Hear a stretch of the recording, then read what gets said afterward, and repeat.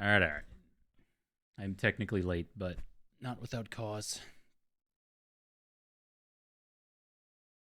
He took my chair. I'm in this goofy high back one now.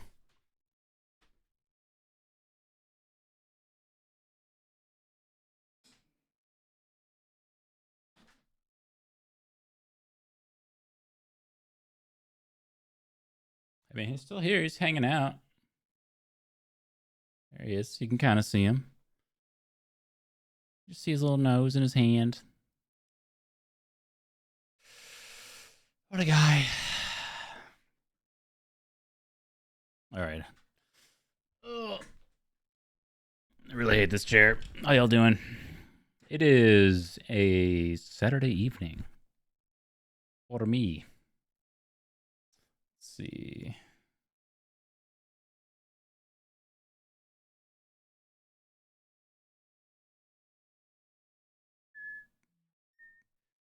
All right. Get the game booted up. Yeah. Thank you for stacking the YouTube stats. I don't know how this stuff works either. I don't know. Is it working? Is it not working? I really don't know. I don't know what my problem with YouTube is. I don't know what the metrics of success actually look like. Like, I'll show you what I see. This is fine. Like, look at this. The line went up. The arrows are green. I mean, yes, it's working? Question mark? I don't know. I think my thumbnail's pretty okay, but the title of the video is not very good. I don't know. Nothing will ever beat this one. The 1 in a million shard dead branch. I mean, first of all, it's a cool run. Second of all, it's a great thumbnail. Uses the word rare. I don't know. But like, so why does this Balatro video have 3 times as many views as this one? I don't know. Why is it only 5? I don't know.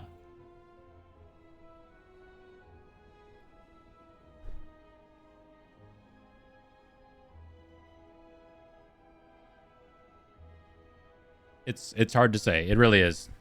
I think, like, if I've seen anything, it's that consistency matters and just kind of getting stuff out there matters. And what I've been trying to think about is, like, how do you make searchable content? Because still to this day, my most successful video is like some random ass Dead Cells video. I've talked about it a few times, but it's basically like a guide on how to do a thing that I couldn't figure out.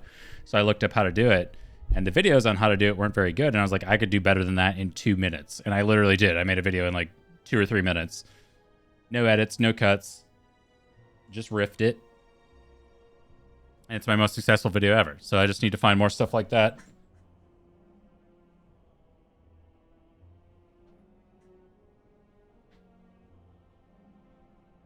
The Hades Spear video? Ugh.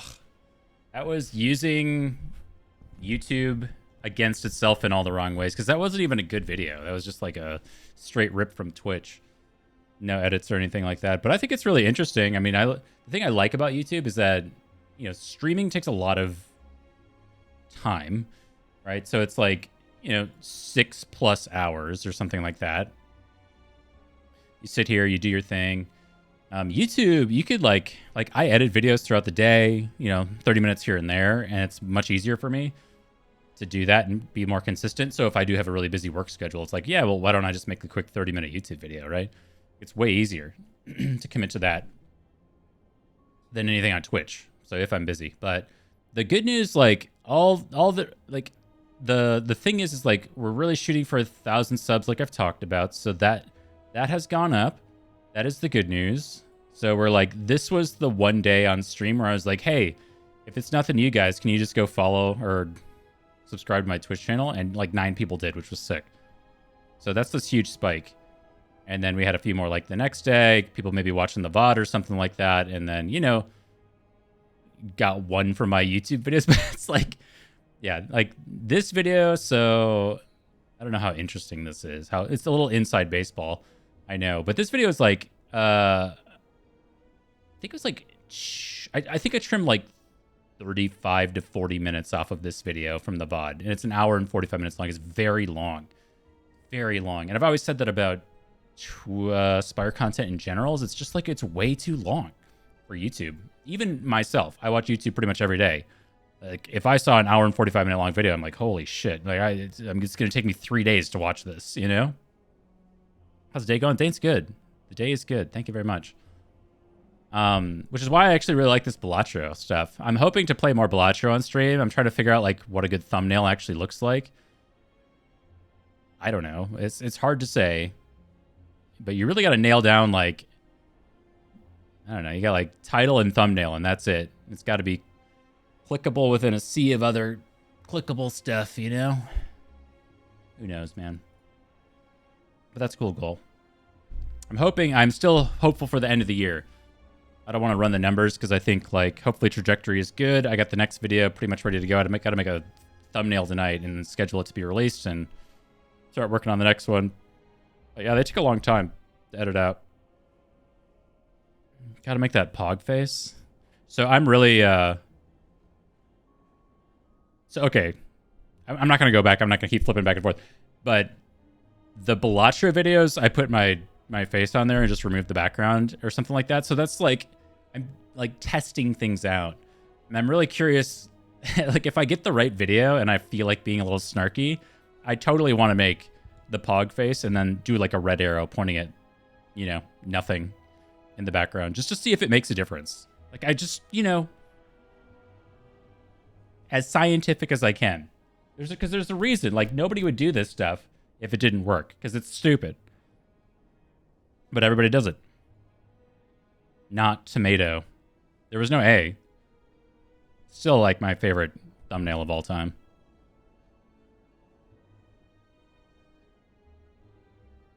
I don't know if everyone was around that, but I was like, YouTube recommended a video to me, and it was something to the effect of, I went to Italy and I tried pasta, and it used a sauce that, I forget what it said. Shit. It's like, I went to Italy and ate pasta, and, you know, it was one weird trick. It was super surprising or something like that. And then it was like a thumbnail of a guy holding a red bell pepper, and then he had a red arrow pointing into it and said, not tomato. Exclamation point. Like, do people not know what a red bell pepper is? Like, if I pointed, like, I mean, I don't know. If I was holding a watermelon and I put a big arrow to it and said not lime, like, isn't that stupid? But it's had like 2 million views or something like that. Meanwhile, my Balatro video has 5. So I'm doing something wrong. I know I saved it somewhere, but it'd probably take me too long to find.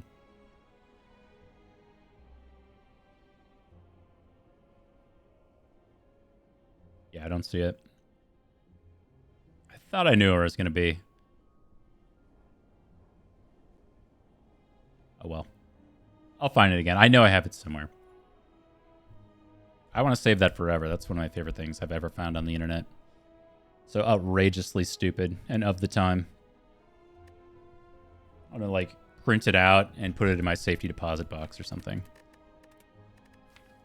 Is my current streak 3? I think I put 3 in the... It is. Okay, good. Put 3 in the stream title, and I was like, is it 3? We're going for 4. We're going to break the curse of 3. I think this year I've only won 3 in a row on the silent. Something's always happened to prevent me from getting 4. But otherwise, yeah, I mean... Otherwise, it's been good. I played some Helldivers last night with some buds, which was sweet. Oh my god, it's the Guardian. I wanted to play some more tonight, but it is what it is.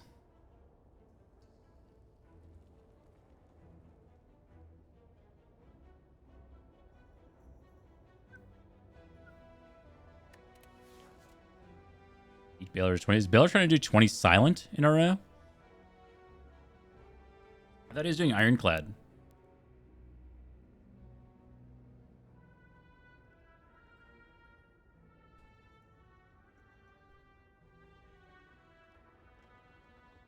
For each character? Wild. I wonder how many hours he has in Slay the Spire now. Anybody want to take a guess without looking? Because I'm going to start looking it up.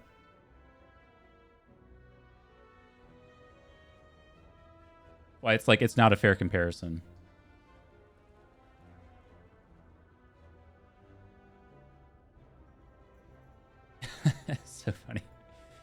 Made his shit super private. I thought we were friends.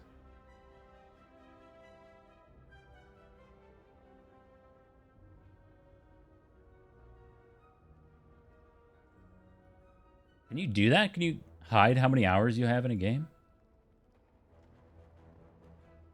Well, shucks.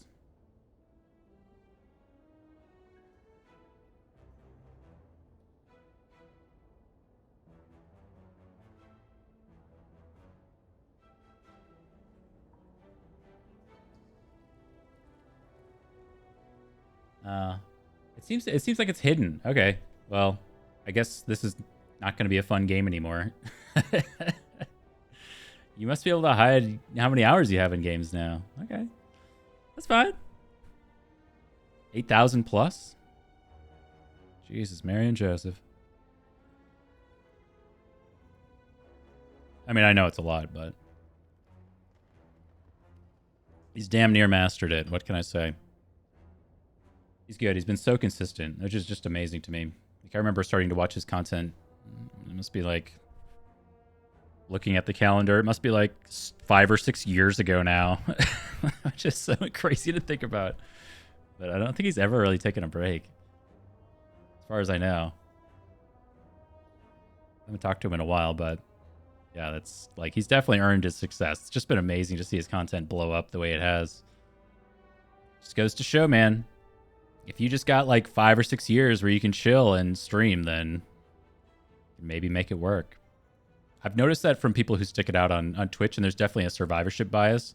Like, you don't need to tell me that, but people who've been super consistent for that many years, it's like, and you do the YouTube thing on top of it, I think that's kind of the secret sauce. But it's like, what is, I think for me, it's like, what comes after that? Like, because people figured that out, and YouTube became this big business. Now you got paying people like $1,000, $2,000 a month just to edit out some videos, you know?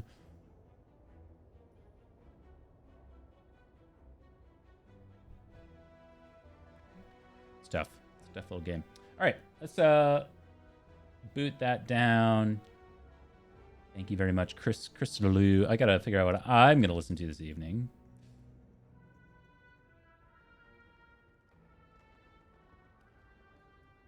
Get in the zone, but yes, I do have.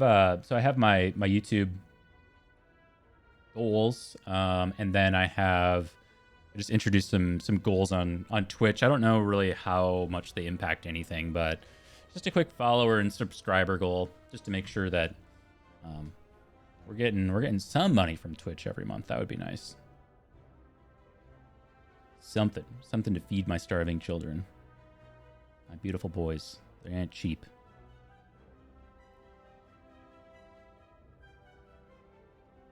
All right, that looks good.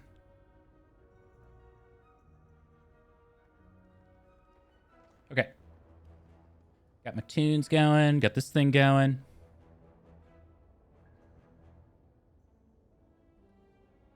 Prime me. I have a bot command that says, like, any primers or something like that. Let's see if the bot's alive. I don't think it's ever worked. What else did I put on there? I put Spider on there. That's in the stream. I put Conceptual. And then I put Rogan. Which I think clips. I think it's too long.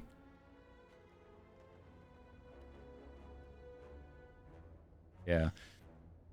The Rogan one, somebody had one of those AI voices, and it was Joe Rogan reading it. And I don't think it has the same effect just through text. It's just a kind of like a bad shit post, but I think it's so funny in Spire. People sitting here like playing thousands of hours, and then you just lose. You go on like a lose streak, and you're just like, God damn it. What am I doing? Going insane. I love the Spider though, man. It's so good. I don't understand it. No one's ever been able to explain the Spider to me and why it breaks Twitch.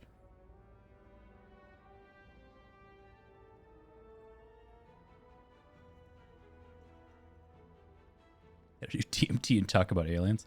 Honestly, the excessive DMT use makes everything else make a lot more sense, you know? You know what I'm saying?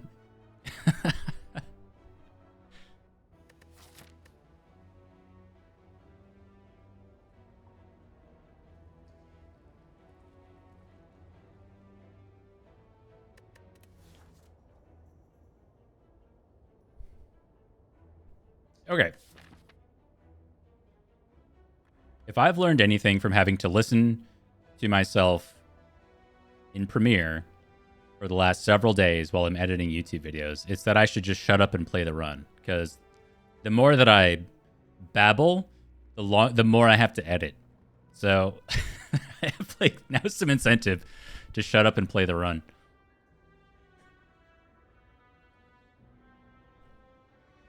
So maybe I'll like make sure my drinks are stacked and everything.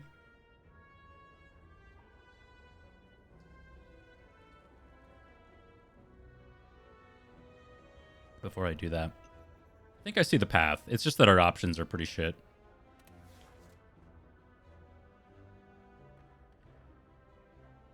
Guardian Act. I know after this we're going to go back and look and see how long it's been, how many runs it's been since we've seen Guardian. I don't think it's been egregious, but it's been a long time. All right, let me get my drink stacked. We'll start in like a minute.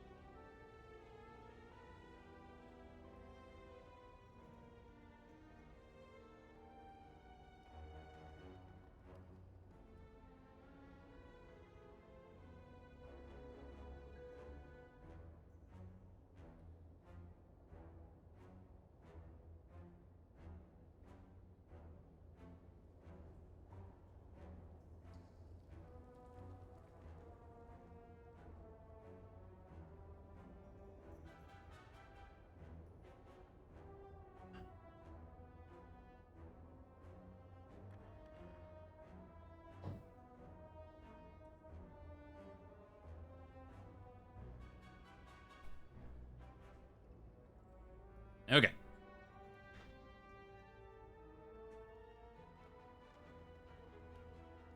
So I think I pretty much have this figured out. We are going to go like along this path to our first elite because we are bottlenecked into an elite, so we got to take one, and I think this gives us the best chance. We could trade an event for an early shop, a very early shop, to try to buy a potion or something like that going into our first elite, which might be ideal because we only have 3 combats and 2 events, which might take some of our HP. So getting an early guaranteed potion would probably help us with the rest of it. But after that, we get to this point and go like this way. And hopefully to this elite and then a couple more campfires. You added the spider command to half a dozen other channels. I'm glad to have been part of the problem on Twitch for once. I've been trying to be part of the solution for a long time, but if I could be part of the problem once, I'm happy to do so. Okay, I think given that it's a Guardian Act, we don't have to high roll the boss relic. In my opinion, we certainly could do that, and I think given the options, this is probably the best. And then counter to going here, we could just take 3 random potions and go this way, which I actually kind of like doing. It's that or a colorless card, which I also kind of like. Like, just getting a good instincts or a swift strike early is pretty cute. I like that a lot. Let's just see what we get here. Well, bandage up is not bad. I think it's clickable. Deep breath is okay if you get like sundial or something like that, but otherwise it's just kind of weird. I'm gonna take bandies. And now I think we need to go fish for a potion. I was really hoping for swift strike there. Oh yeah, also the abacus. You are not wrong. Like, worst case, it's a 0... Oh, Sag.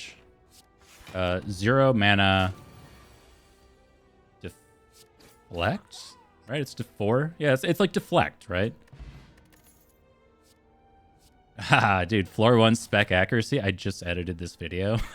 I just edited this video. Oh, man. Do I dare now? We only have 2 combats to go. Oh, no, no, no. I'm going to do it. I'm going to do it. Nah, well, this is just so much better.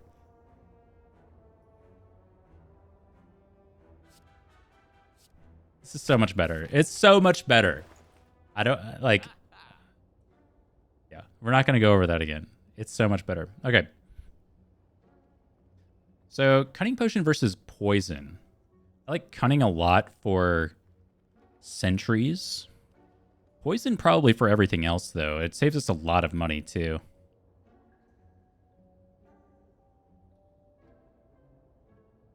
Like, for Laga, we're going to wish we had this. It's okay for Knob. We're just going to go Poison Potion. Save the money. Oh, my.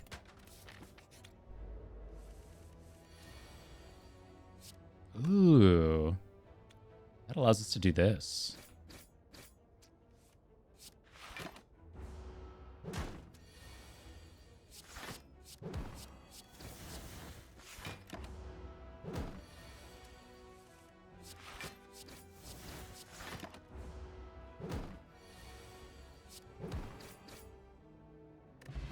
Nice. Get a strength pot. You would. You would. All right. You're a funny guy.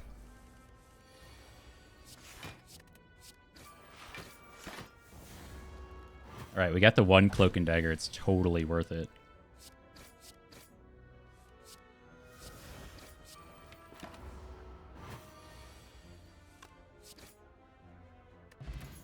Block Potion. And we get a free Predator. I like that. Block Potion's cute, but we're going to stick with our offensive potions for now. This is +4 damage, but I think we just want to get Predator upgraded.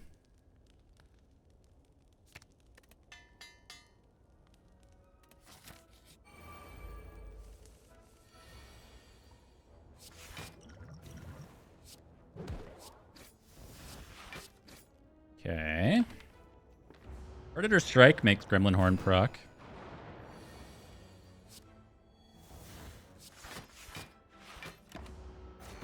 Actually, just Predator, because we have 2 strength, right? Oh, yeah. But it's going to force us to shuffle here. So I guess we're going to throw Defend in the discard pile first.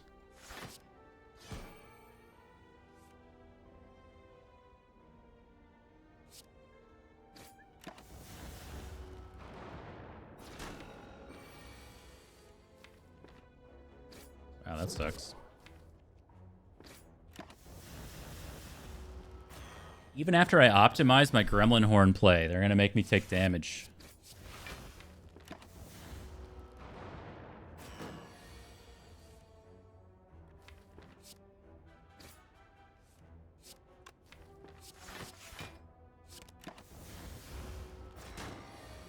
I should have done Predator there. And, well, we didn't know we were going to get Defend, actually. Never mind. This might suck. Confirmed suckage.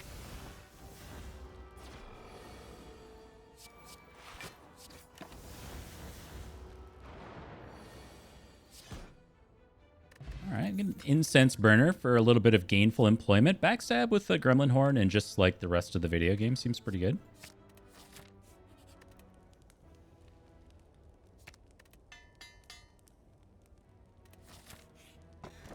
In a Lantern, hell yeah.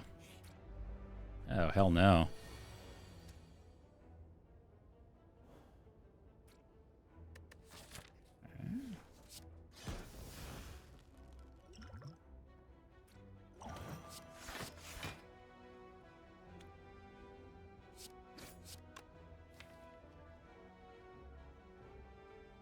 Sure. We do have our Cloak and Dagger coming up after all.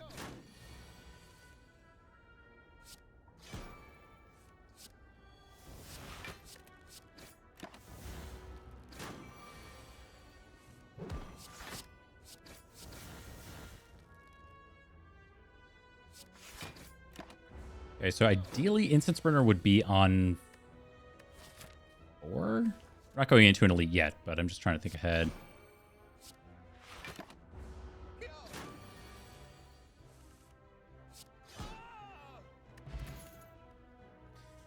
Infinite blades to go with our accuracy. No, I'm not that desperate yet. Hey, now that's a hard pool fight.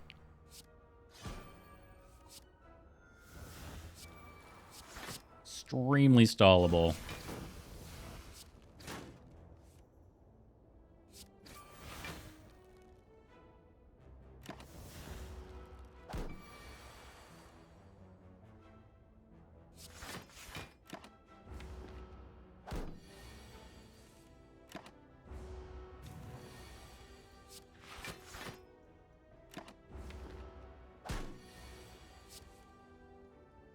Oh wait, no, we want on 3, don't we? Hold on, 3's better. Yeah, I thought about that wrong.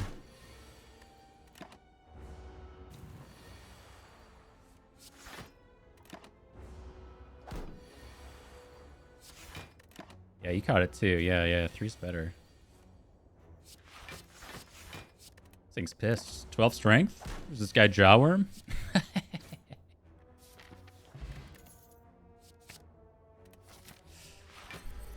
Okay. Hey, not a bad open.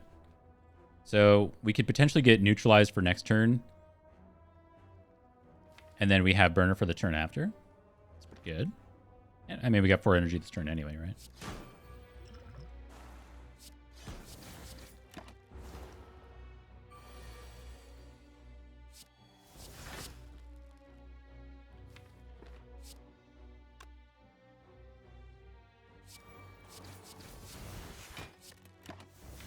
Missed the neutralize, unfortunately.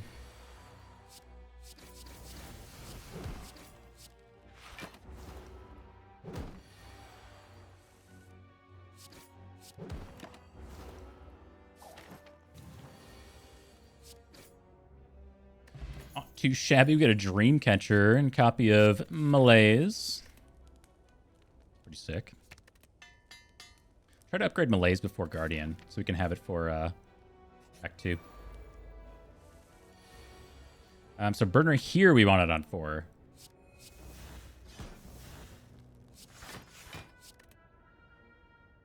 This doesn't really matter.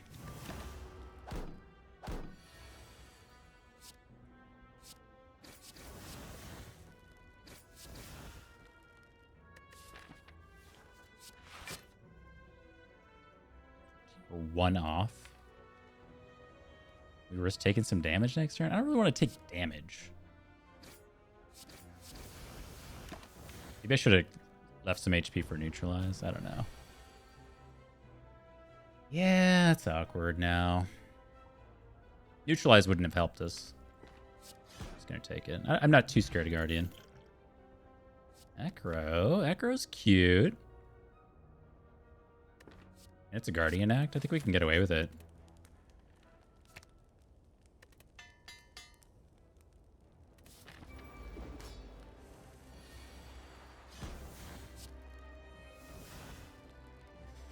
Okay.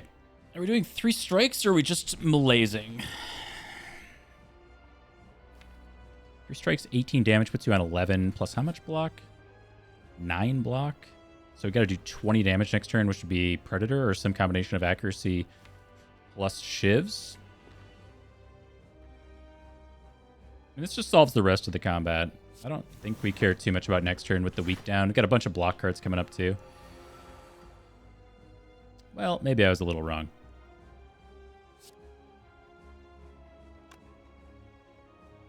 You are on 38. So this does how much? 8, 12, 32, 35, if I mathed that correctly. Is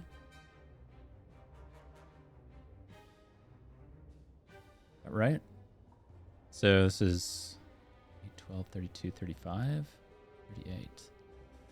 Well, I'm not going to Cunning Potion, that's for sure. So I think we're just going to, like, take the hit.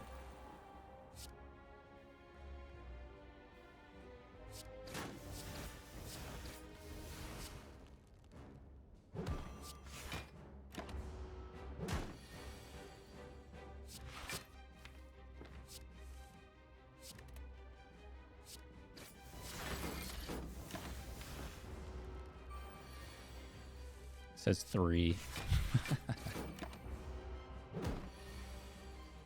Oh, no. I mean, sure. It's -5 strength. We're not even taking damage this turn.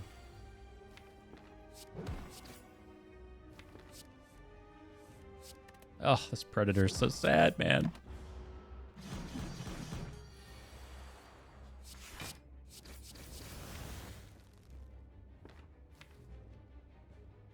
Our draw pile kind of sucks. I think we want to split next turn, actually. Try to concentrate down our block cards. The week is about to wear off, after all. Oh, it's like worse now, somehow. Hey.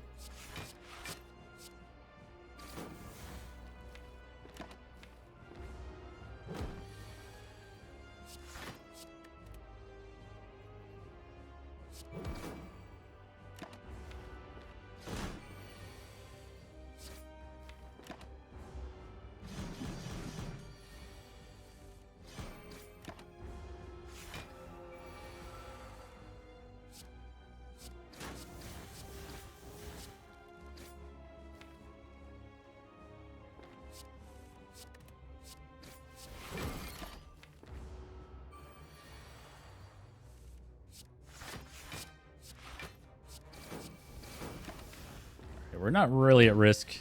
There's nothing to worry about. Nothing to fear. It's just LaGuardian. We can... Actually, that's not a kill. I thought we could get a kill here. This is only 30 damage, though.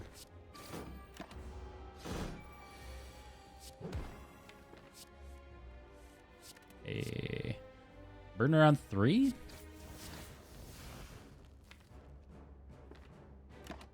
One on a 5, don't we? Oh. So we'd have to do 12 damage next turn, which we never do. We block for a fair amount, though.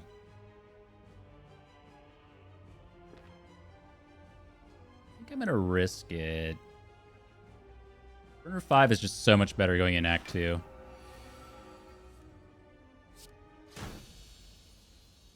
I think 4 is better than 0? I don't know. Like, I think Shelled Parasite is better for 5. Thieves is better for 5.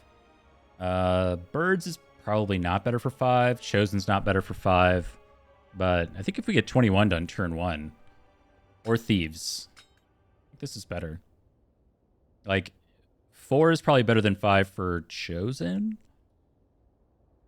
Baseball, better for baseball. All I see is Shelled Parasite, though, you know?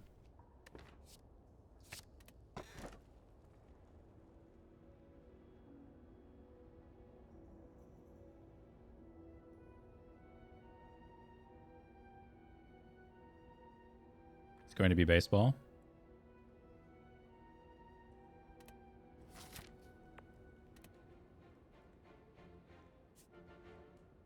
Time will tell. We got $270. We don't have an early shop, though. They're all on the right.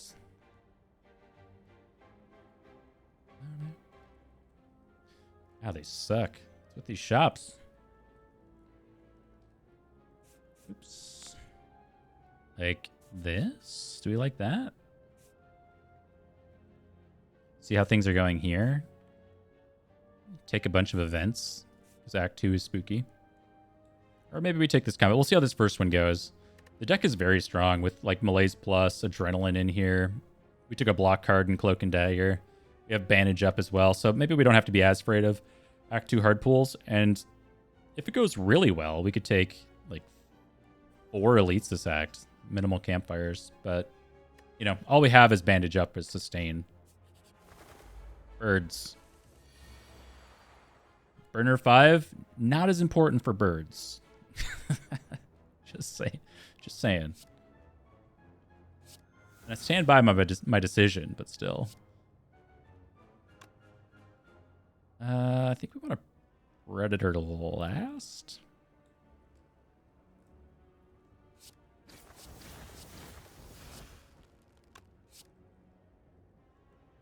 Maybe get a Horn proc. Ayo.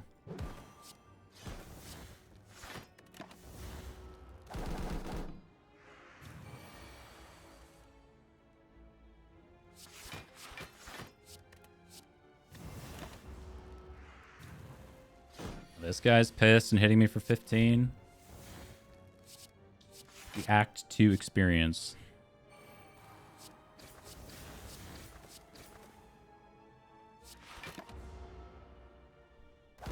Luke 22. The interview go? I think the interview went as well as it could. I had a great conversation starter in the interview. Thank you for remembering, by the way. A great conversation starter because the guy lived in, I saw on his LinkedIn profile, he lived outside of Philadelphia. So I was like, I'm glad to see you survived the earthquake. And, you know, just took it away from there. Oh, I forgot burner. What can I say? I'm a stud in interviews. I mean, that went really well. I kind of want to take more combats. Fuck. This guy. I was ready for you last floor.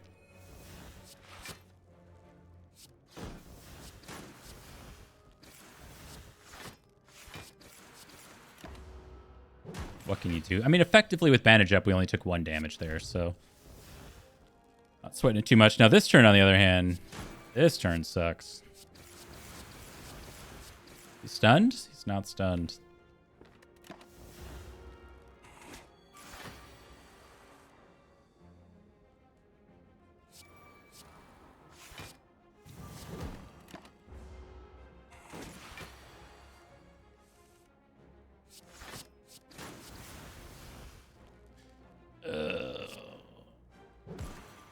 We'll go for the stun just because it's cool to see. But we're gonna respect the burner because this could be Shelled Parasite Rat. We, like, really want to get this thing on 5. We'll keep the stun on reserve for if and when we need it.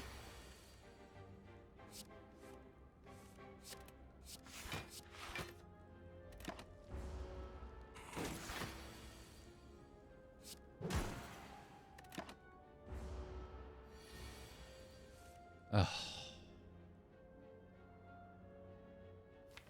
All right. We go again. Just leave enough to be able to neutralize.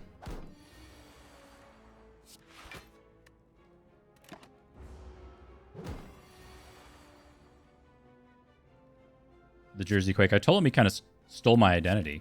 I was like, this is kind of a Bay Area thing, and you know, you guys kind of took our flame.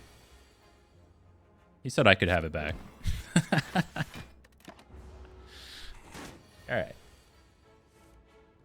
All right. This freaking guy, man. I tried. Potioned up. Bites? We have not removed a single strike, and we have Coffee Dripper. I mean, we just kind of take bites here. Okay.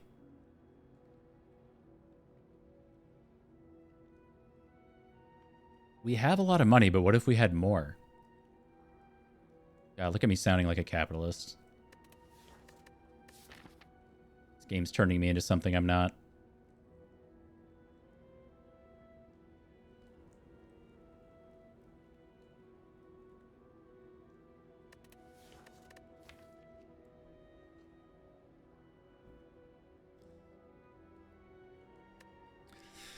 I mean, how much regret does this thing give us? How much damage does this thing give us? It's so much money. It's just that our shops are like here or here. Like, are we able to take 3 elites with a regret curse? I mean, I don't know. Kind of a lot. We could just try to take 1 and then run over here and take 2 elites.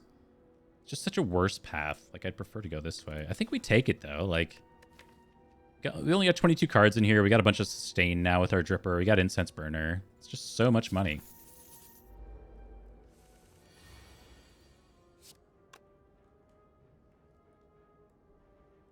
Interesting.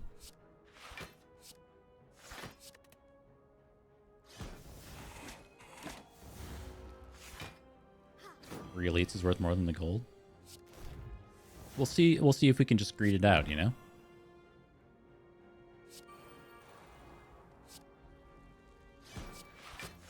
We're not worried about 4 damage. We got bandies coming up. We got bites coming up.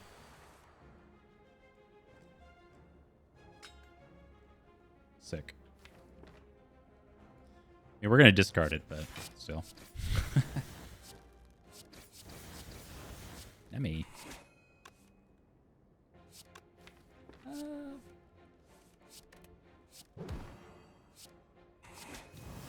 Okay, where am I going? To an elite here. So we want this on 5.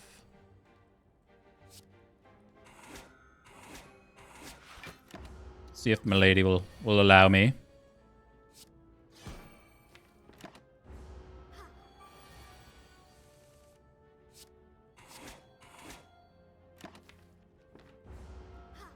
Oh my god, 35?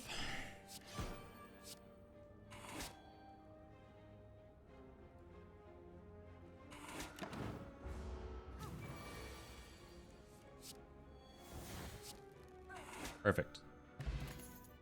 Footwork. It is up against a leg sweep, though. I mean, we do want the footwork in here, but man, leg sweep is leg sweep. Such a premium block card. On one hand, we do have the melees. It's kind of it's a question of like, do we need the upfront block, or can we like play a power and not really do anything? And I think at this point, we just want the upfront effect. Like we want a block card right now. The boss is Bronze Automaton. Having some deck scaling is really important too, but I think just the leg sweep works better. Like the only block card we've really added is Cloak and Dagger. You could do the like, you know, push glasses up through your forehead thing and say bites are basically Iron Wave or whatever, but I'm not here to do that.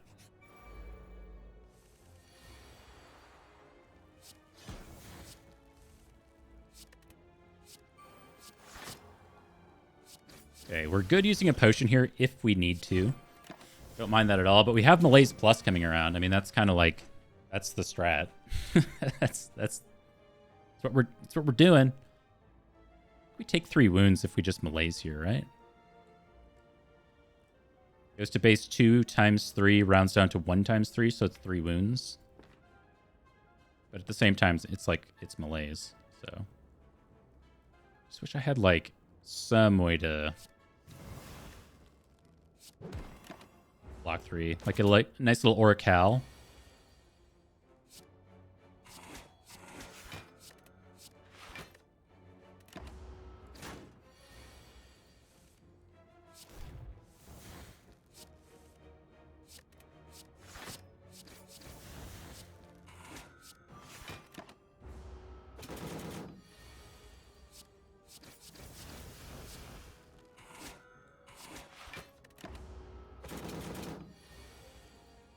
Yep. Cunning Potion for 14. We have 2 bites coming up next turn, so we heal back at least 4. And then we win. So is Cunning Potion worth 10 HP when we're at full? I don't think so. I think we're fine if we take a little bit of damage here. We are at 50% potion odds, but Cunning Potion is such a premium potion going into like Slavers or something like that. Oh, we have Burner too. That's a good point. Yeah, Burner's probably worth it. Burner is on 5. It goes on 0. That's the big sad. Okay.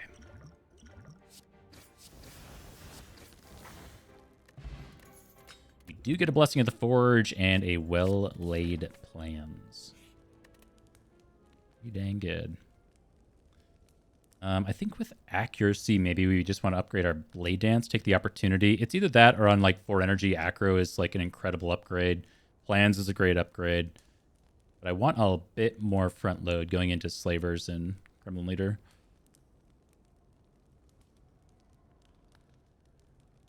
Again, the draw is just like really, really good.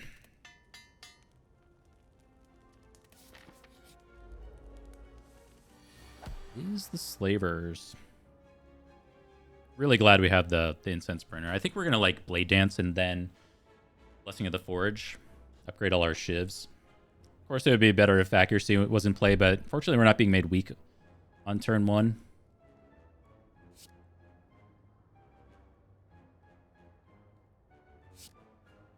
And then we'll like wait to see that again. Is that correct? I mean, I guess.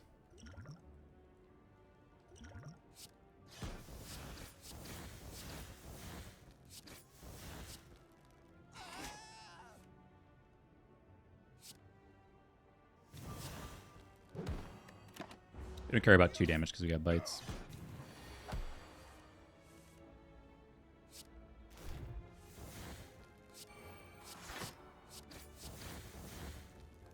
Not being made weak again. That's super nice.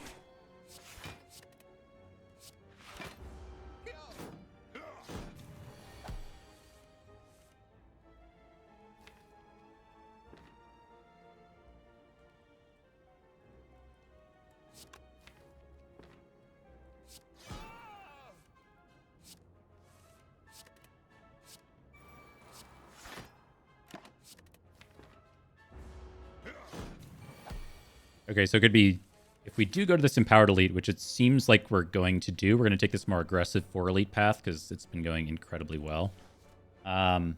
If we do that, we want Burner on, I think just 5 again, right?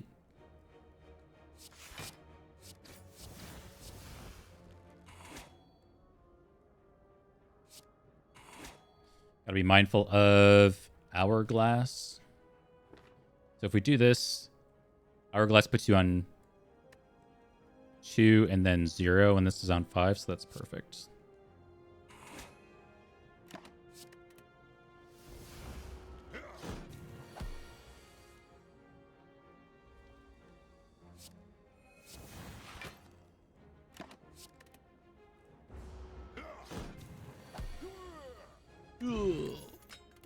Calipers for some blocks sometimes. I don't think we want Reflex in this deck yet. It is nice with Acro and Survivor and when we get Well-Laid Plans upgraded, but I think we're just going to like look for another copy of Acro and do away with the conditionality of Reflex. How's Act 1? Act 1 was good. It was a Guardian Act, so we kind of did whatever we wanted. Skipped accuracy on floor 1 and then picked it up on like floor 4 or something like that. So tough to complain. Yeah, I think we go. We got the Flex Potion and everything. Oh my god, my pants. Max HP Book of Stabbing, but, I mean, you know what it is. We're just going to, like, malaise this guy for 5 or whatever.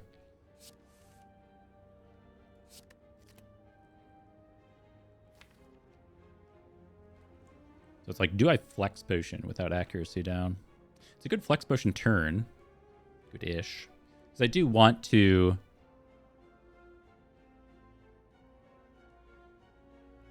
Yeah, think about this. I do want to play a Defend. No, I don't. I want to just play Cloak and Dagger. So then we get 2, 3, 4...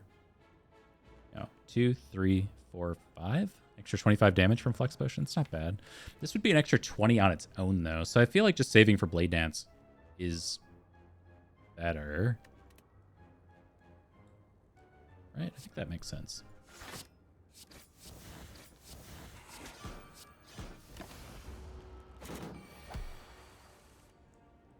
Oh god, the combo.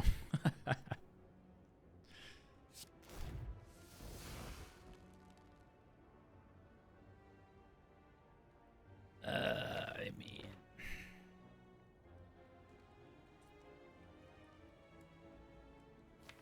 I have like way too much to do this turn.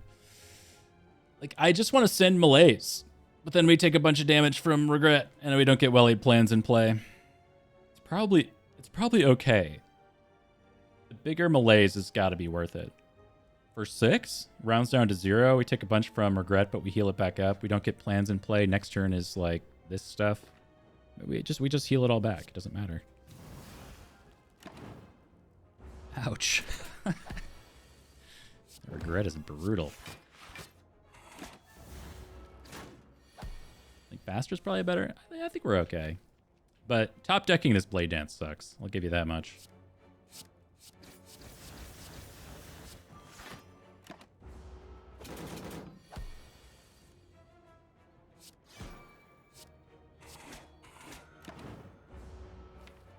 Like, the thing that's going to make us take a lot of damage is not getting Well-Laid Plans in play at this point. More so than anything else.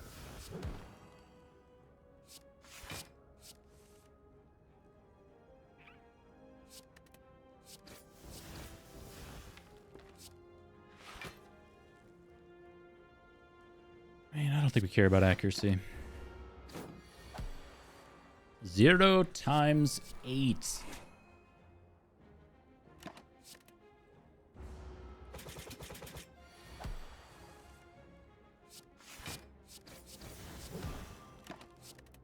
See, that's the thing in this combat is it's multi-attack times turns. So like the number of attacks goes up. He doesn't actually scale with strength. So the bigger melees means that you just effectively never take damage.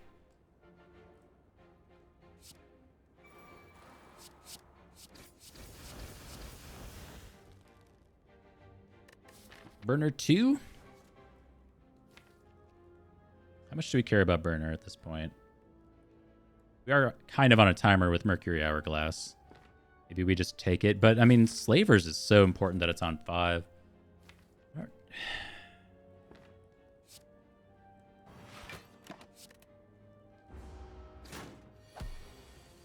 See? No problem.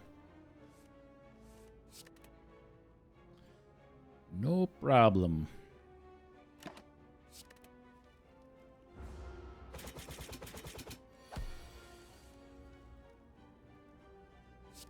Okay, so we want to win next turn.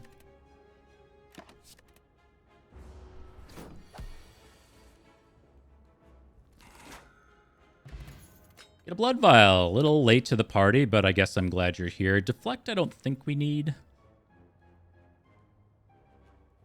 Yeah, let's skip that stuff. All right, we carried this regret curse a long way, and this is the payoff. I think like a Master of Strategy is very good. Ag is also pretty good. We'll take the remove. Second accuracy is kind of whatever. I will take this Blade Dance too, though. All right, you can go. Stinky Regret Curse. Plus we got backstab and stuff. It's just nice. I think Eternal Feather's probably a waste just because we have bites and stuff. Take you. I'll take you. In my experience, second accuracy just isn't really worth it. All you really need is like a terror or something like that. The fact that your shivs do base 10 should be enough damage for you with cloak and daggers and blade dances and stuff. It ends up being too much setup to actually get some payoff for it. It's kind of like the other night where I took a third copy of After Image, knowing that, like, in my experience, you only should take like 2 of them. And sure enough, it was like too much setup, and we just ended up dying for various reasons. Plus, this way we get to save some money, right? Ah, you jerks.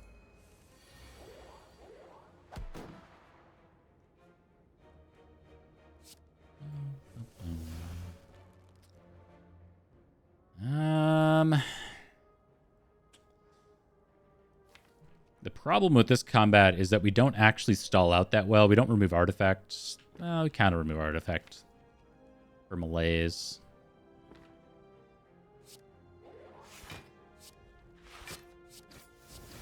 I just think our ability to stall kind of sucks.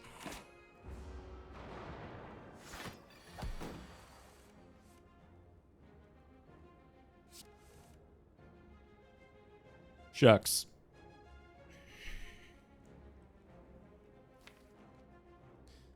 Really wanted a way to remove this artifact.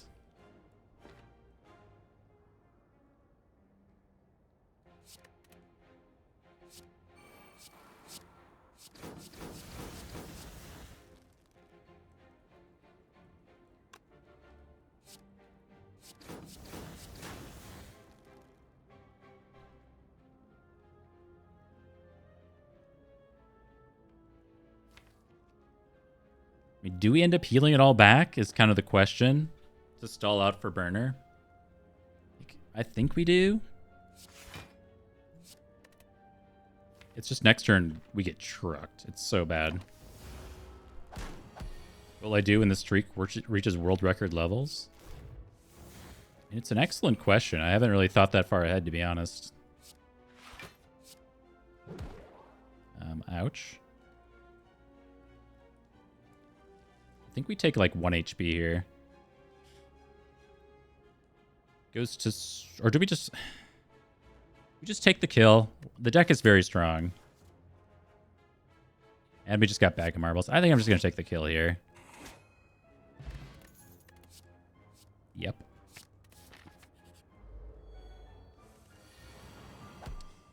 Oh, slavers.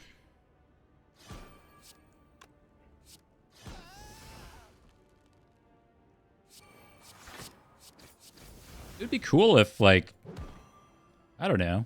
I think the thing that would be cool is if I was acknowledged in some way for my contributions to the Spire community. I feel like whenever those posts came up and stuff like that, I was never mentioned, which was kind of sad, but it's all right.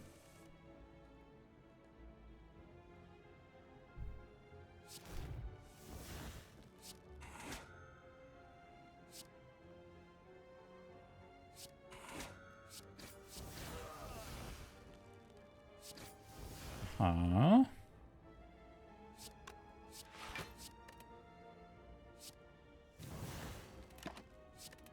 Which is why we now have the spider command. This is my evil... Oops. I should have gone for accuracy there. My neglected Spire streamer arc. Now we sow chaos. We tried to be a force for good in the Spire community.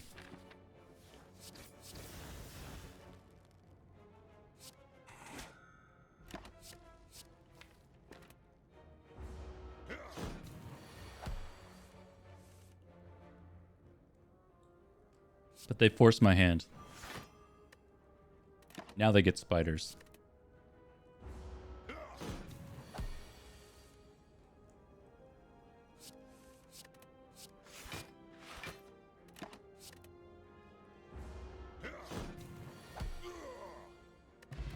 Egg.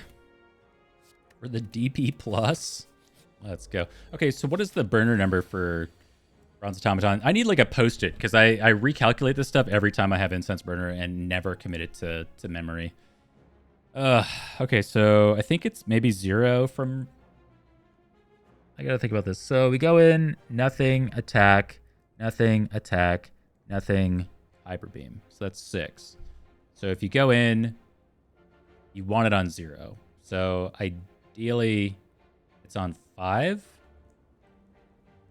that right? So you go in, 0. Wait, 0, attack, 0, attack, 0, attack. No, you want it on 1. God damn, I think it's on 1. So you end while you're intangible. So you go into the combat turn 1. Yeah, that makes sense. Turn 1, and then turn 2 is an attack. Turn 3 is nothing. Turn 4 is an attack. Yes. I know it's on the 6th turn. I'm just like failing to understand what that means in terms of like what number it should be on. I think you want the Incense Burner to match up with the turn number then. So we want to end this combat while we're intangible. This is a tough one to stall out, but we want to try to win in 2 turns if possible.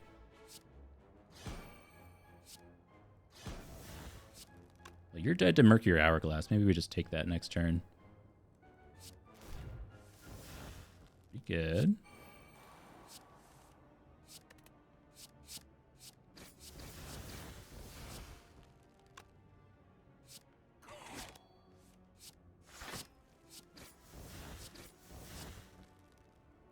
And then in theory, this one doesn't die to Mercury Hourglass next turn. It does the following, which is perfect for burner, right? Right? Pretty sure. Oh.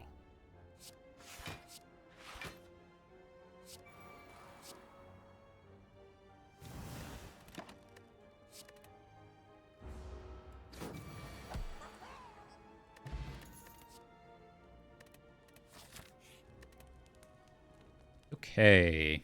Upgrade our plans at this point. And then Dance is also good.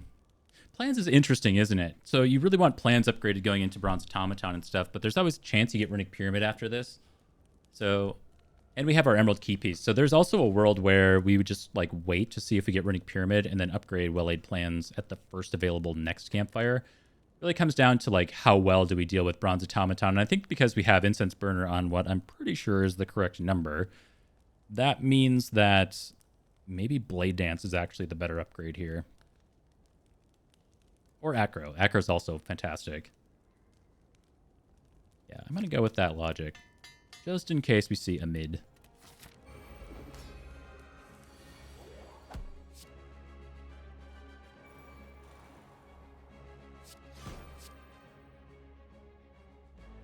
You want to do that? What are we trying to do? Trying to get well-laid plans and stuff. Maybe we save you.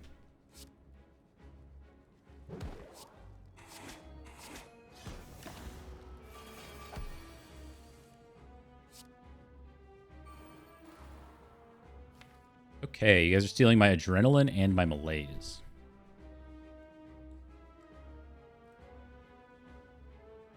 Hold on. New playlist.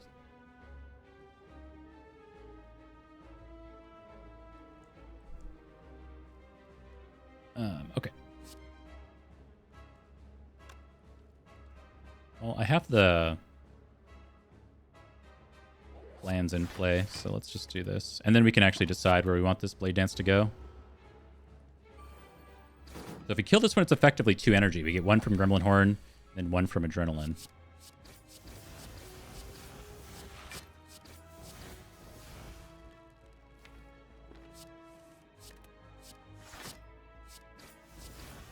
I'm gonna send that. I think it's so unlikely we need it.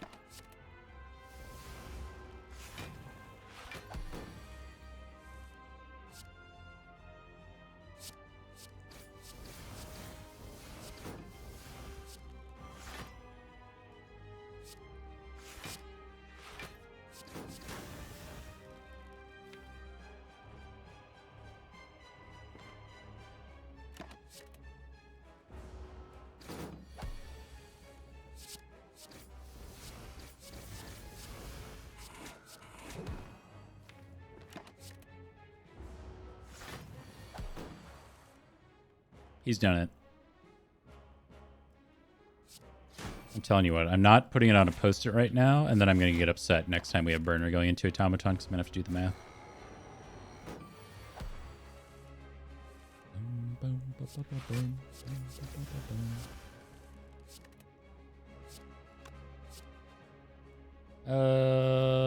Correct.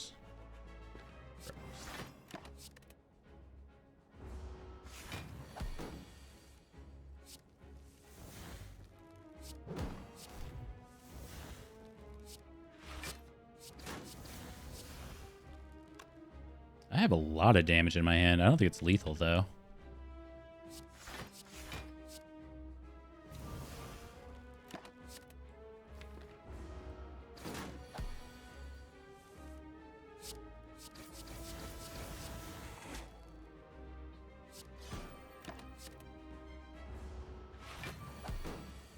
It's casually going turns against Automaton.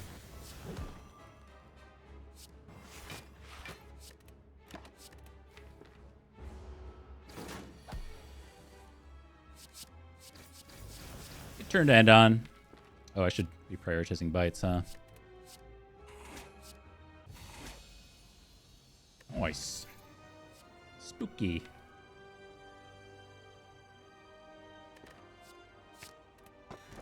Not a mid.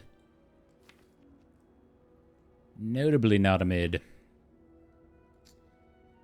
Well, we know it's not Choker. I'm trying to think of what we would actually Astrolabe here. I don't know. Like, defend bite? We probably don't need 5 bites. Probably don't even need 4 bites. We could do defend, bite, bite. We could also think about getting rid of this bandage up, but I don't think it's worth, like, removing at this point. It's an interesting opportunity to remove backstab as well. It's a great card, but at a certain point, it just kind of, like, falls off and isn't necessary anymore. We'd rather be drawing something else. Do like 2 defends and a bite. That also would be, I think that's actually pretty good. Yeah, I feel content with that. I don't think it's worth transforming a backstab over a defend, right? We're just trying to find higher impact block cards, and we just picked up Wraith Form. We got Leg Sweep, etc.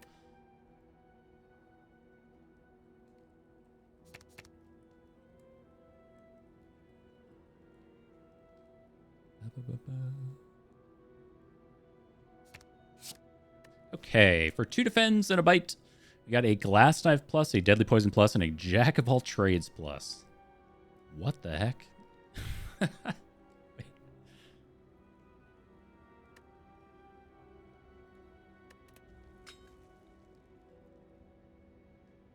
Huh. Random card of any rarity.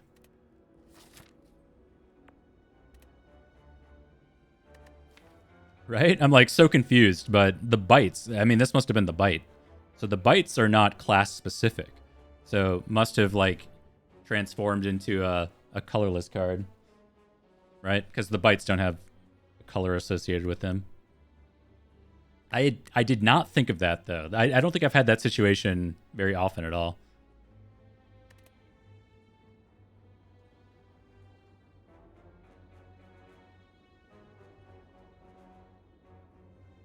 Not a glitch.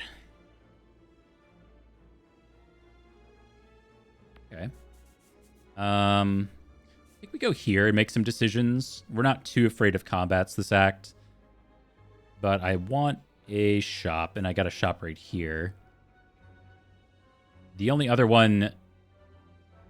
Well, the other two, rather. I guess the other one is, like, way over here, and I don't want to go this direction. We want to end up, like, somewhere along this path to have options for these, like, 2 elites right here. And if we go to this shop here, it opens up a path for 2 late elites, which we're definitely strong enough to do.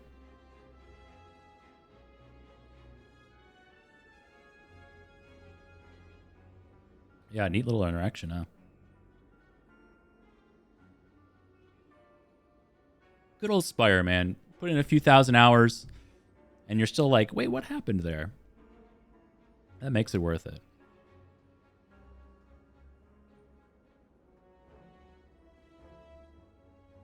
Miles is still here.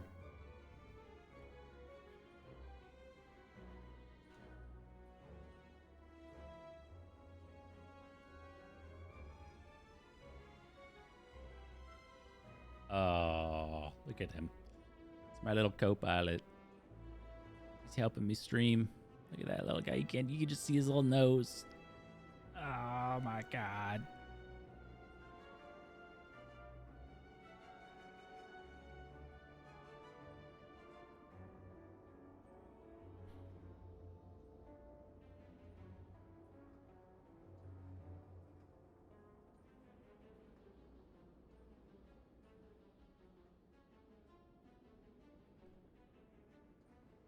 Zizzy, you're so chaotic good or something.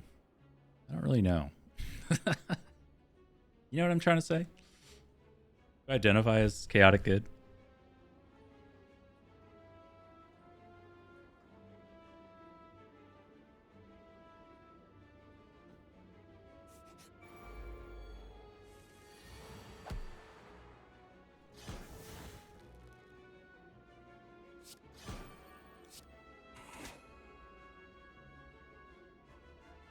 We got bites.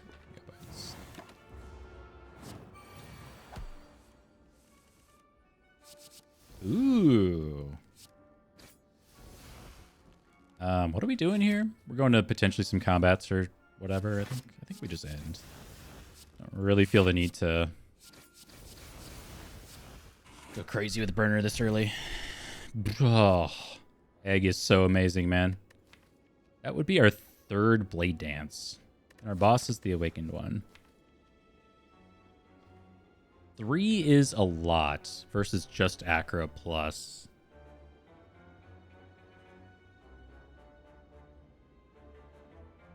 Without having the ornamental fan kunai shuriken thing, I think it's just Acro.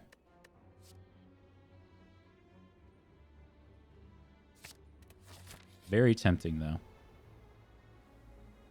Sure, have a bite.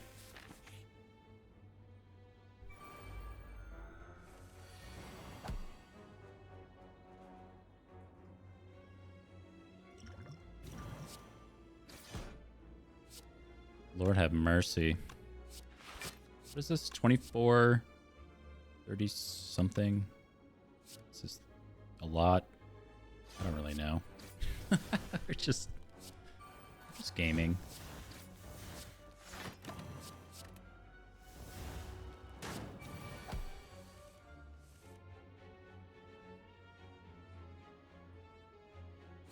Go here first.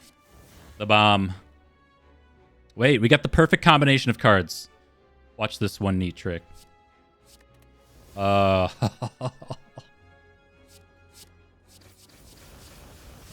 man, that was sick.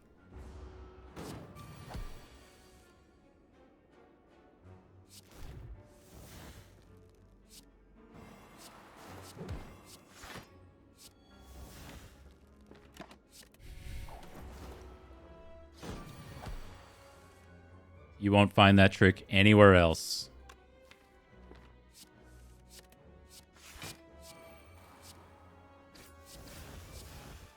Yeah, we like Burner 5. We've talked about this. Burner 5, actually Burner 5.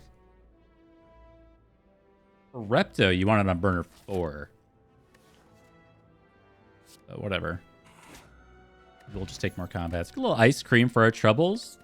Flask do be saying plus, but we're going to say pass. Okay, so now we get the choice. I think with like egg, we haven't seen Mind Bloom yet.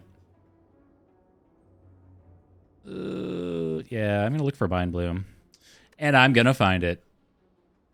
Now the next option is to take 999 gold. It's a little rough. I think on a bad turn going into this elite, it maybe cost us the run on 46 max HP. Like you can imagine taking 45 damage on Nemesis or something like that, turn 2. I'm just going to take the rare.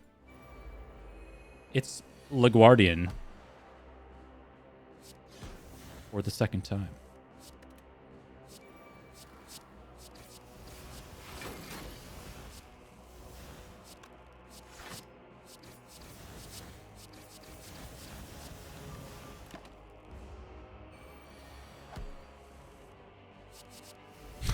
I'm infinite.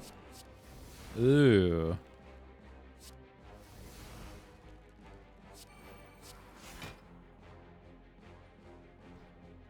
I mean.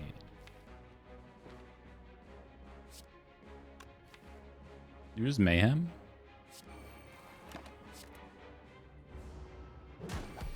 What's the risk?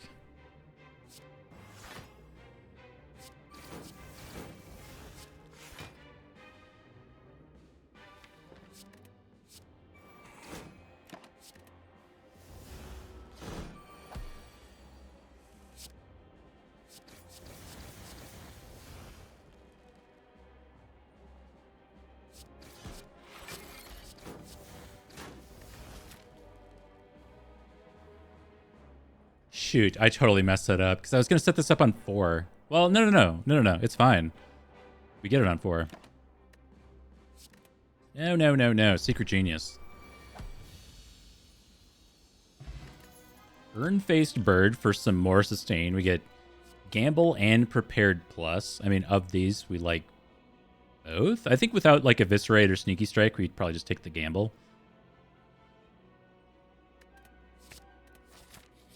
Ah, you piece of garbage, man. You're ruining my setup. Don't have any draw in here, huh? Oh, he's got draw. Oh, we got more draw. Calm down. Stay calm. Stay calm. Accuracy. Oh, we got more draw. Okay. Still possible. Looking for accuracy. Has anyone seen my boy accuracy? Oh, there's accuracy. Yes? Yes. Wait, now I don't have shift cards. Hold on. Hold on. There she is.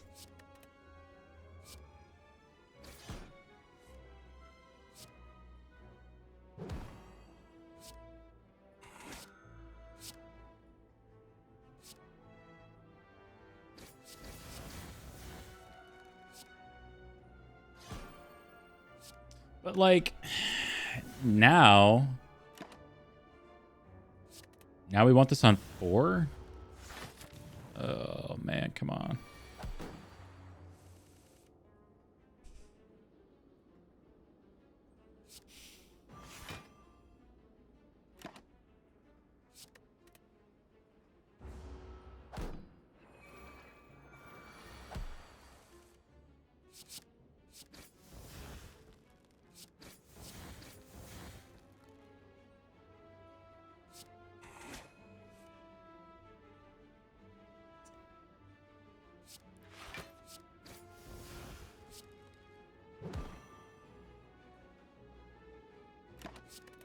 I guess we could have played Magnetism, huh?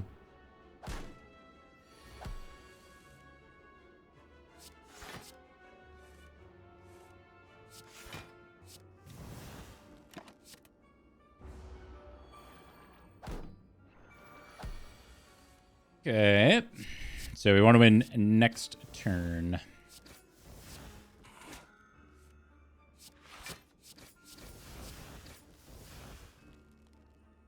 Seems good.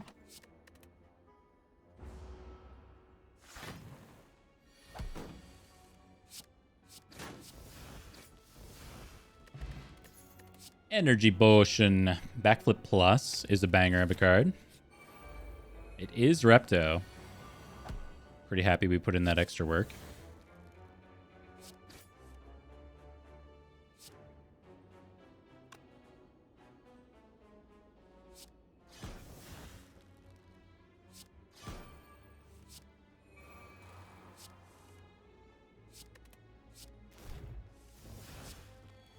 And I kind of feel for this Bandage Up because it's like such a good card.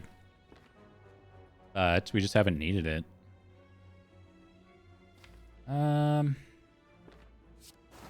This is fine.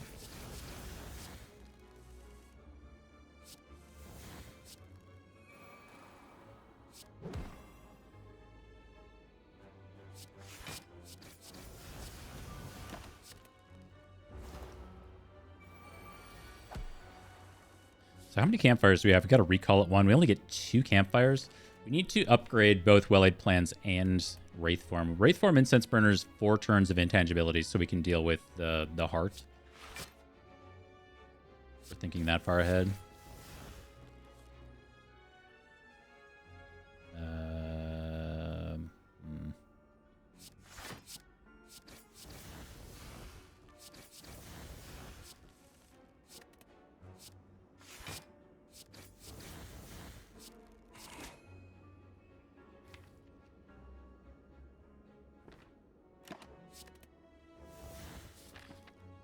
So next is just a hard pull combat. We don't have to do too much with Incense Burner.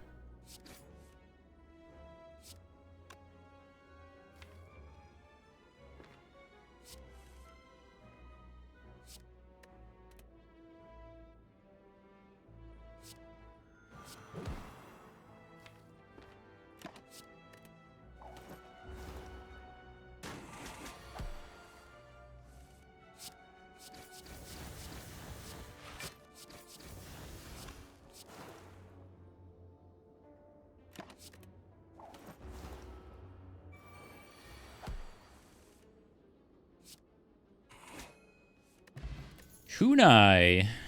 GG. Ooh, copy of footwork too. Well, I mean, we just picked up Kunai, so we don't really need the footwork anymore. I think I like the insect. It's not too late for me. And then maybe just like a... Do we have anything to remove? Not really. Must use calipers. I actually forgot we had calipers. I haven't really been paying attention to the calipers. Not bad.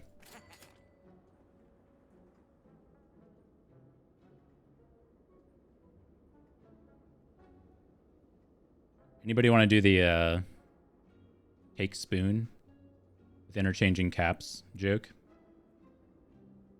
Like a tongue face or something like that? I think Deadly Poison could go.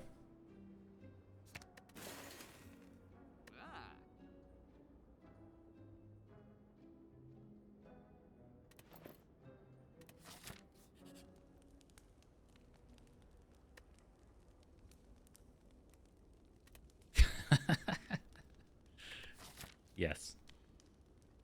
Exactly. Exactly, Sparkle. Spoon me. Okay, so plans versus Wraithform. I think going into these bosses, we probably just care more about plans, and then we upgrade Wraithform for Act 4. I don't think there's... So, what you could do there is you could recall and then plan to upgrade at your last campfire, just in case you find something better to upgrade along the way.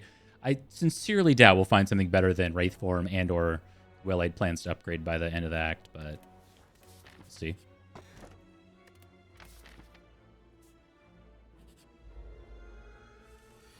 Well, that's okay. I have plenty of spoons at home.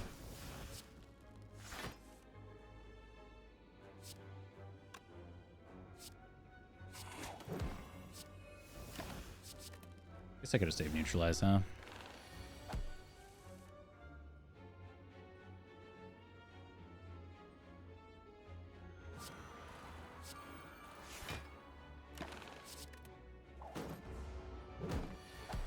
Apo Sensory Stone. See? There is an instance. Would have been good. Ugh. Too much stuff to do.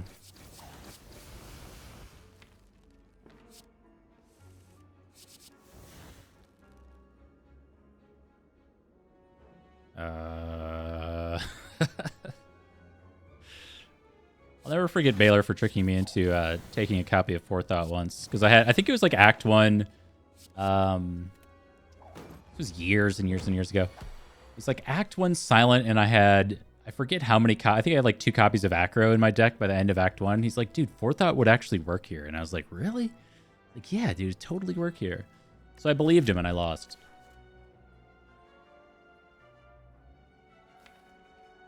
That's my story, and I'll never forgive him. Like, this just doesn't matter. But incrementing incense burner is probably correct. It's just more like overall intangibility throughout the run.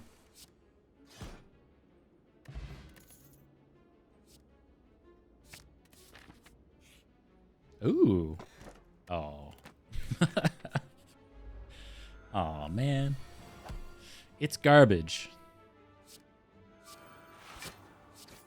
It's like the is that Arrested Development when the guy opens the bag and he's like, I don't know what I expected. You know the meme? That's what it is with Shovel.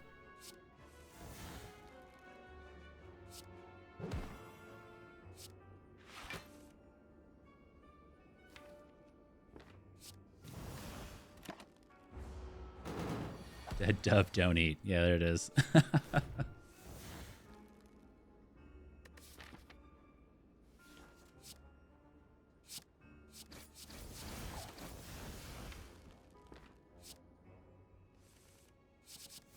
Apotheosis! We found it! Holy shit. We've broken the game.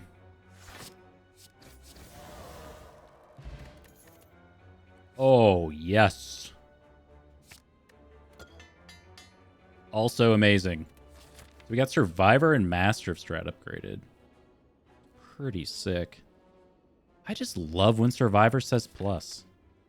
I don't care who knows it. We saw Mind Bloom. I don't think there's anything left that we would want. There's like Winding Halls. Sensory Stone would be good. And we don't have the red mask. So there's like basically a 1 in 3. Versus just taking a combat and getting a card reward screen with a Toxic Egg on the silent. Seems good. Okay. Made the worst decision.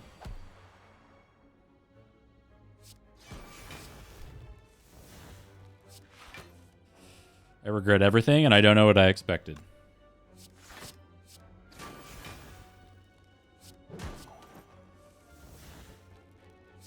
I just need accuracy in play.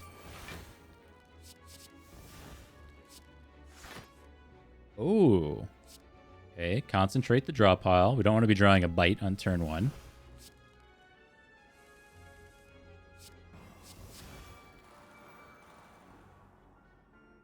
Dead dove don't open.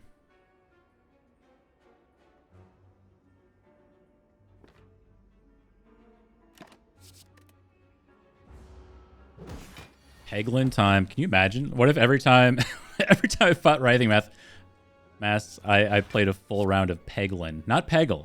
Peglin. Casually switch games for 45 minutes.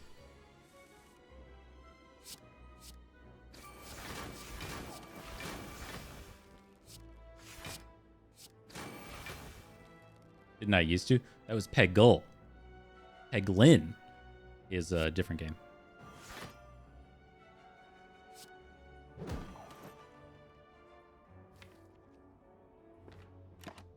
Peglin is like a modern day roguelite take on Peggle.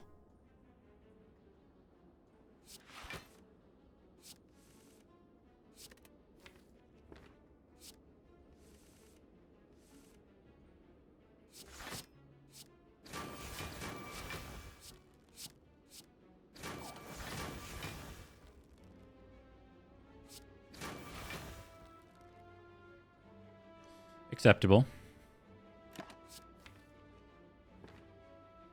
What do we have? Shivs? Oh, man.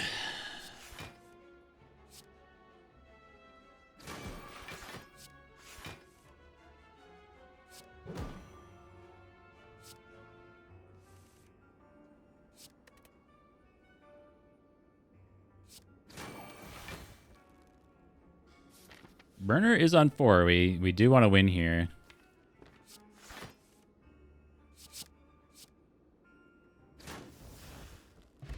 Attack potion. Damn.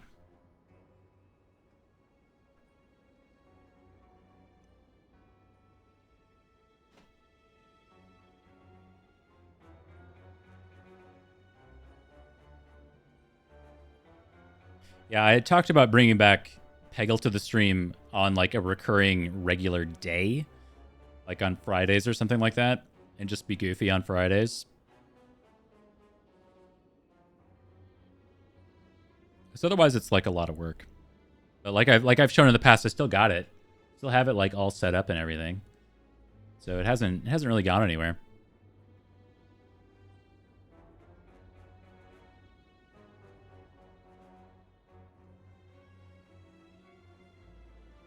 I have no idea what you're talking about, Draco.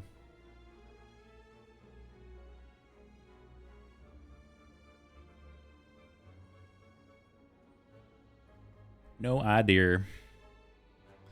Yeah, Peglin's okay. I think it's got a lot of it has a lot of problems that we've discussed before, but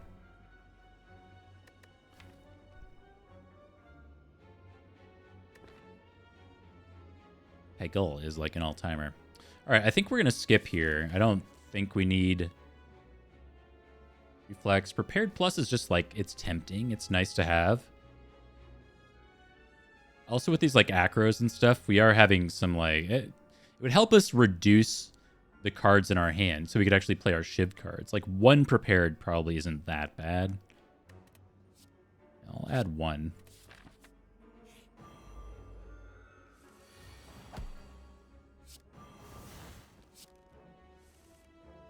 No terror? We already have terror. Right here.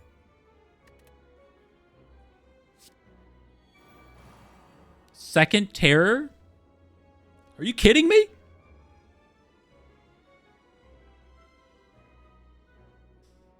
think we need 198 turns of vulnerability? I hope not. That's not that bad.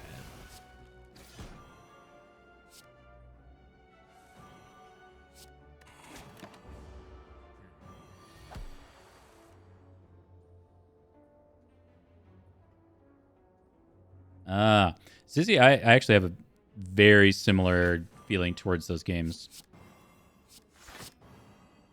I completely know what you mean. The higher stakes in Balatro just... I think they detract a lot. And they don't make me feel like the game is better, as you're saying. It's just, like, more frustrating in a way.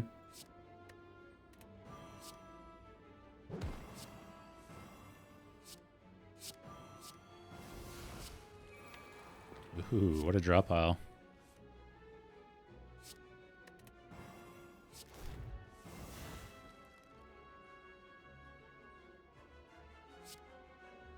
Oh, I could have done something with 4th out there, maybe. It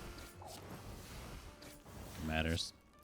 So this isn't a combat we can stall out unless we get to Wraith form. And then we could go a few more turns, which is probably right. See if we can get there.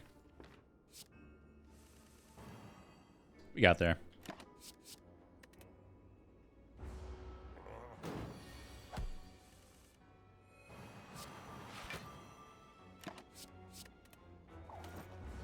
want 4 for Awakened One. It can multi-attack on turn 2. That's what we're worried about.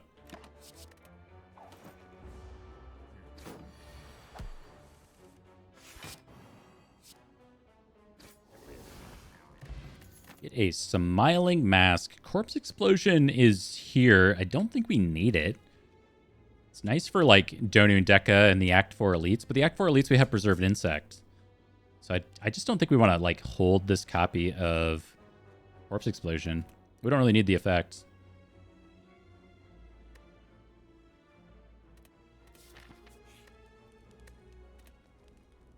Just don't dig over recall.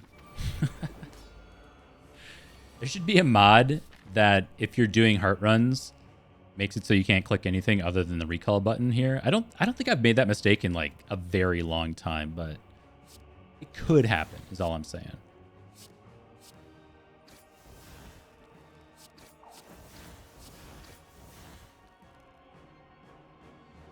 There is? Of course there is. Of course there is.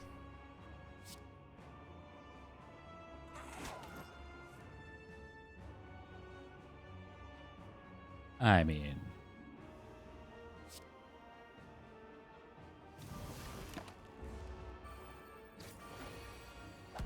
they've thought of everything.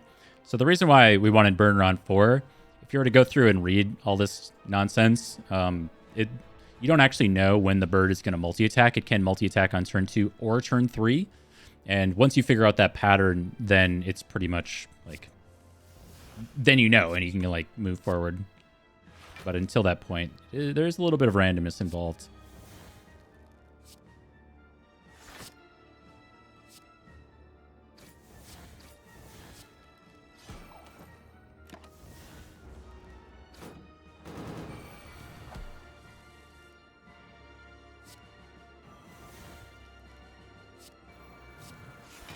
Jerry made it? Jerry would have made it. Jerry made some great mods.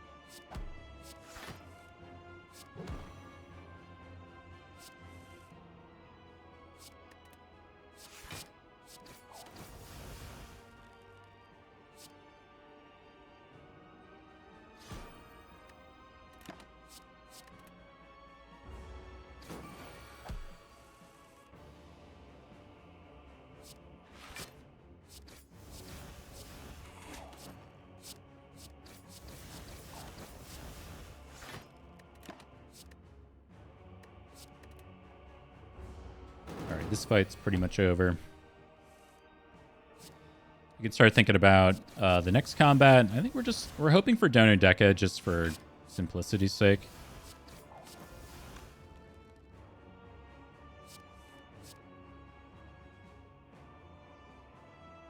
Yeah. Take the dub here. Horn proc.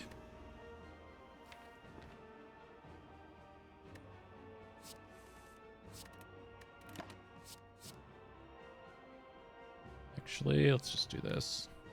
I don't have any weak in our hands, so this is 40. It used to be 41 because he got 1 strength.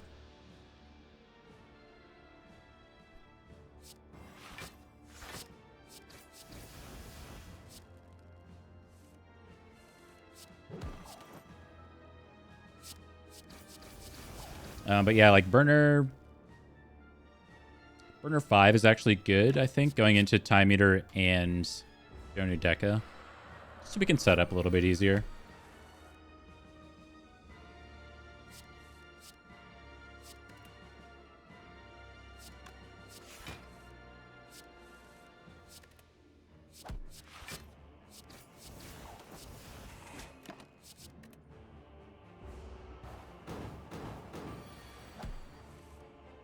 Oh, we have calipers.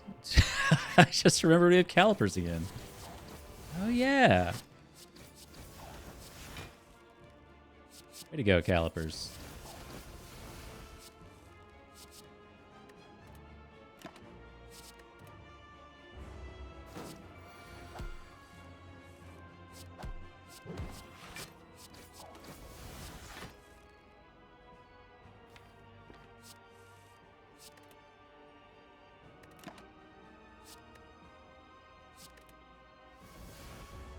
Survivor Gamble's kind of a weird keep, huh?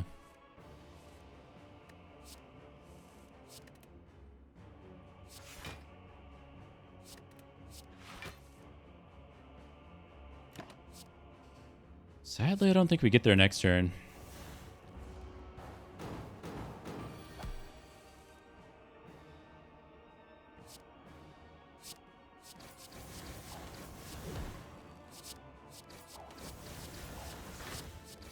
So close. So we'll have to go back around to get Burner on 4, but with the Calipers thing that I totally just remembered, I don't think that'll be a problem. And only a humble 22 dexterity.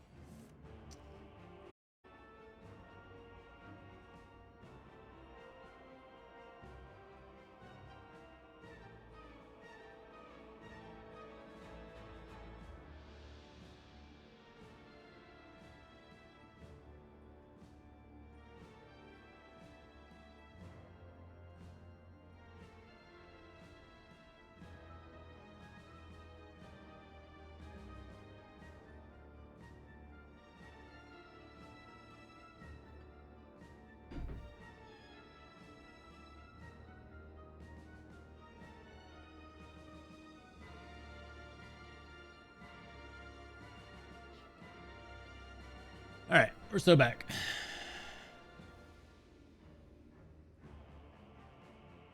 Okay. Yeah, I've said this before, but Comcast, Xfinity, whatever they are now, successfully beaten me into submission where I need to call them to probably get a new modem or something like that, but I don't want to call them, so it is what it is.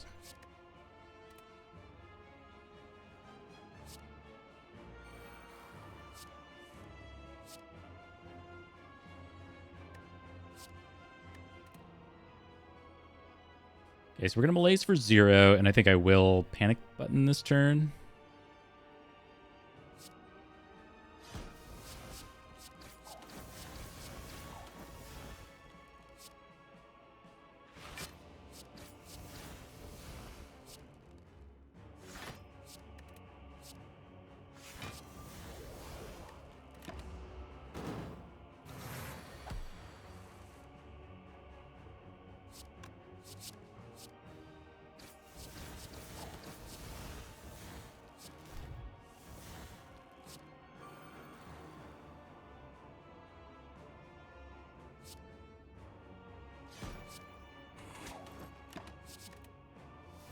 Okay, so with, 4 dexterity, we're going to keep doing our thing, but, I mean, this is the combat, like, there's not going to be much more to it than this.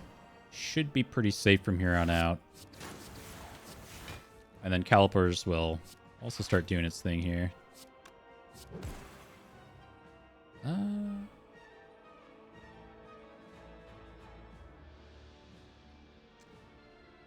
just do this.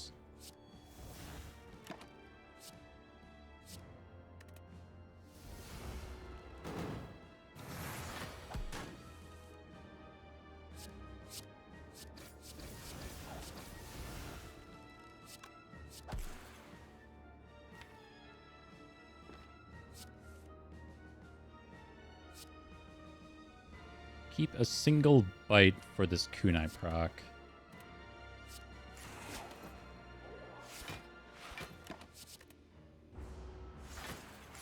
So remember, we passed on the copy of Corpse Explosion, and like this is one of those combats where you like to have Corpse Explosion, but like clearly we just don't need it, right? Incense Burner we're hoping to have on 4 for the Act 4 elites. 5 is also good. Maybe I prefer 5. I think... Yeah, not that I say that out loud. I kind of personally prefer 5.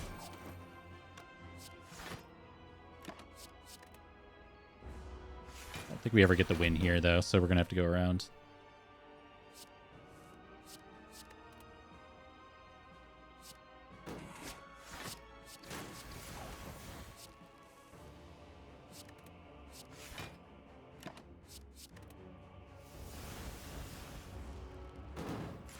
Maybe he'll give us a potion.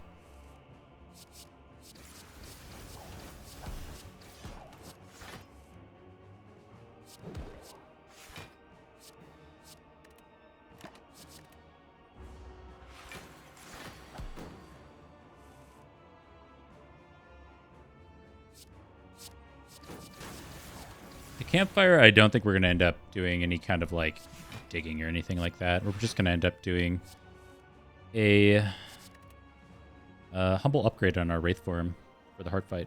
So we can play shivs and stuff.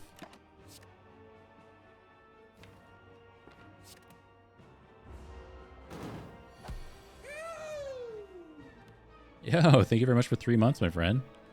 Your 3rd birthday. Thank you, thank you, thank you. Also, wonderful to hear Money's voice again. Well, I say voice. You know what I mean. His woo again. I miss that woo.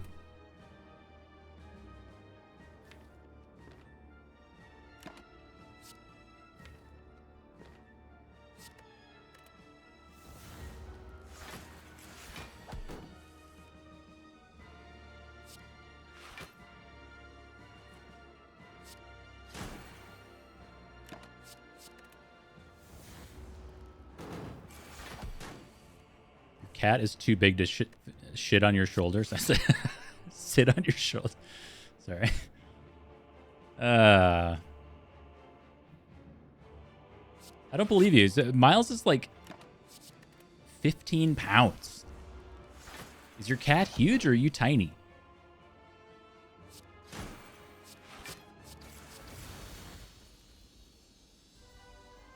Both? Okay. I guess, to be fair, I am large.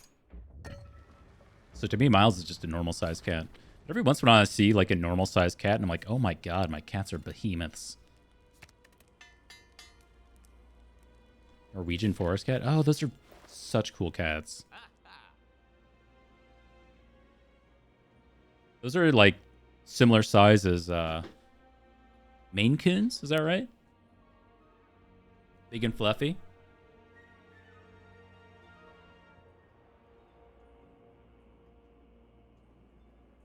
Yeah, okay.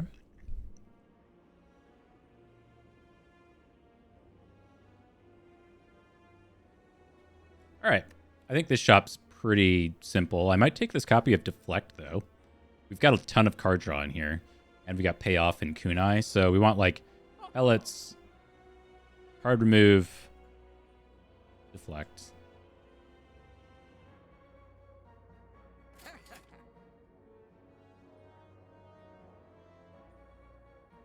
Now, admittedly, I don't really know what we're removing. Jack of all trades could probably go. It's that or a bite, right? Bites aren't really doing much for us. Neutralize is also not really doing much for us, but I think Jack of all trades might be our worst card. It can have some really good payoff. And we have a lot of stuff to get rid of it, like acro and gamble and whatnot. We just have to... We got to draw it, is the problem. I actually think card remove here is not that important. It's just that bites contribute to Kunai every once in a while, and they're good sustain for Beat of Death until we Wraith form.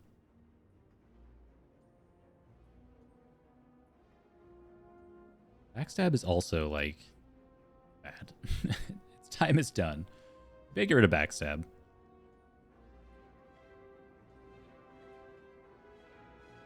Not exhaust.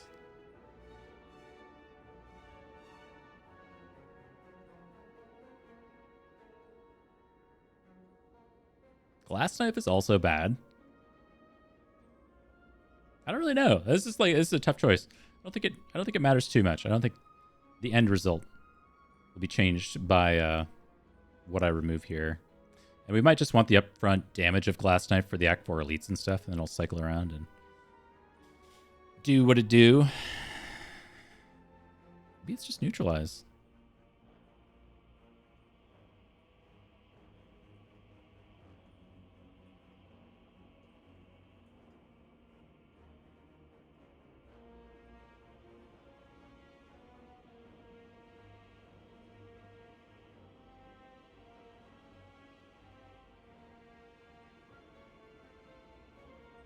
What are our other options here? Like, there's not a good remove. Nothing if I want to buy deflect. I guess if I'm buying deflect, we could remove like a defend or something like that. Yeah, let's just remove defend by deflect. Upgrade.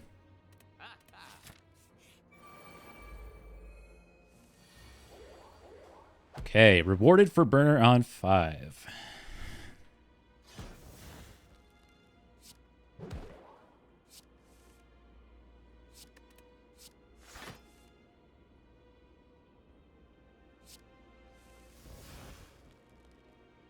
Okay. Well, I don't have well-laid plans, but I think we can just Wraith Form here.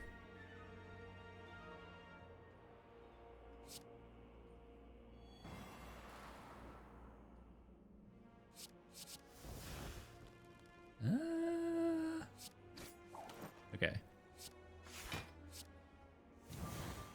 I didn't want to accidentally draw our well-laid plans. Now, ideally, we're going to lose the strength here. Ideally, it would have been like this turn we did our Wraith Form, but I didn't want to take a million damage this turn, which is exactly what would have happened. Like, actually forgot that we had a Urnface Bird, too. Just disrespecting the entire deck we have here.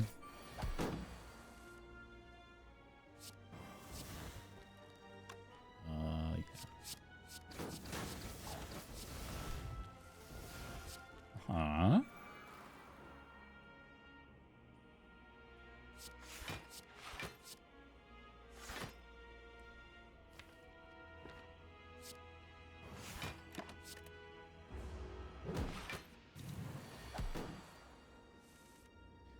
So 2 and 5 are the nightmare numbers with the incense burner. That much I remember.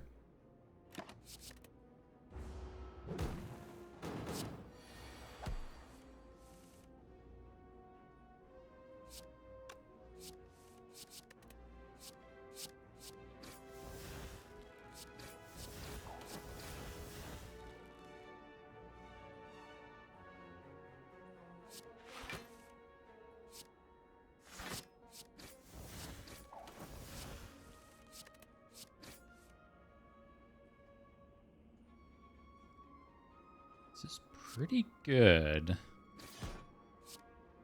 I like 4. Then we deal with the turn 2 attack. I didn't think we were going to be able to win this turn. But we deal with the turn 2 attack, and it gives us an extra turn to find Malaise for the multi-attack. Now, notably, we didn't find... I don't think we saw a single copy of Piercing Well in this entire run, so our ability to deal with the multi-attack, or at least the first cycle of multi-attack, is entirely on Malaise.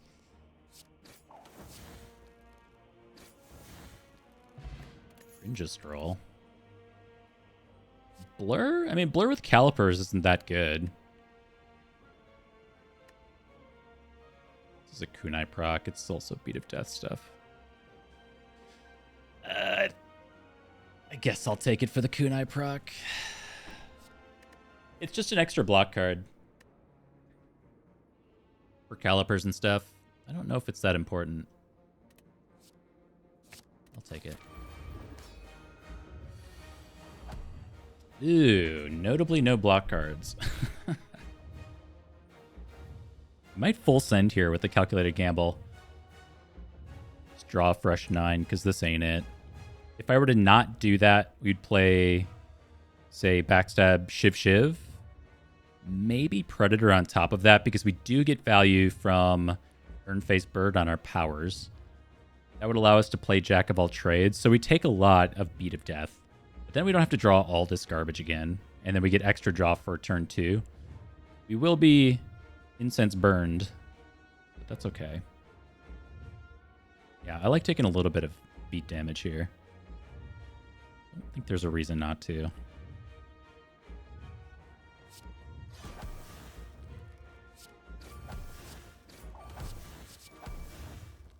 Infinite. Purity's cute. I like Purity.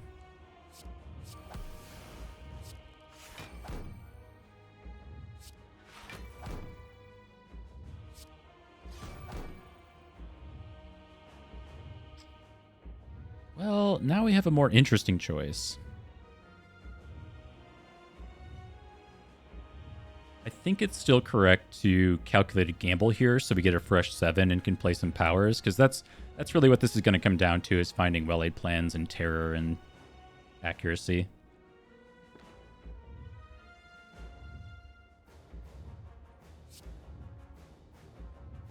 I guess the other option is to spend 1 energy to get... Oh, actually, we can do 0 energy, but it costs us 2 card draws to get another Kunai proc. I think I'm just going to send it.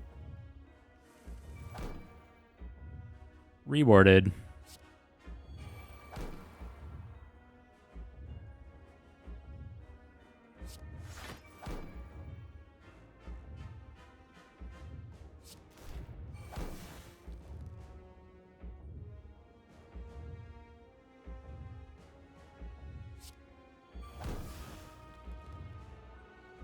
So if next turn's the multi-attack, we want to save this Malaise for cycle 2. We don't break Artifact that well. We'd have to do Neutralize Leg Sweep to do it. Or maybe we get something with our Entropic Brew. Something like that. We could also Acro right now to try to get Terror Master of Strat, and then we could commit to our Energy Potion so we could then play Entropic Brew. We get something worth playing. I think I like that.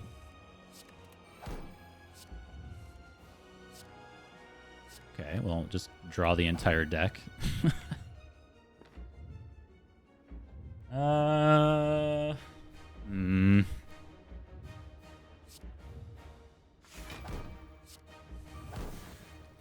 Okay.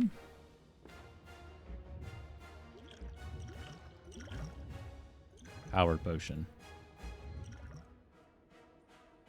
Infinite Blades. I think we just hold 3.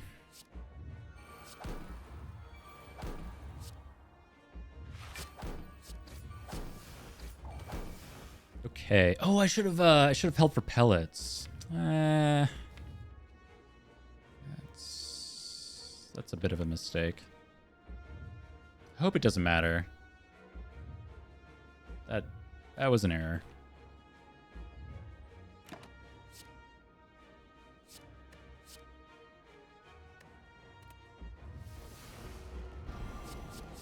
Come all of our status cards. Okay, so it is the multi.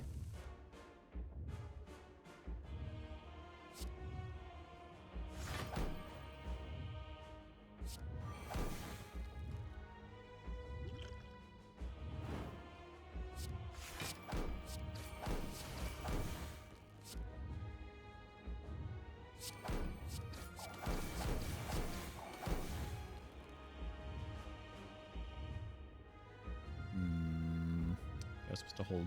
Oh.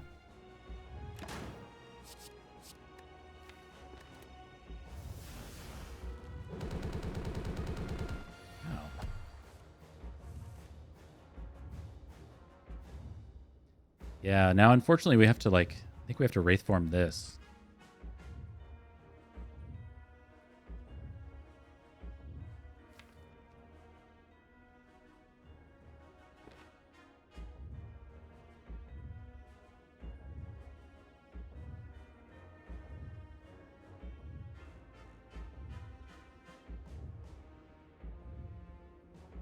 Yeah, I mean, there's not really much to think about, right? And if we had held a Shiv or the power to remove the debuffs, we'd still be doing the same line. I think.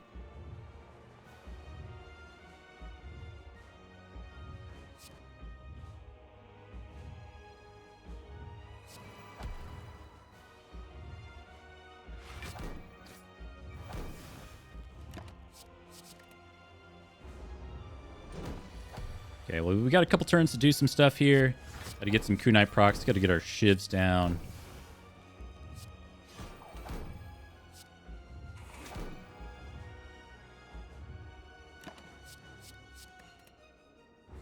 Got one artifact right here. Remove right here. We got neutralize coming up. So the multi-attack will be next. Security's pretty good.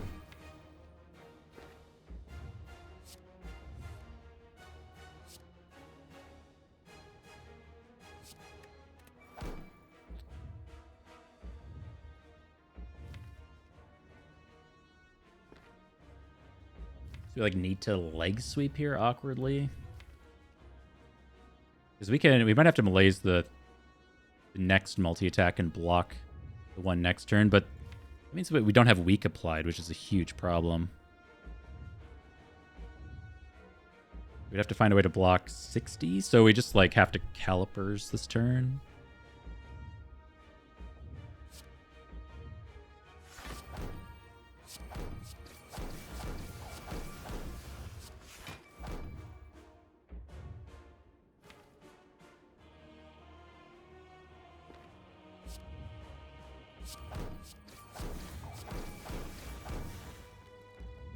Calipers is good here, I guess.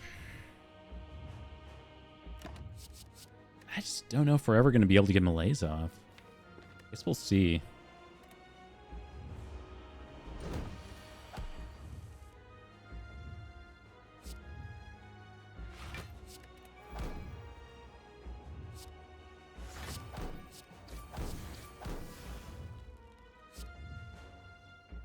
Yeah, that's actually not bad. And then we have Incense Burner coming back around.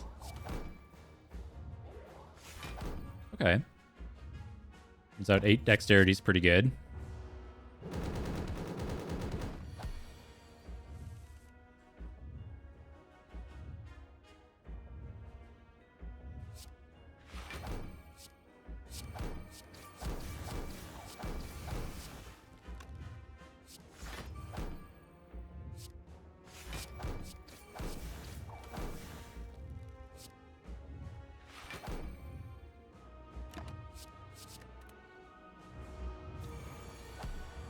Not the multi. Okay. Ness is already on 12, though. Something.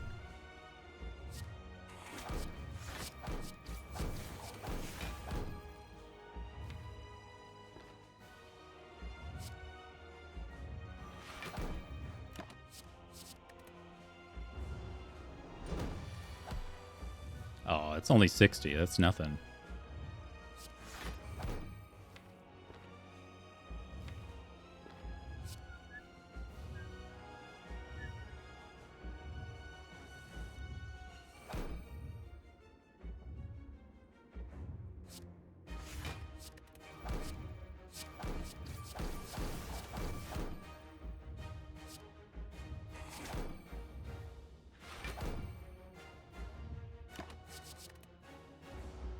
We're even going to get some calipers value after the turn 9 multi-attack.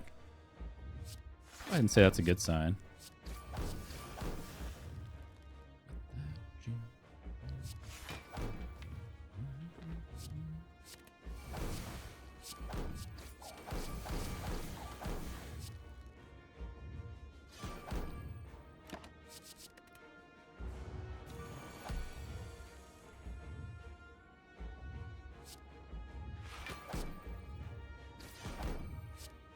Ooh, not too shabby, right?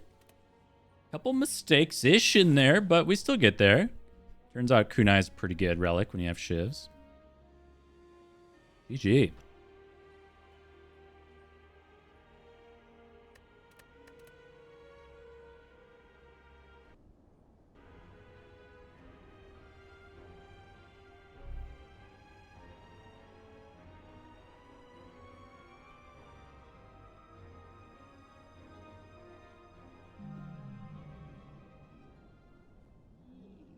All right, that's 4 in a row.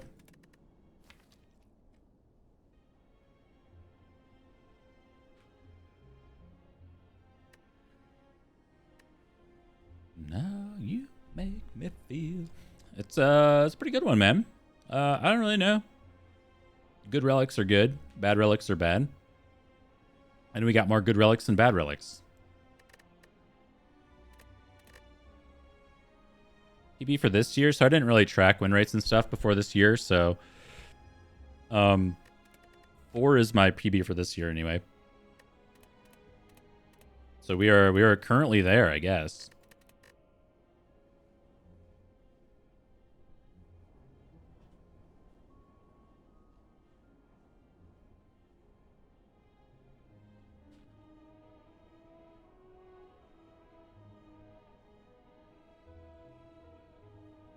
I'm trying to slash marker a little bit better. I don't know if that shows up or not. I haven't seen my like actual win rate. We started 2024 with like a 75% win rate, and that probably regressed to like 50% or so on silent, but we've been doing well again, so I don't really know. Somewhere between 50 and 75 right now.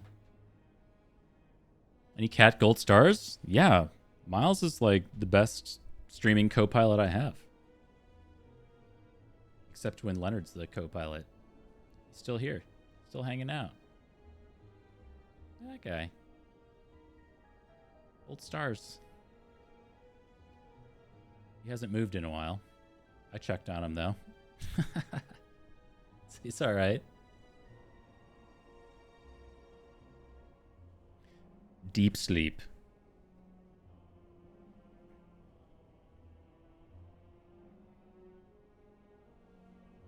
Everybody said that could be that actually, I should see how much a second webcam is. They're not too expensive.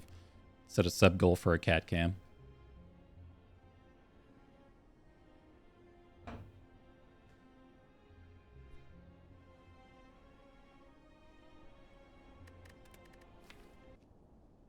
But I said it on the last stream. That is like, that's one of my goals for the stream, which is not hard to do. I just like haven't been spending money since I lost my job. So like I can get a cheap webcam somewhere and potentially do the thing where you can redeem channel points to give him a treat, which is just going to be a piece of cat food, but he doesn't know the difference.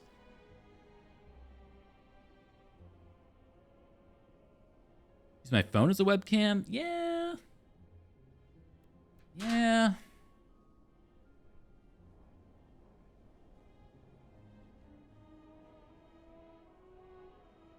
Yeah, I don't know if I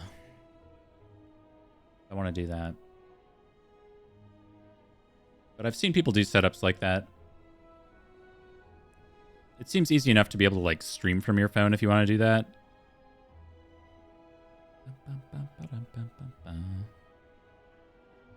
What the heck?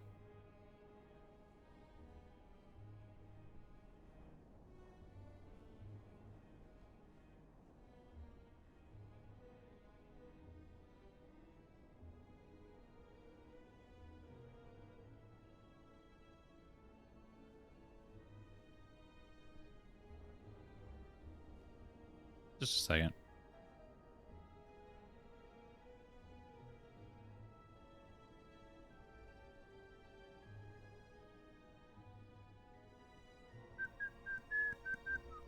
Got a concerning email from my bank.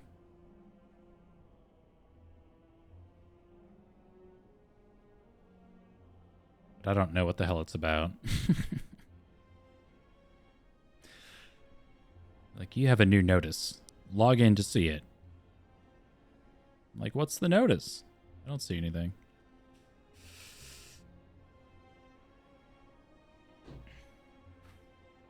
Okay. So that was all good. I think we'll jump into this next one here in just a minute.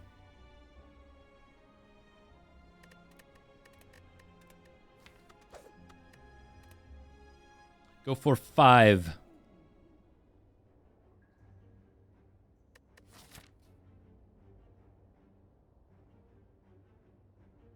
In a row. The Guardian. Oh my god. Progressing to the mean. I love it.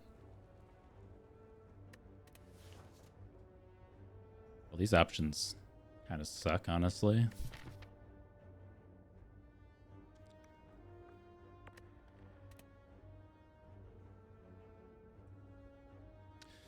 Suboptimal randomization. So I had wanted to take... I see 100 gold. I'm like, okay, we'll take 100 gold, go to an early shop. But the shop is being guarded by 2 elites. So we don't want to take 100 gold. We don't know what we're going to get through the first 4. It might be fine. We might get potions and stuff. We might just die on a floor 6 elite. Happens all the time on the Silent. The other option's, like, pretty good. We would just take a bunch of floor fights, which I really like doing. And then... I mean, I like that there's 3 elites on the path, but next to no campfires, and it's 2 shops, which I don't like. So maybe we prioritize taking out our empowered elite in Act 1. It feels bad to take 1 elite Act 1 Guardian. But then when you look at our options, you're like, oh, well, what else was I supposed to do? You know?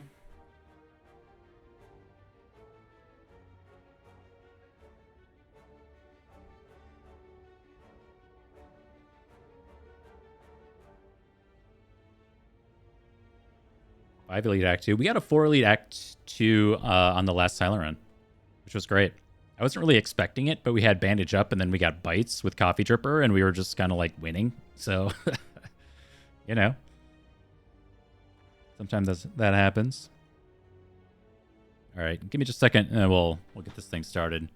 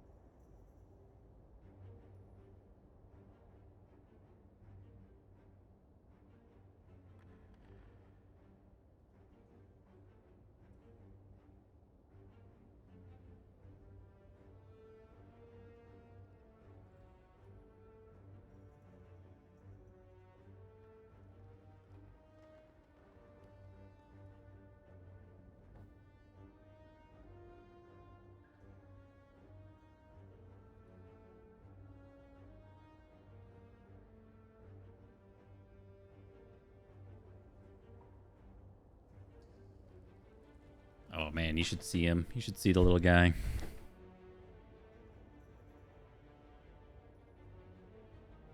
He likes to hold his feet when he sleeps, and then he tucked his little nose into his hands. He's a little ball.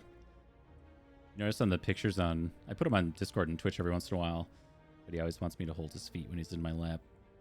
When he's not in my lap, he holds his own feet. So cute.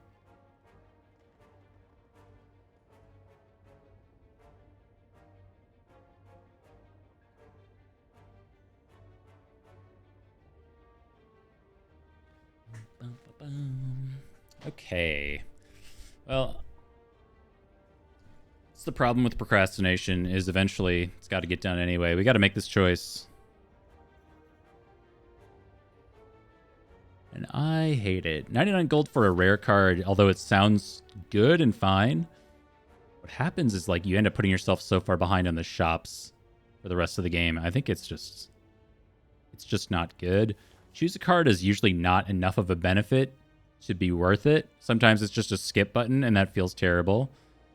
But I don't really want to boss swap into Guardian. Again, we just don't need a high roll. Or risk the low roll. So I guess it's choose a card?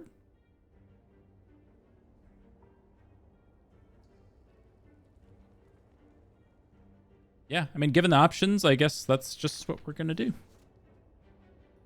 Honestly, floor zero slice is not the worst thing in the world. I've talked a lot about slice recently and how much it's come up in my power rankings, if you will.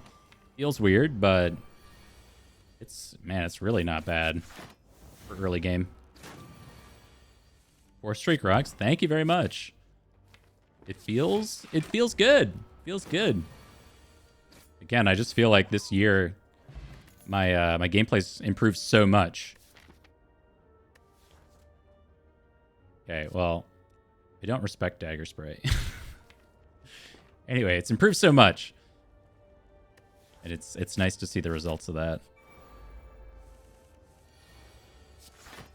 I always felt like in the past my silent win rate never matched up with like how well I thought I understood the game, but there's a difference between like how do you say, like being an analyst and being a quarterback, or however you want to think about that, you know, like just because you understand the game doesn't mean it's going to translate into anything per se.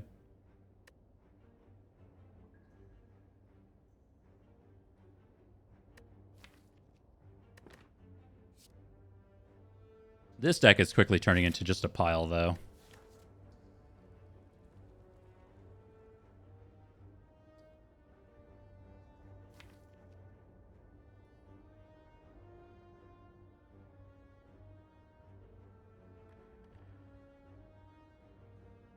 Thinking. This one's a tough choice. I mean, we can add Sneaky Strike.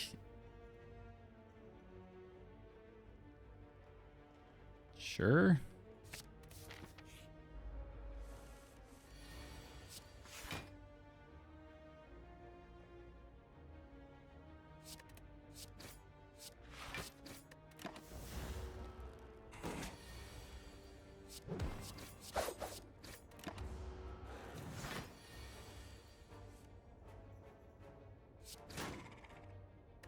Okay.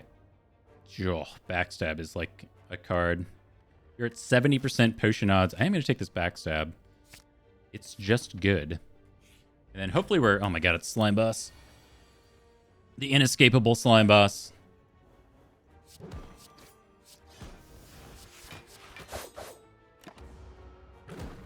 The good news is we weren't made weak there, so we can go for split. Go for split. Next turn kind of sucks, though, doesn't it? So ideally, we would split next turn, meaning we could do... Strike Pass? And then next turn, we're playing Strike Strike, which isn't that much better than just, like, Sneaky Strike Strike this turn.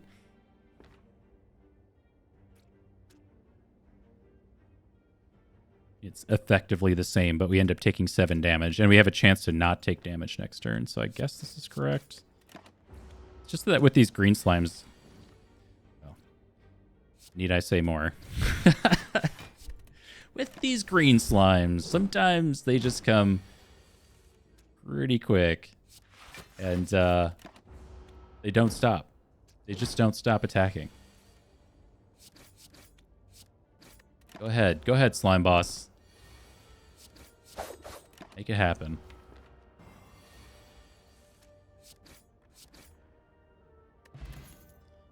Okay, 80% potion odds. Kind of rough. I'll take this deflect.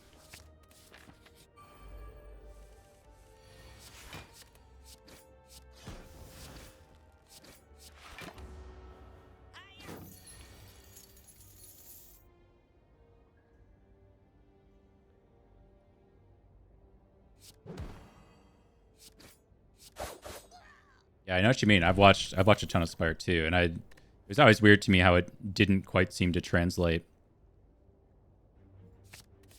into playing that much better. Okay, well, you like have to be upgraded to be worth the pick.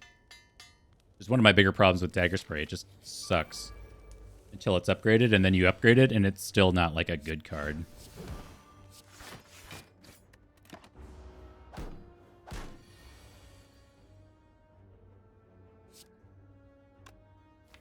It could be Sneaky Strike, or it could be Dagger Spray.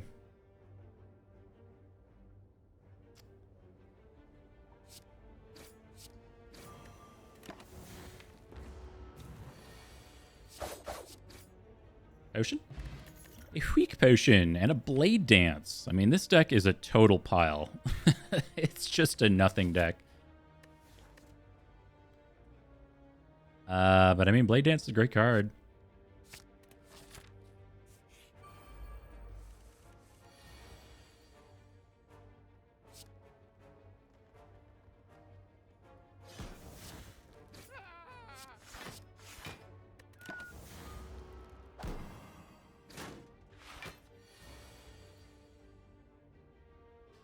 Well, now we really preferred that the shield went here so we could do something like Dagger Spray without being punished too much.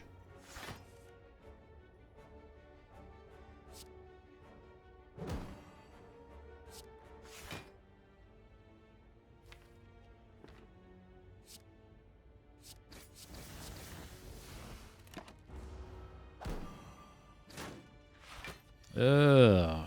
Okay.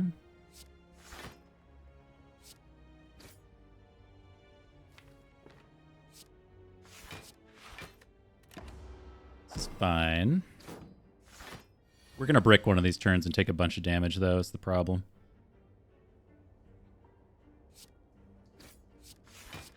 Yeah, I mean, even taking 4 here sucks.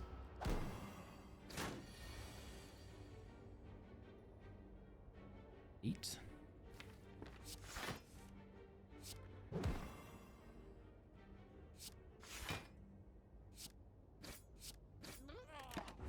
Oh. Okay. Well.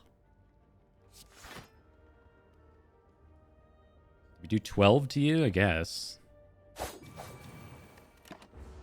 generally take All Out over Dagger Spray. That's... Man, I really respect both cards about equally, but I think Dagger Spray, the good news is like Dagger Spray at least scales a little bit into the later game, whereas All Out Attack is just kind of trash. Most of the time with All Out Attack, you are... Hold on, let me think about this real quick.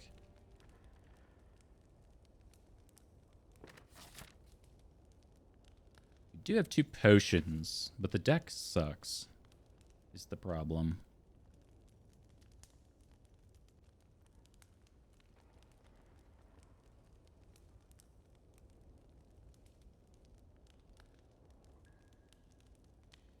Like, going into Laga, we are in the danger zone.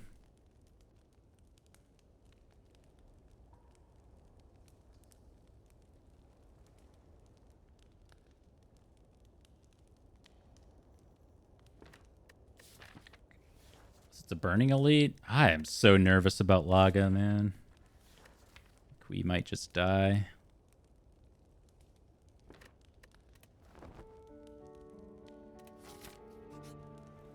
Oh.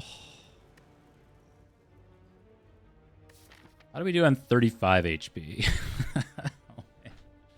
The problem with All Out Attack is that it discards a random card, and I've always said if they wanted to balance it, they should make it upgrade to discard a card of your choosing, so like +2 damage, but discard a card of your choosing. Then it would actually synergize with the discard stuff, and it would actually scale with cards like Runic Pyramid and Well-Laid Plans, which is like a big component of the Silence kit that you're trying to do anyway. But the fact that All Out Attack stays random, and oftentimes you're trying to hold on to Wraith Form or Piercing Wail or whatever it is in the very, very, very later portions of the game, or you're trying to do Piercing Wail trick on Time Eater Awaken one or whatever, you just like can't play All Out Attack. It's just like a dead card. So it's nice going into like Act 2. You probably continue to play it, but then it's like, it's a curse. You end up probably removing it by Act 3 or Act 4. Whereas like Dagger Spray, it's 2 less damage if they're both upgraded. But it's a little more functional. However, you're probably playing Dagger Spray about as often as you would play All Out Attack into Act 3 and 4, hopefully. Like, it's not a high impact card at all. It just doesn't scale. So I'd probably, like, if I were to look back in retrospect on this run, I'd probably be like, well, we maybe didn't need to pick that Dagger Spray. And it would have been better off if we had upgraded, like, Sneaky Strike or even Slice or something like that, right? It's my suspicion. I am so nervous for this. I'm just going to lose 35. Plus Strength, Nabers. Dance, baby, dance. Feel that rhythm in your pants. Okay, I think we're using Weak Potion in this combat and hopefully holding Distilled Chaos.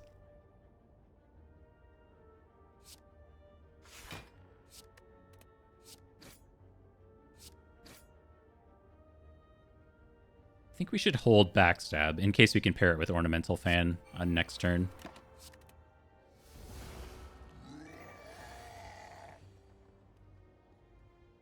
Okay, it didn't end up mattering, but that's all right. Well, I say that, but we could again hold it for next turn.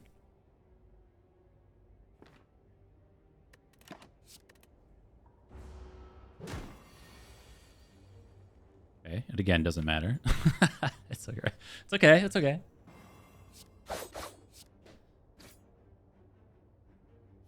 I think we hold Strike here.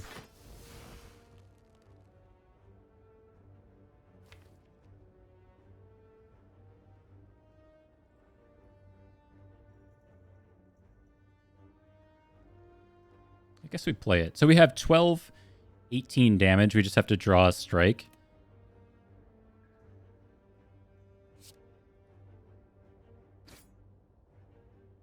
So we want to hold defend then.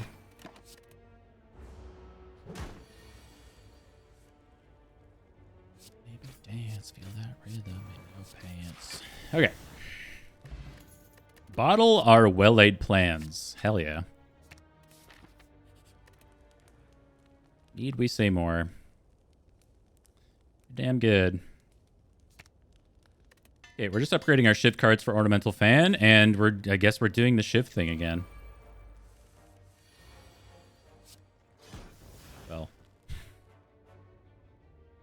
All right. Look, saw the opportunity to do it, and I took it. Maybe I made a mistake, and I'm going to take 1 damage for it.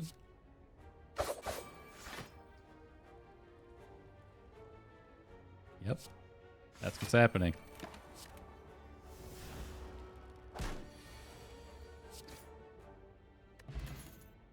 Prepared. Yeah.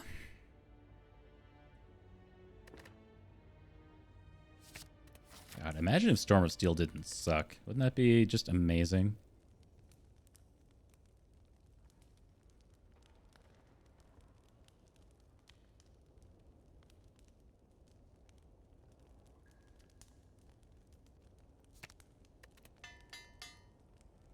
All right. Now we've double summoned Runic Pyramid. Not only do we have Well-Laid Plans Plus in the deck, but we also upgraded it. Well, excuse me, we have Well-Laid Plans.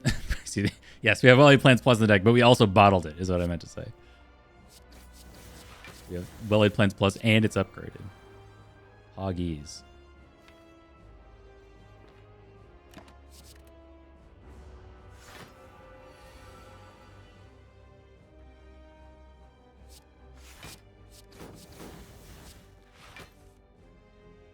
Oh my god, it says 12.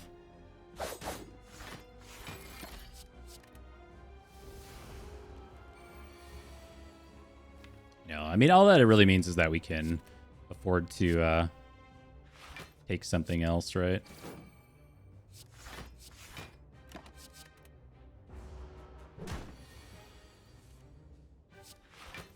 Hopefully something better.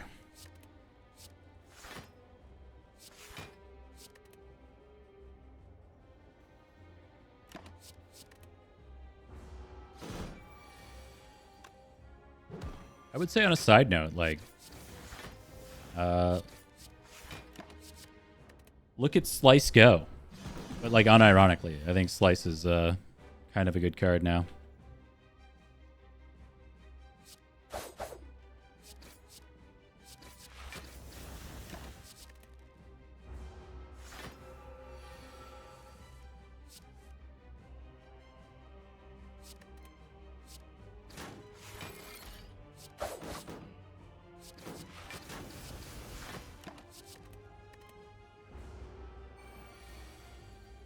Yeah, it fell out of favor for me.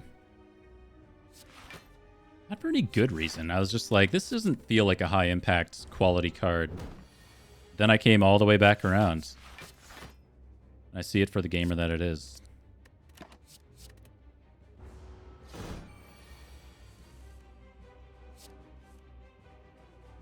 Well.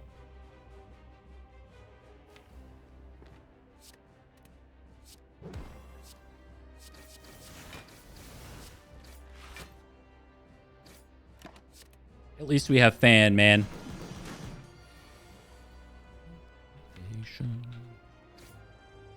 Alright.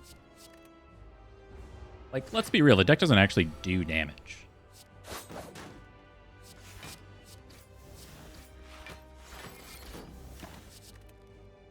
They don't have fumes. They don't have caltrops, bronze scales, whatever.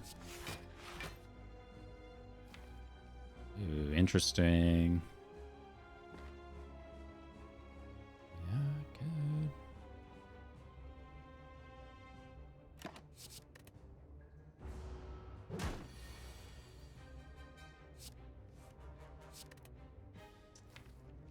Yeah.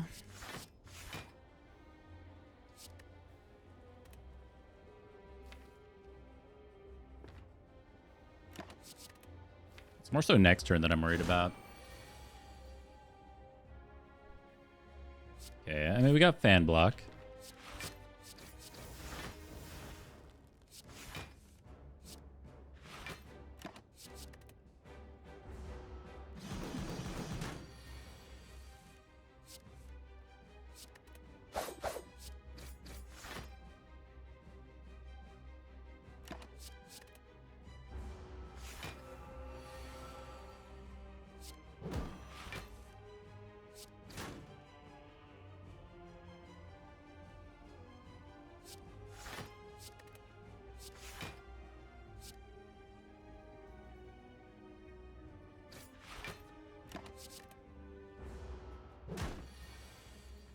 Can we do 26 damage?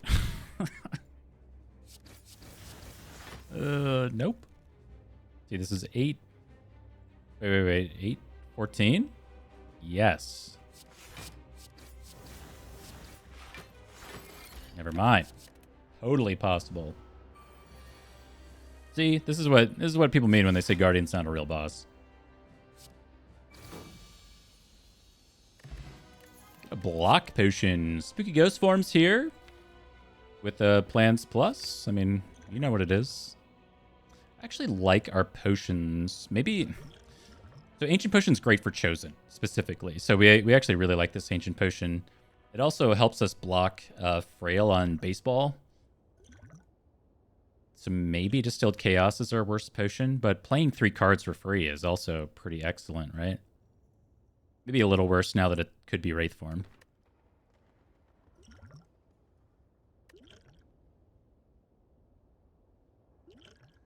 But what if it's not Chosen? You know?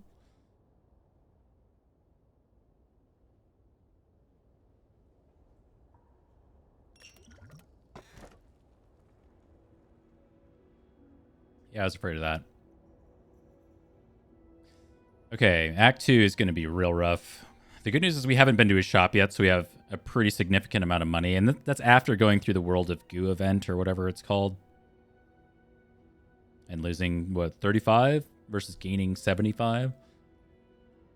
Looks like we could have ended up taking the gold, but again, we got... I don't know if I want to call it lucky for plus strength knob, but... it was something. So we are... hopefully hunting elites in Act 2, even though we're not particularly good at them. We do have Plans Plus, and we have Wraith Form in the deck. So we want to upgrade Wraith Form and then use Ornamental Fan and stuff to potentially allow us to do damage. And we have a bunch of zero-cost stuff in here and low-cost stuff with Ornamental Fan for blocks. So I think maybe I'm going to try to get away with the Slaver's Collar, which I don't normally like. The Empty Cage is also quite good, just removing 2 strikes. But we need the energy sometime, and we need the relics really badly. So we just want elites. The good news, even though we're relic light, we have the Emerald Key piece already, so we're free to go wherever we want. I see a potential 4 elite path if we're feeling really good. We'll see about that. I don't really know, but I think we go somewhere like that. Or if we wanted 2 shops, we could go to an early shop right here. But I think we want this shop, and we'll just kind of see how it goes. Maybe we take an elite if we're feeling good about our potion situation and our health. Then we go to the shop. We can take up to 4. Boss's Collector.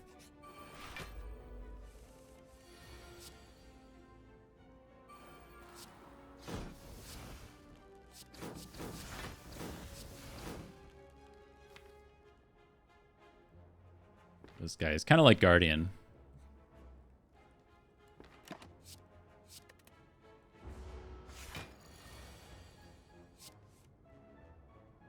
It's kind of like Guardian. We don't do a lot of damage, or enough damage to really deal with him. But we're not really at risk of, like, dying, because we have this Wraith Form.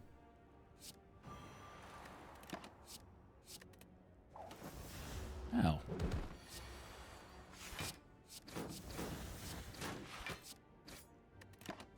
Uh-oh.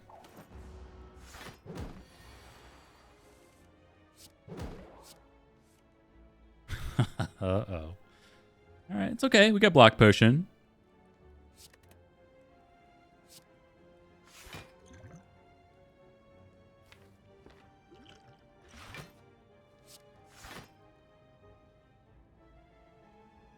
It's 12 right there. I think we got to do it.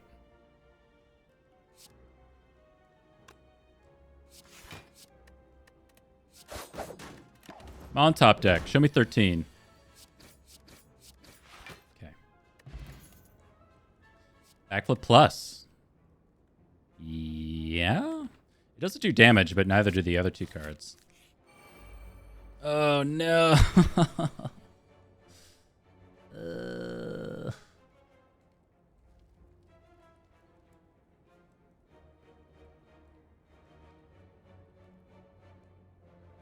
The hell do I discard? This is maybe deflect?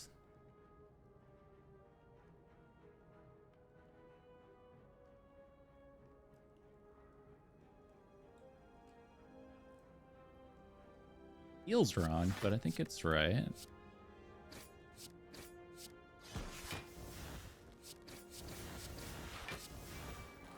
Wow. I guess it's worth mentioning the other thing we really need this act is some decent potion luck.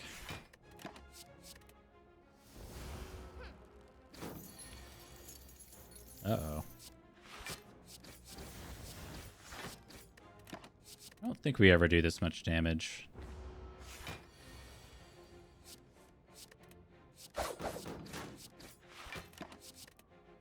What a piece.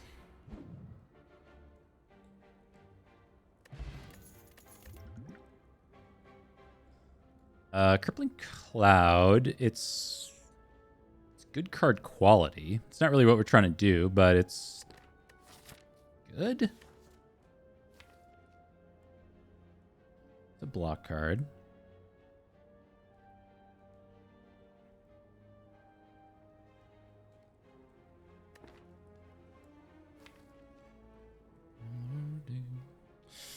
Yeah, man, I don't know. I don't know if Crippling Cloud is it. On 4 energy, it's pretty okay. So I guess we click it. It's up against a Blur, which I really like. With the Ornamental Fan and what we're doing, again, on 4 energy. You have to think about it on 4 energy, not on 3. On 3, it really sucks. It's just adding another defend to the deck, but I think with the Fan and the the blade dances and stuff, it's going to be really good. And we got backflip plus in here with well-laid plans.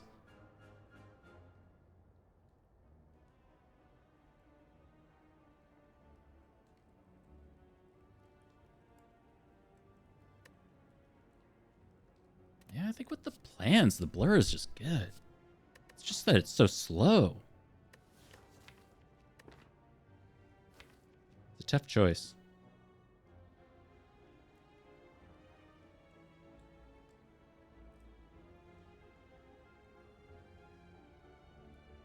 I think Cloud helps us kill elites more, which is probably the more impactful decision here. Oh, man. Okay. Well, hey, if we can get the red mask, I mean, that's sick.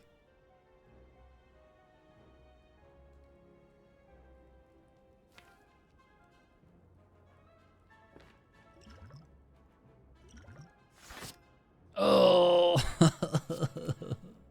We ripped Blade Dance and Cloak and Dagger off the top. Well, admittedly, I didn't play around that, but... yeah.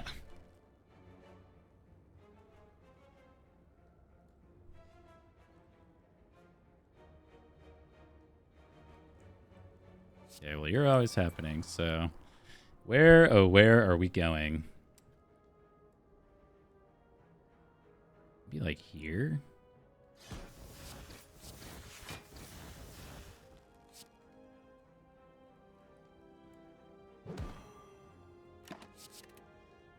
Man, those extra 2 shivs. If I had just, like, we were going to play well-laid plans and backstab anyway, so I should have thought about that.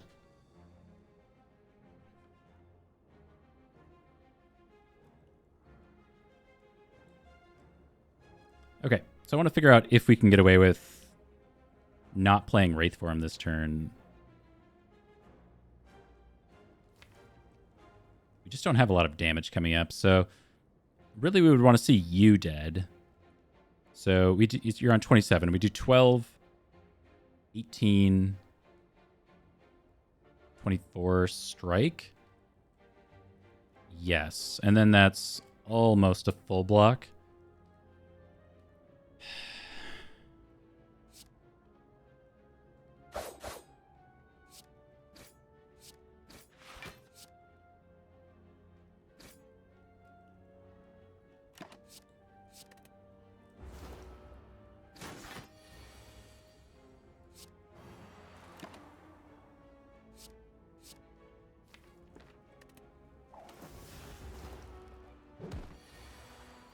This would be a great combat for that potion luck to show up.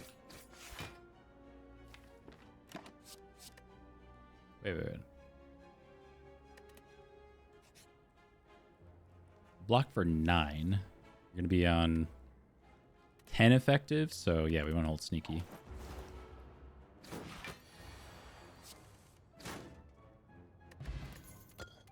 Skill potion is it. And then there's the copy of Blur that I was talking about if I really want it. Man, I don't know.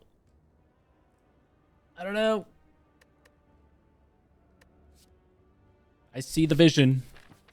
I don't know if we get there, but I see the vision. And 378, huh? I think we do this because we want to actually remove it defend.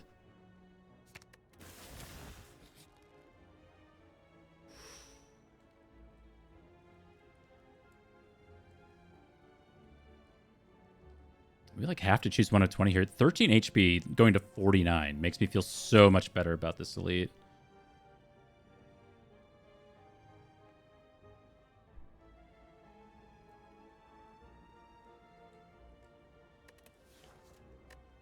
We got to do one of 20 though.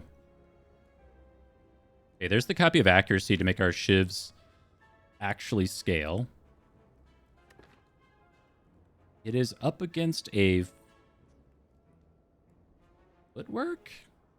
No, I think it's just accuracy. Okay, so do we want to do this elite before the shop? Or do we just take, like, Wraith Form Plus, which I think is so much safer? I think I'm going to take Wraith Form Plus.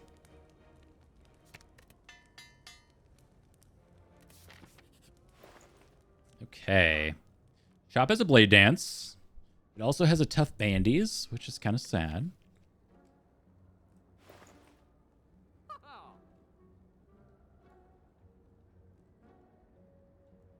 Yeah. Secret Technique is cute. It can pull out something. But I think I'm just going to Blade Dance, card remove on maybe...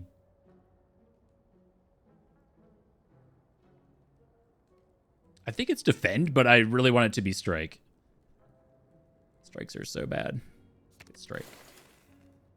And then we could take Spec Chemex or like... I don't think it's Whetstone because we've added so many skills. It would just upgrade strikes. Yeah, I'm not willing to buy Speculative Chemical X. I think there was a second shop, right? Over here if we really want it. All right. We've been waiting for this.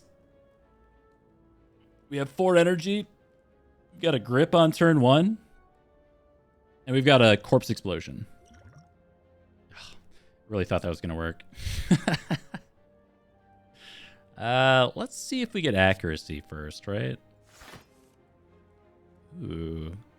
Cloud's pretty good. It's quite the block card.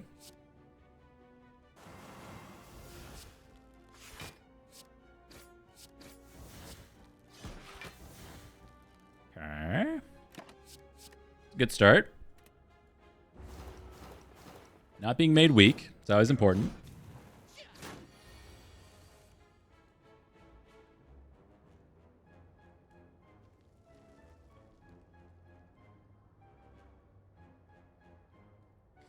Might move to Wraith Form next turn. Got enough block in our hand to make it through here.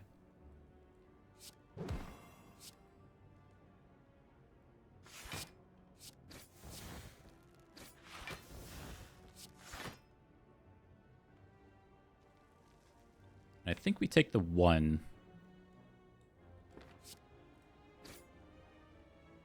Because then through Wraith Form, this one dies from poison alone, right? 3, 5, 6. No, it doesn't. It's got to take 1 more damage. Well, whatever. We've got a bunch of shifts coming up. We can do 1.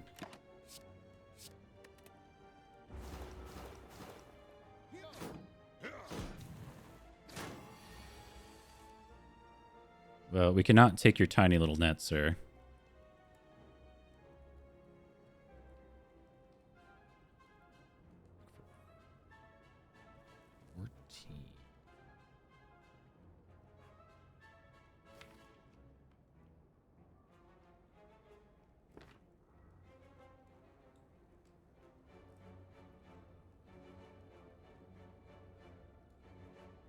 I mean, this just isn't going that well. I'd really wanted to take 2 more elites because we have the Slaver's Collar and we need relics. There's no campfire, yeah.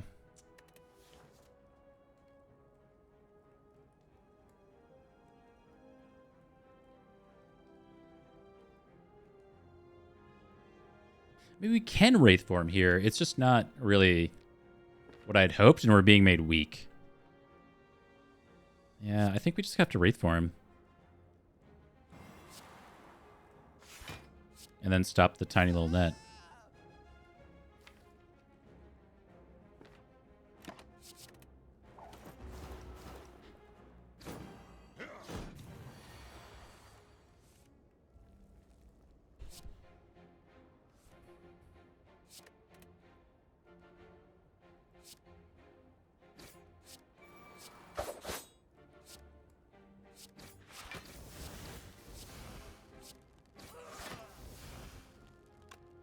We should hold the 2 shivs. There's no reason not to. We can potentially use them to proc an Ornamental Fan next turn.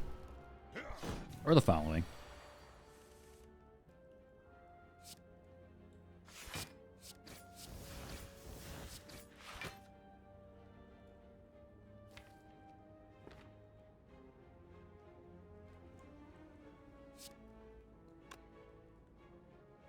He's going to block for 1. I don't think it matters at all.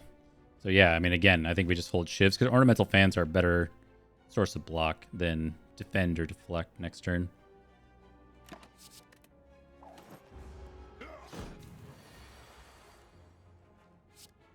always the chance we just win.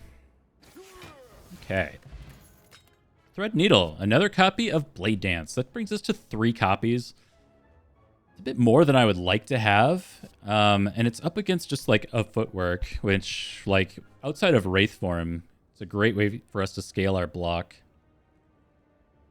But I think like we do need the extra damage.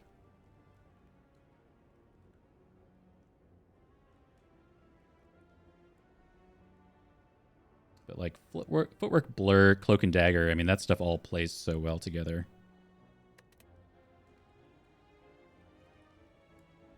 The feet. How many powers do we have? 2. That would put us at, I mean, 4 in a literal sense, but Wraith form just kind of like hangs out.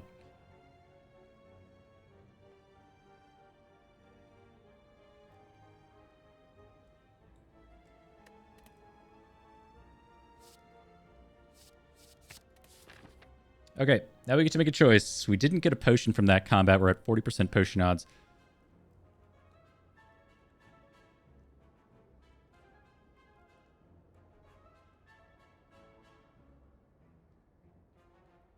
Like, do we make it through an elite, a hard pool, an elite, and a hard pool? 29 HP. Sometimes. We did do very well in slavers.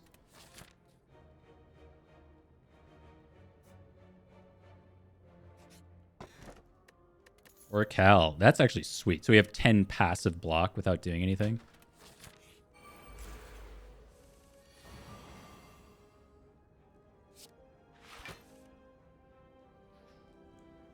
Okay.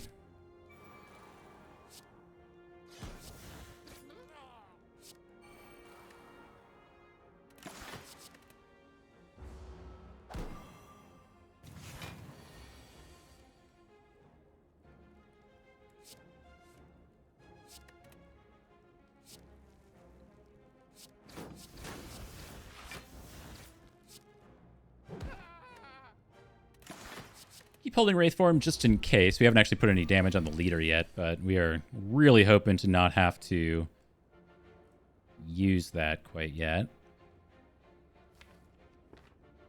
We got a ways to go.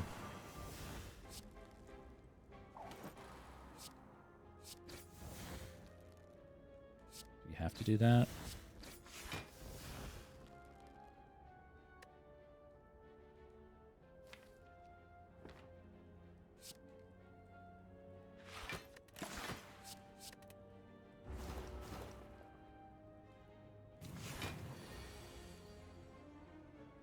Oh boy.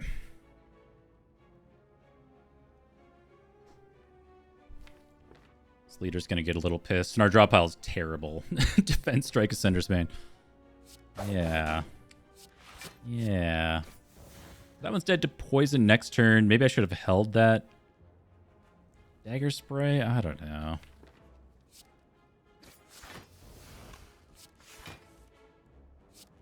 I think we just want to make sure we're blurring.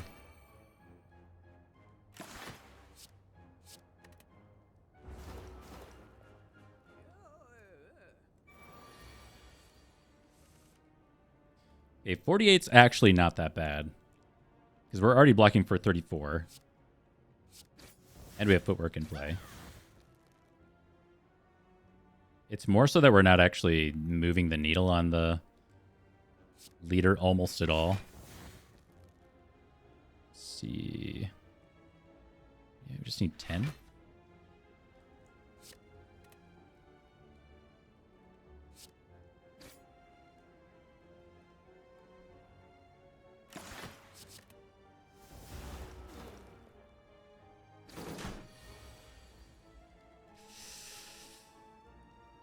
Okay, I think we're holding our dagger spray this time. Means I probably should have not thrown slice there. I guess.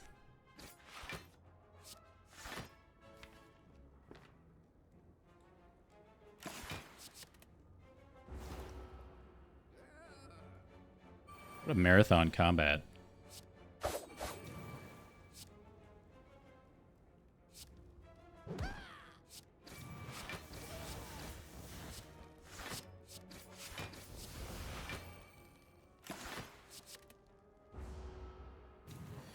Okay, just 15 strength.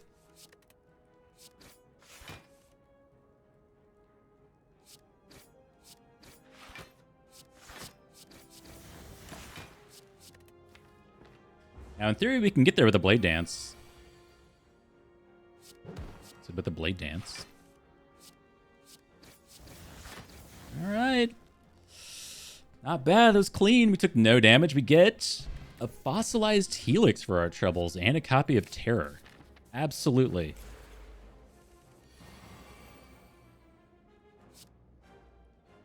Now we're back to 3 energy. I got to remember that.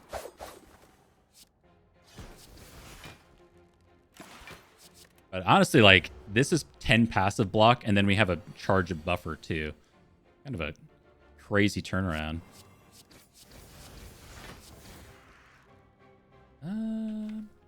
Yeah.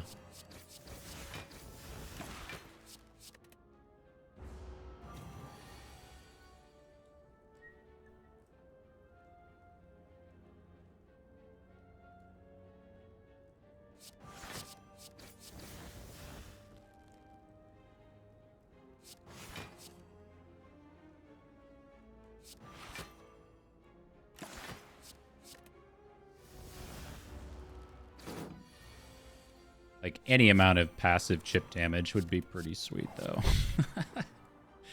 just a casual few. Honestly, like, Caltrops would be such a great pickup for us.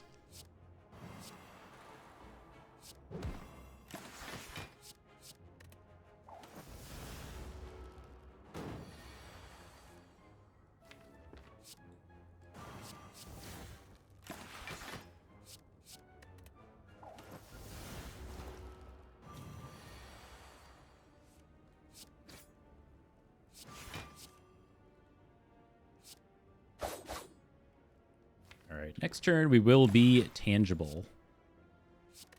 We're going to push for the win, though, with the buffer, etc. Alright, we get there. Acro is here. I mean, that's a great way to sift through the deck. And remember, we're on 4 energy, technically, with Slaver's Collar and stuff.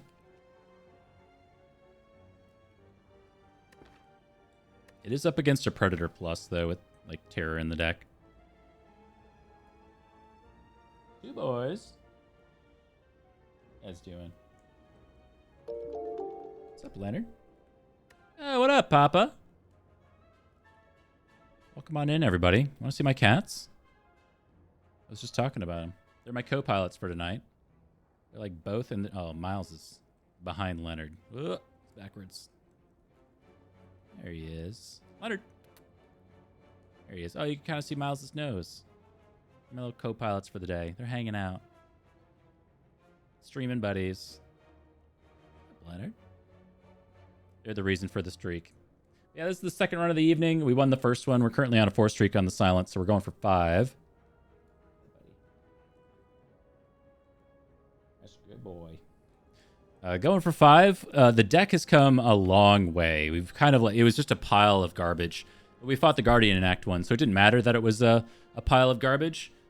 But we're turning it into like an ornamental fan thing. And fortunately, we picked up accuracy from the library event, and then we just picked up a copy of Terror. But we need like so many upgrades. What we're doing, I forget what the relic choices were, but we ended up taking the Slaver's Collar, and we initially went down a 4 elite path, but we're going to end up taking only our 3rd. I wanted to upgrade Wraith Form before we took on this huge elite path, so that I'm happy with. I'm currently deciding between Predator Plus and Acro, and I think I'm just going to take this Acro.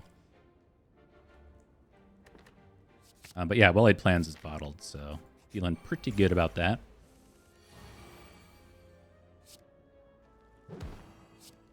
Should look for accuracy.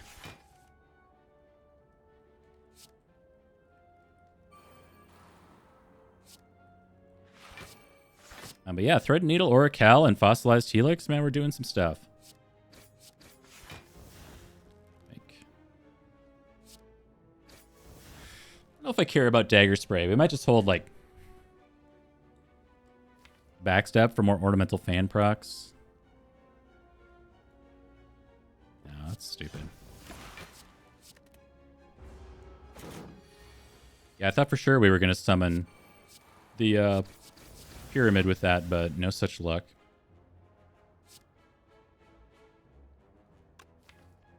We do technically have, like, this stuff coming up.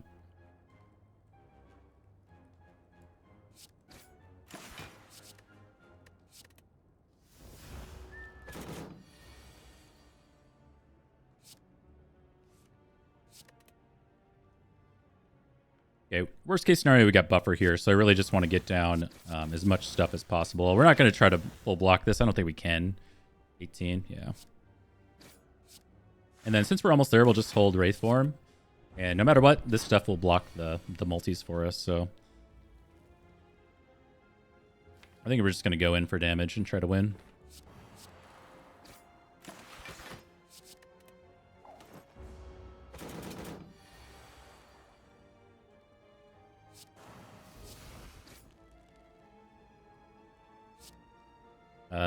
We'll shuffle the draw pile here, because we don't want to be drawing this stuff over the next 2 turns anyway. We're just blocking with Red Needle or Cal, so we want to concentrate so we can actually get to our copies of damage.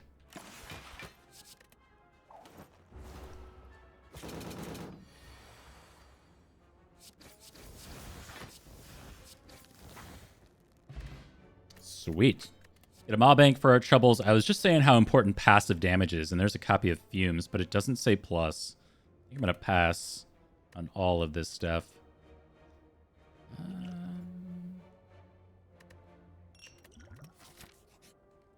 Ooh, free transform, yeah. Burst. Strike for a burst. Okay, not bad. I mean, we've got the bottled plans, so burst can definitely do some stuff for us. We can eventually just, like, burst out our Crippling Cloud, or maybe, like, a Blade Dance on a really good turn.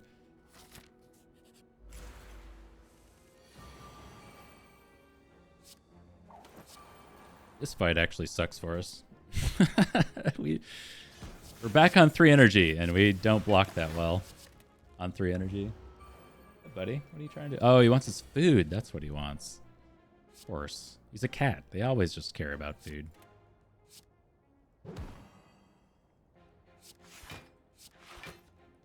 What's up, Leonard? Up here. Here. Oh, he didn't wanna. He don't wanna.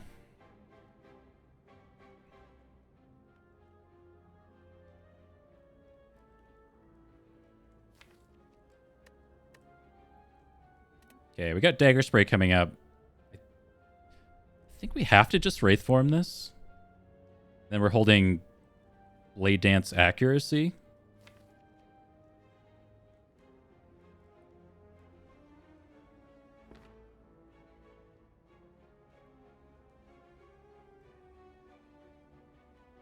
Let me think about this. So if the maximum we can block for is 27 plus 4. I guess we technically have burst, so we could block for 34. We can full block this. The concern is that we don't actually, like, progress anything, and we draw through a bunch of stuff that we actually want. Yeah, I think this is fine.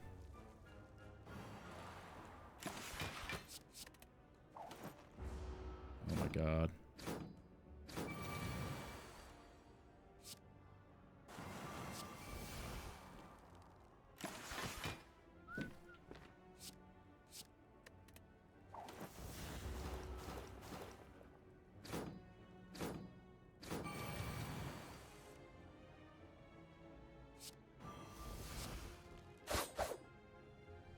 Okay, you're actually not dead to poison, but you are dead to slice next turn.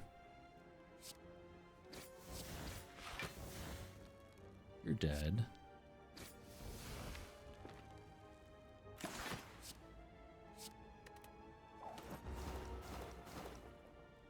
Okay, so this one's dead. This one's dead. We have a buffer charge for this one, worst case scenario, if we don't get there. It looks like we do. Alright, alright. Nope.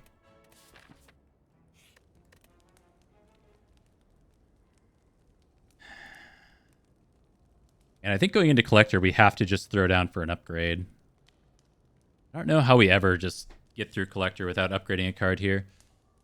Maybe we commit to Power Potion on turn 1 to try to get something down. But like with Footwork, we kind of deal with Frail just fine. With Accuracy, we deal with Weak. And then we don't really deal with Foam. But we do have Neutralized. I don't know. We don't have much. But if we don't start upgrading the deck, it just kind of sucks. It's gotta say plus.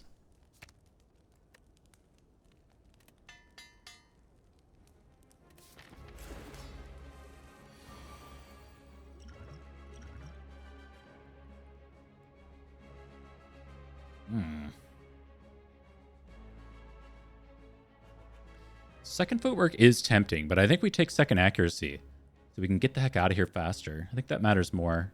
With the 10 passive block and buffer, I like preserving the buffer as long as we can, but I just want to do damage.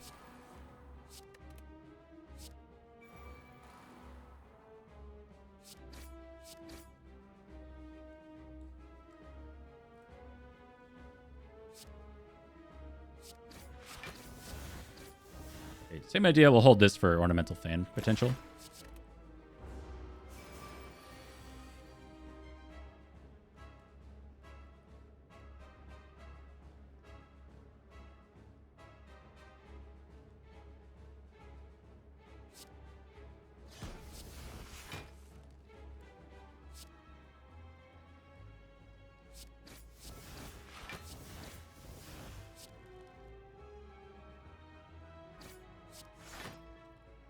Okay, blocking for 17.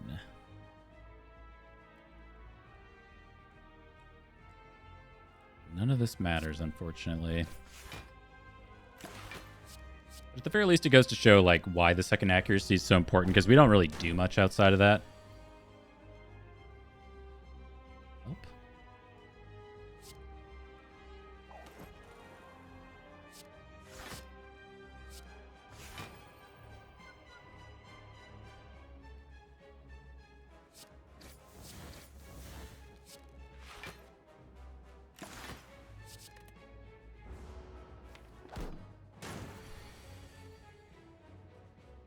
Oh, my Lanta.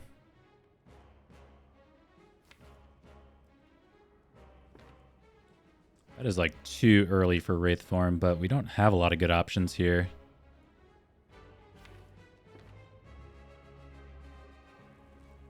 So we can burst Cloud. Get some poison rolling. Or we can like... I don't know. We need to get Terror down. That's got to happen. Accuracy's got to get down. That leaves us with 2 energy. So we don't have much else to do. We can backflip to try to draw into something more meaningful. Or we can commit to taking... Well, I guess we take 0 if we Cloud. So maybe we just do that. And then we hold, like, burst backflip. And throw Neutralize here. Yeah. That's correct.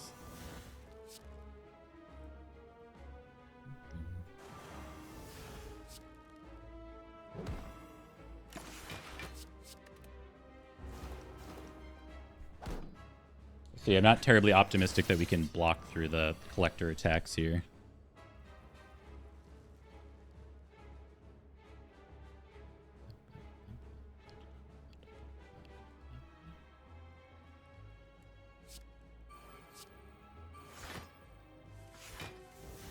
True back into burst backflip. Nice. This does 8, 12, 15. Actually don't kill you, huh?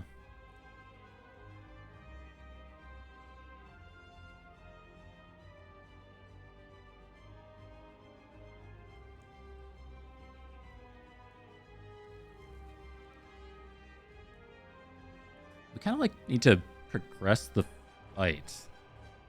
Just letting you marinate. I mean, I guess our block cards are Blade Dance, Cloak and Dagger. They're also our damage cards with 10 accuracy. So we do just block here. Just feels weird. Could draw first, but we can't actually play our Shiv cards. We could draw into like Deflect and Slice though. That would be nice. Should at least draw. Draw into Blade Dance. Okay.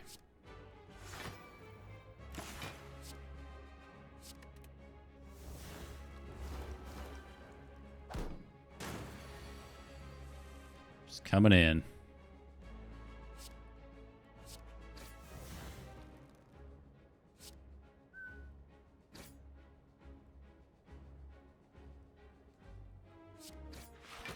I know we can sneaky strike here, but I don't think we're going to.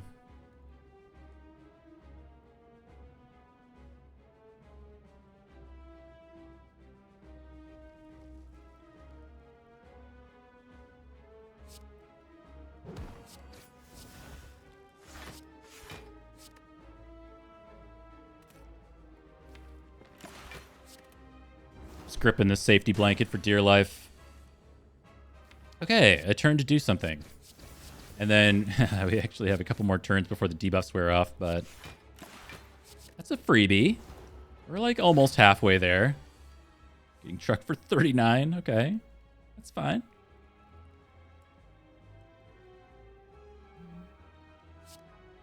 Draw, where we make decisions. Yeah.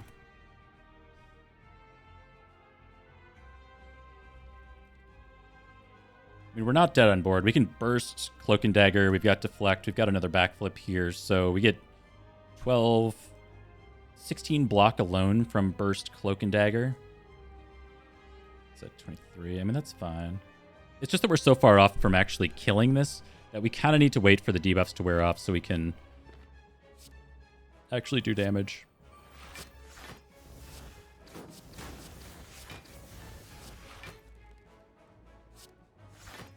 Yeah, that's not bad.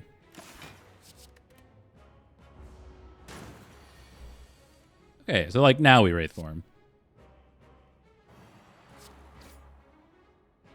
And we don't actually need to block or anything because we have a Oracle. Just want to make sure that we're shuffling out the Blade Dances so we can draw them again.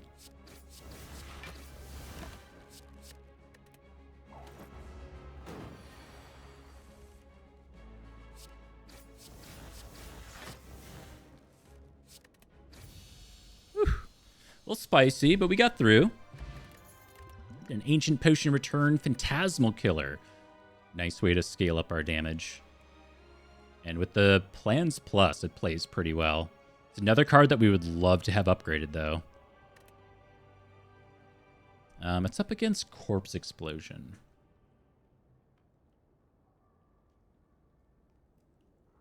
And Nightmare. We could always just, like, Nightmare Wraith form and then win that way. Maybe we just do that.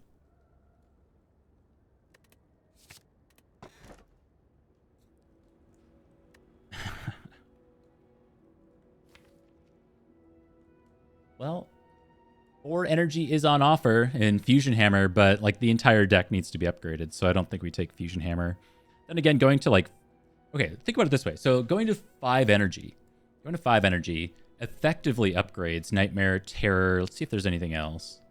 I guess it's just Nightmare and Terror, but sometimes I like to think about going +1 energy as automatically upgrading the cards that whose upgrade reduces the energy cost. So then we could reprioritize upgrades, but it's Fusion Hammer, so we can't exactly think about that, because then we just wouldn't be able to upgrade anything. But, I mean, in theory, if we took Fusion Hammer, and the entire plan was just to Nightmare Wraith form, because we know we can always hold whatever we draw in turn 1. I mean, in theory, the deck kind of wins. Eventually, it's like you win through attrition.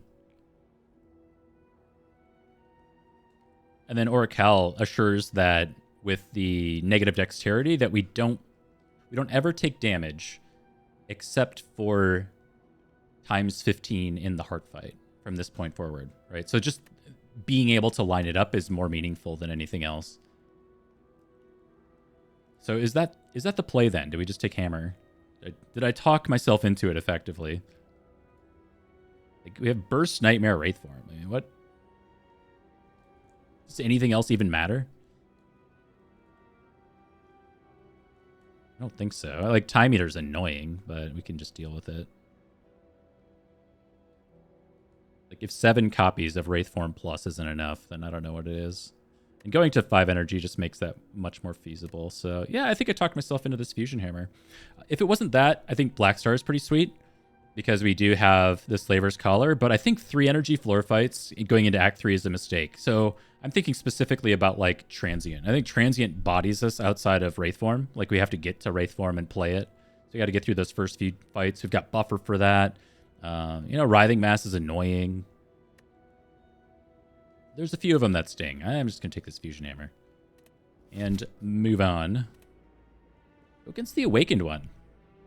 Awakened one is not solved by what we currently do in the deck. We can look to Nightmare something else. Like we could Nightmare Cloak and Dagger going into Awakened one. That's not like the dumbest thing ever. But let's see what our map looks like here. We should be strongest in elites. So we're looking to take 3 or 4. And I think I only see there's one path to take 3 on the right-hand side. But it's 1 campfire, which is fine. But it's no shops, which is not so fine.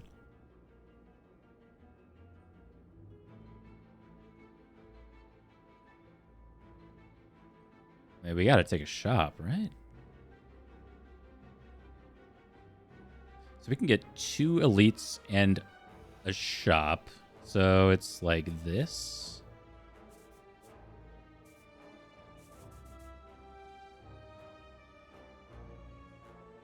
Okay. So that leaves us with 2 potentially dead campfires, but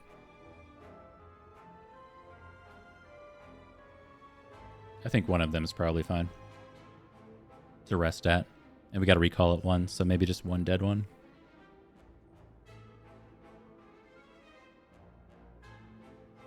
All right, give me just a second. Been streaming for a few hours. I need to get a glass of water. I'll be right back.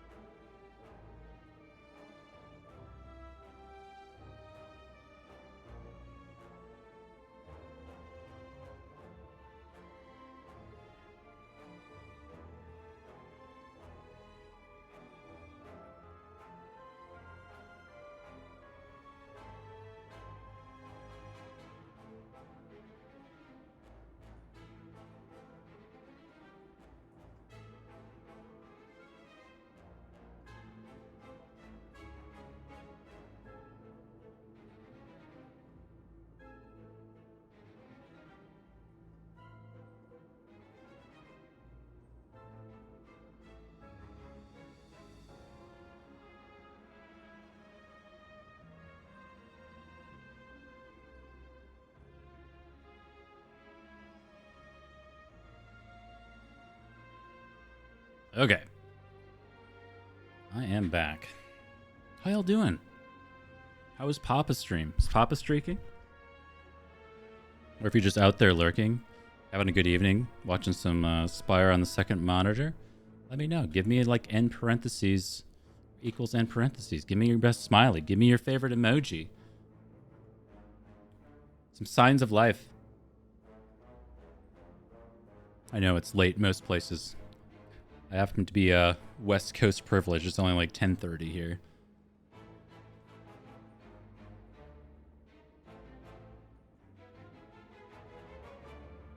Yeah, give me the spiders. If you want to be a terrorist in other Spire streams, feel free to copy and paste my beautiful spiders. They ruined Twitch chat, and no one knows why. At least I've never gotten an explanation.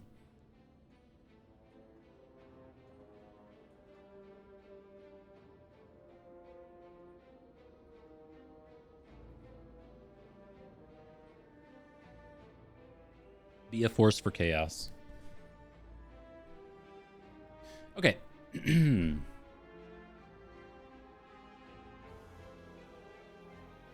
What are we doing? Oh yeah, we were just gonna like burst Nightmare Wraithform stuff. Let's get started.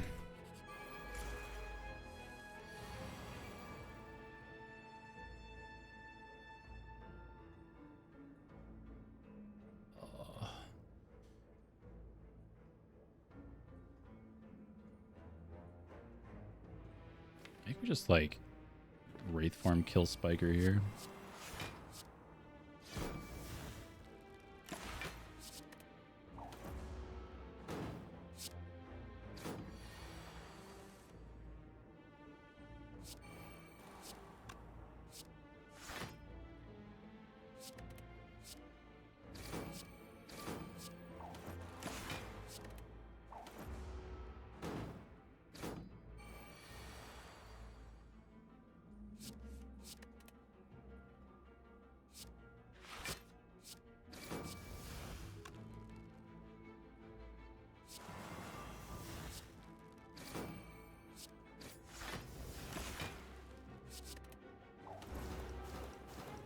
I guess we could have like bursted Cloud or whatever, but it doesn't matter. Enjoy your free spiders.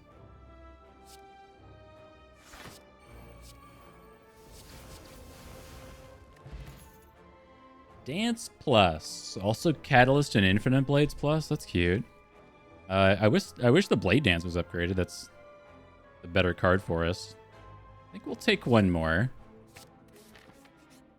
Going into our shop. So this would break our Maw Bank. Is that what we want to do? So we would break Maw Bank to like remove a card here. I don't think we're doing much else.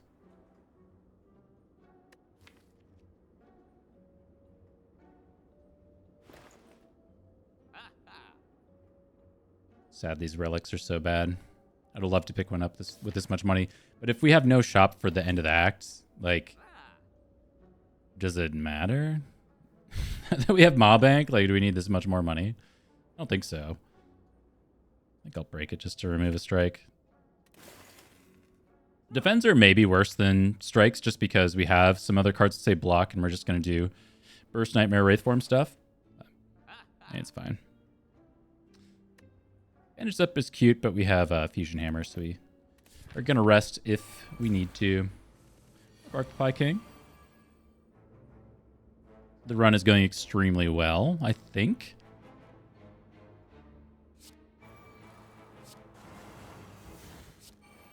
Always a little TBD, but I think it's going all right.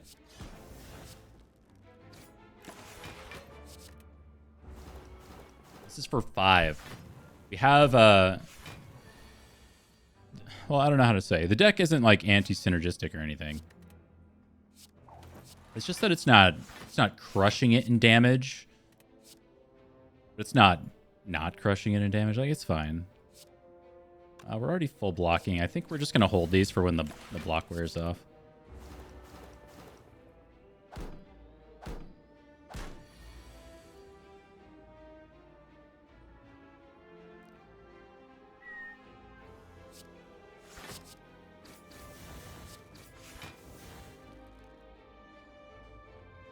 Nightmare Shiv. guess if I had mathed it out, Nightmare Cloak and Dagger is actually pretty good.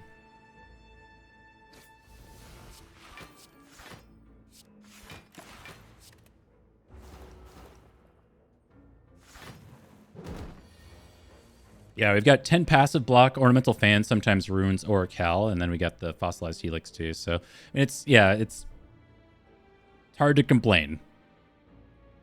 We're kind of doing the thing. 25 plus some amount, so we get there. Be just like... Well, no, that cost me all my energy. Ah. Let's do it this way.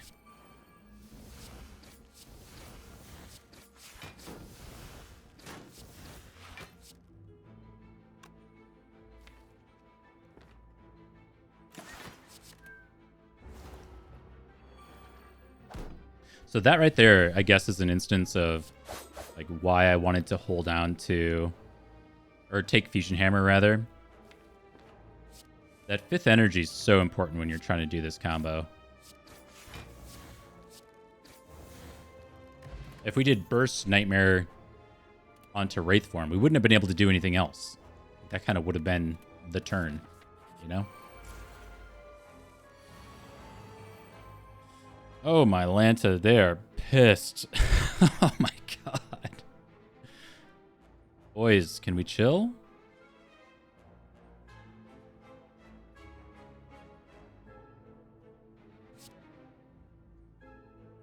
I mean, honestly, this is coming in for 1 more damage, but if we don't get to Wraith form, this is going to be a little better.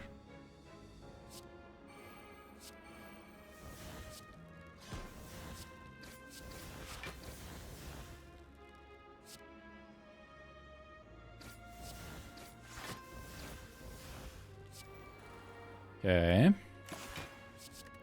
the good news is we full block, but that looked a little spicy.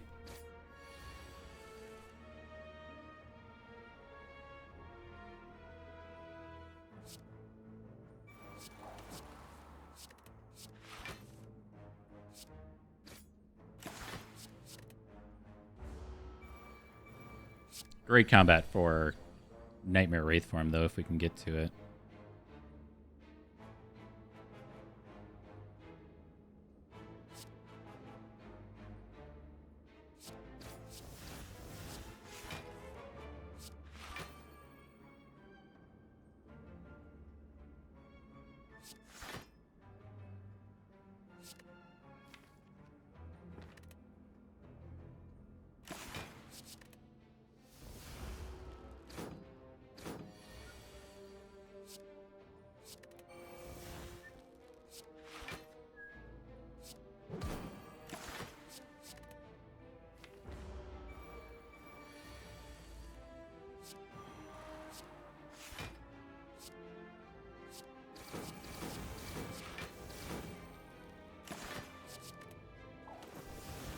Yeah, ideally we're going to, like, burst Cloud, but I don't think it really matters.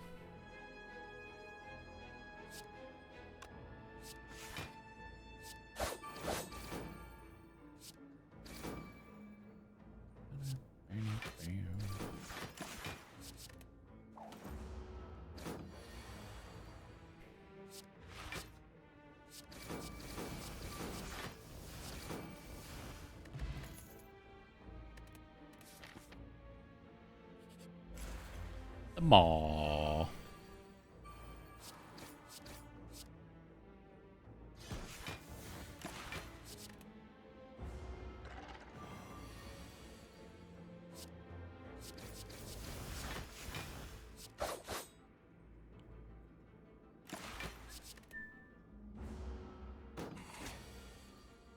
Ugh.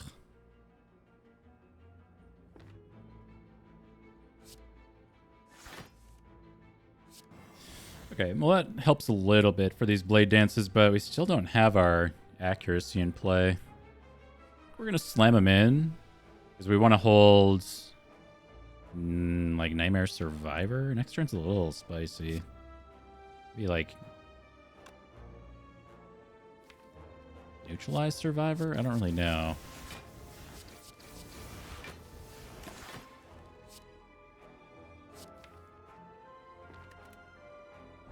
You got buffer and stuff.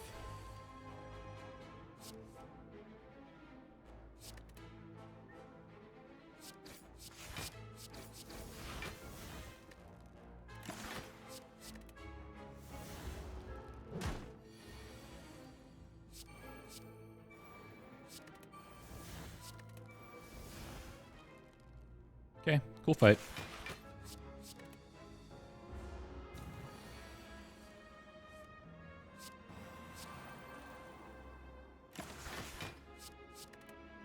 Unfortunately with that, like, if we could just get like a shuriken or something, a humble shuriken, just, you know, just to speed things up, that would be sweet.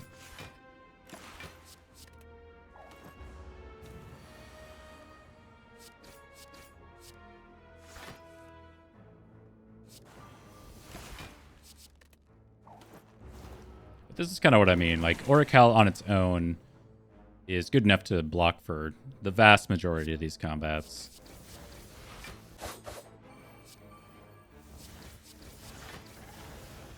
Nice.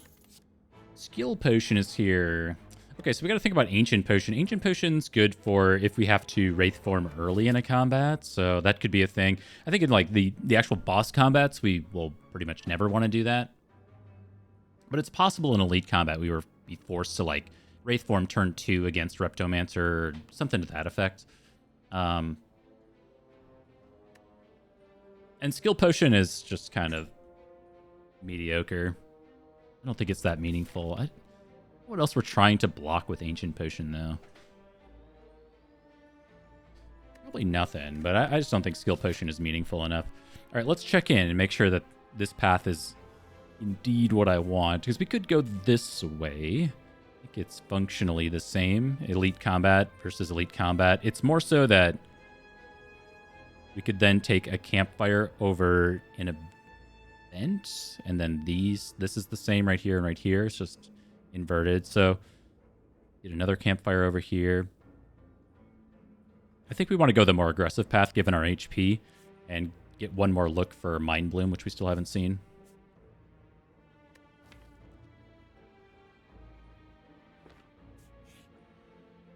Ooh, Donald's for even more money.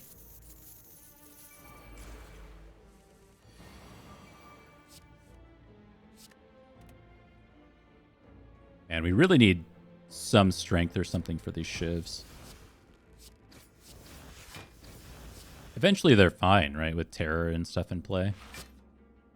But they do suck in the beginning. We'll hold you for Ornamental Fan and stuff.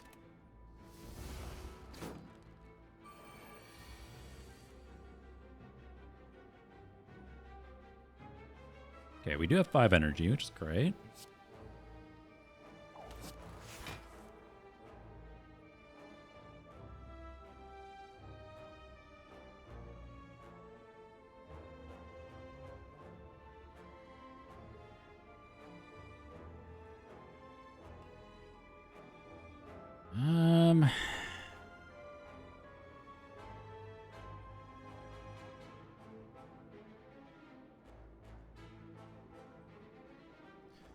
If you got 12, 16, 19 damage, we can't quite kill you, and we can't burst anything meaningful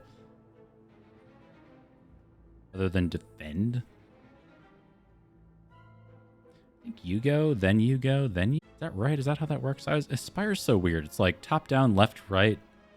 But this one's technically left of this one or something. There's some dumb stuff that goes into this combat.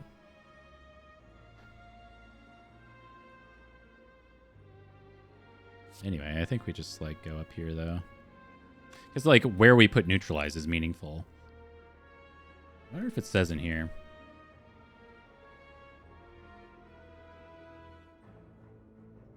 Nope.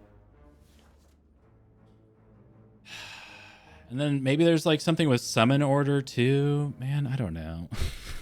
I think neutralize always goes bottom right. I think bottom right always attacks last, regardless of what I'm trying to think of here. I think. So that's where we're going to take damage. And if we're going to start there, then we should just do this.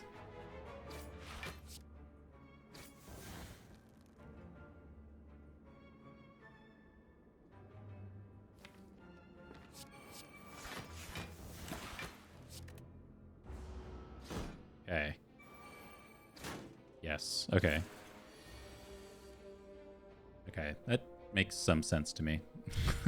It doesn't make complete sense to me, but it makes some sense. Enough.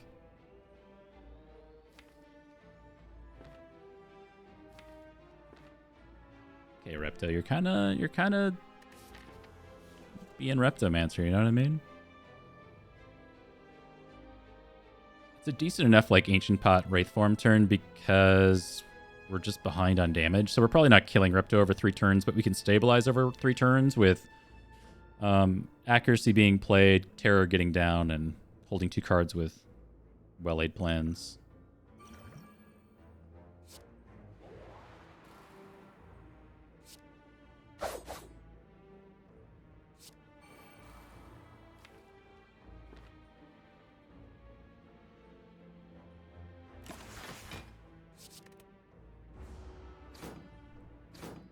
Yeah, I want to see some upgraded cards, though. Like, accuracy, if we add accuracy minus into the deck, I don't think I'm going to feel too good about that, you know?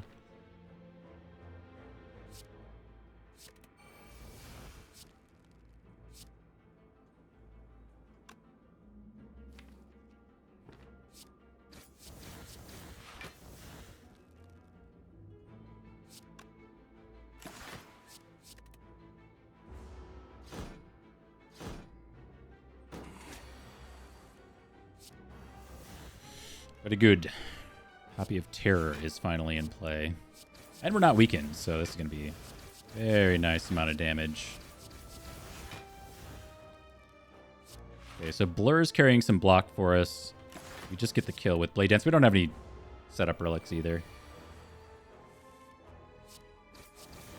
Something amazing. Smiling Mask. No, we're already rich. Is that like a 4th copy of Blade Dance? 1, 2, 3. And it doesn't say plus. Maybe we would take like Escape Plan. We have Footwork. We have a lot of skills in the deck. It says plus? We don't have like Letter Opener or something. It's a little weird, but I'll take it. The downside is it turns off Oracle. Okay, so I did specifically call out Transient earlier. It's like a problem fight for us. I think we might have to buffer out turn 1. Not certain we get there with what we have. It's already weakened, right?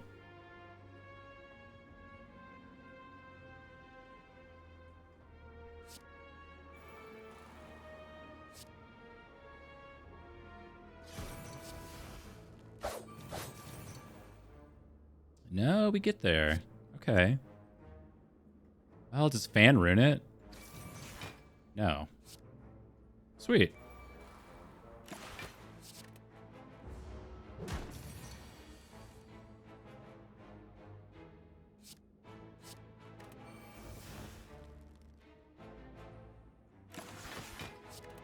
Okay, and that is the transient fight. Very cool.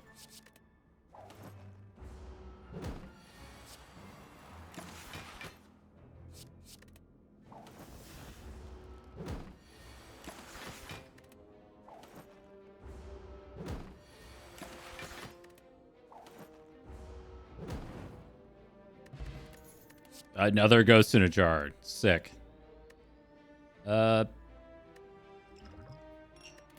think Piercing Will is very good.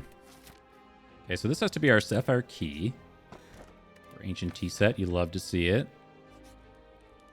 We'll go ahead and recall early, just in case we end up needing to rest after this combat. Hey man, 2 Exploders, it's possible. Definitely possible. Never mind, it's no longer possible. Oh, man. What are we doing? I'm getting a little mind flooded here. So if we Nightmare Wraith form, we take no damage, and then we can just slam through a bunch of Wraith forms and eventually kill the baseball. Right? I think that's just the play.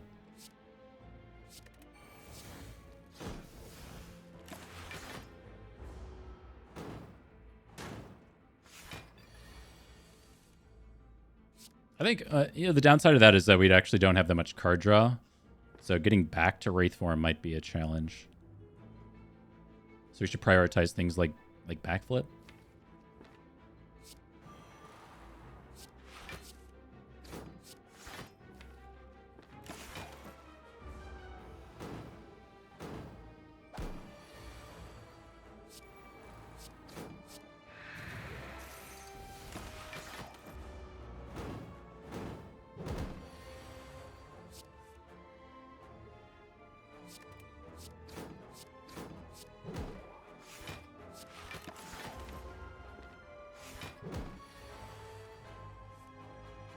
Oh.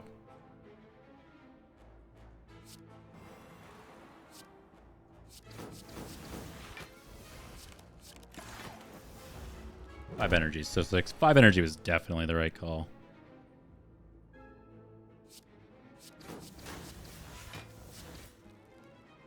Okay. Blade Dance and After Image. Do we need After Image? One copy is extremely good, just so we don't get chipped away from Beat of Death. Outside of that, it's just kind of noise. Yeah, we should just not take a bajillion Beat of Death damage. Alright, show me something amazing here, please.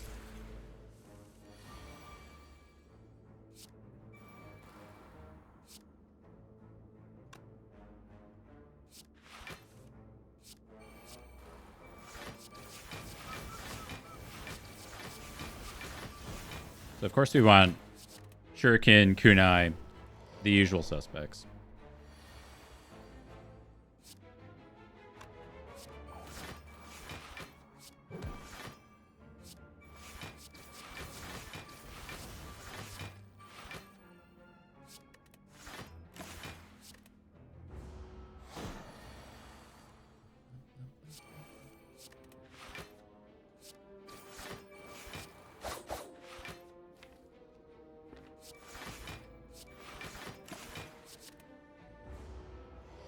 Don't 45 me again?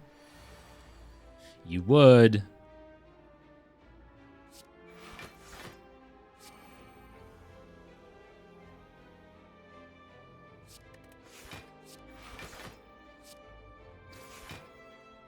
Do we ever get there? Well, we can just buffer it, right? Yeah, I can just buffer it.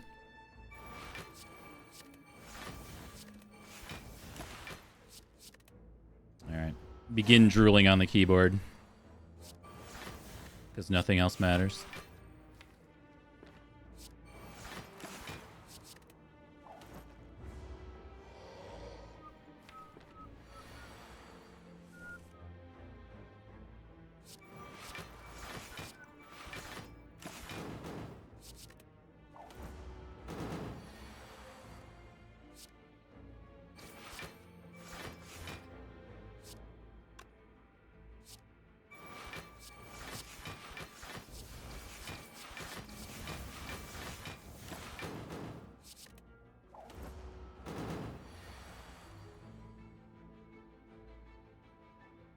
Yeah, it is balanced.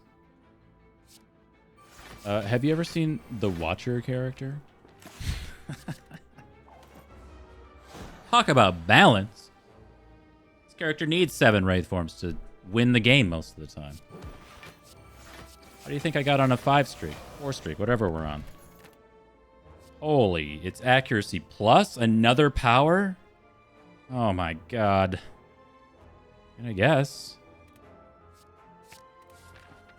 And then Mind Bloom. Okay. Upgrade all. Do we upgrade the entire deck? Yeah, we got way too many powers in here.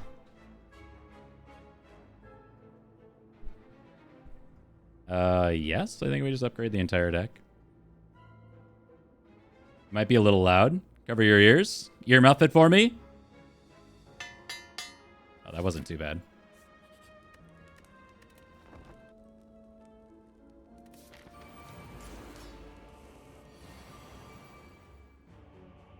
It's very rare. I don't upgrade all very often.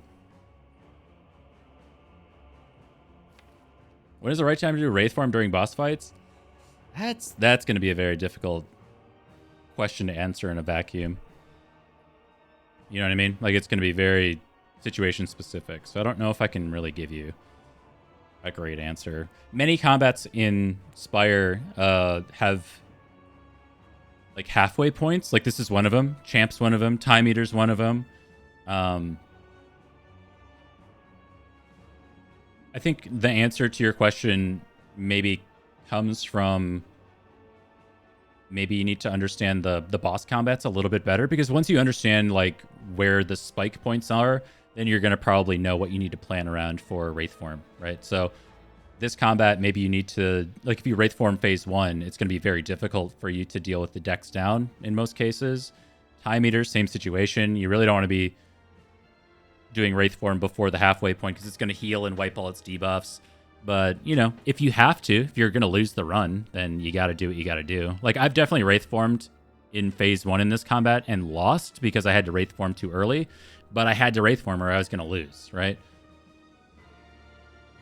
Slime Boss is another one with like a split point, that kind of stuff. Yeah, I mean, oftentimes you're just waiting for like that halfway point when they wipe away all their debuffs, they heal, Champ goes to execute you when he's below half, something like that. But the other nuance, not so nuanced portion, I guess, of the question, answer to the question, is that if you're going to lose the run, you should probably Wraith Form, right? Like, you don't want to die with it in your hand, right? That's the other part.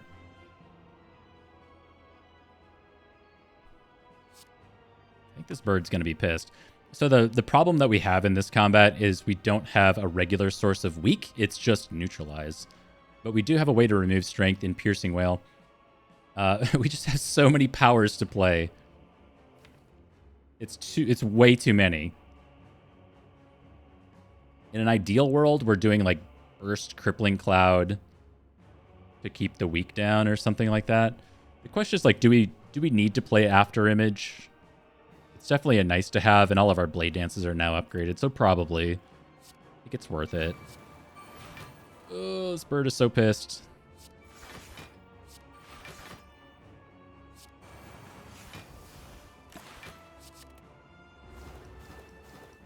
The real interesting thing is with Wraith Form is, are you going to pick it in Act 1? And when can you pick it in Act 1? Right? It seems it's such a powerful card. It's so great to have around, but can you afford it? You know? It's pretty heavy. It's pretty heavy early on.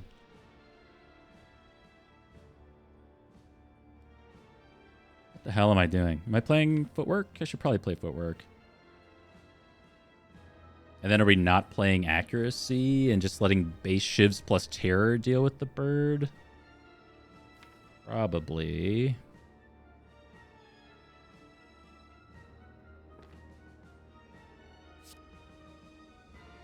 Oh my god, this bird is so pissed.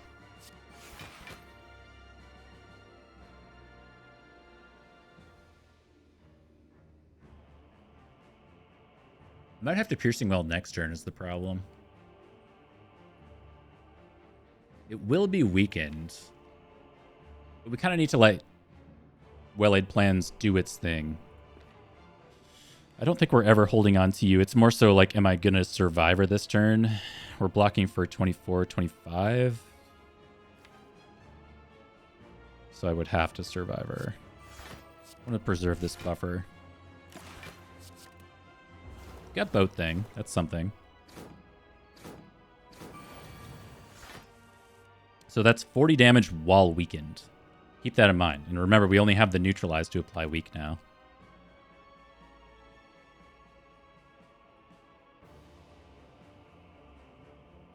Let's start here.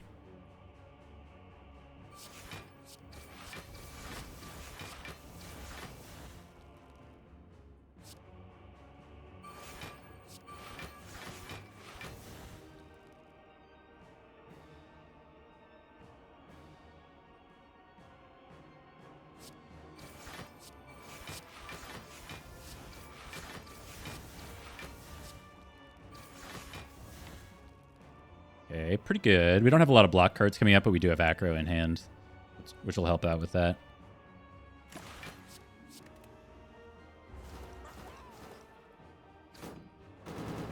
There's just one whale in the deck, yes.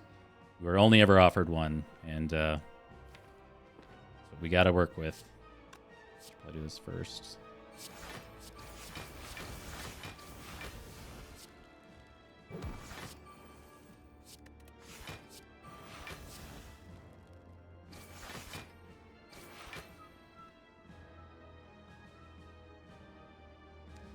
So we are full blocking. Next turn is not the multi, so we probably want to hold this blur for next turn, so we could potentially stack some block. Then we'll hold accuracy just so we don't draw it again on the shuffle.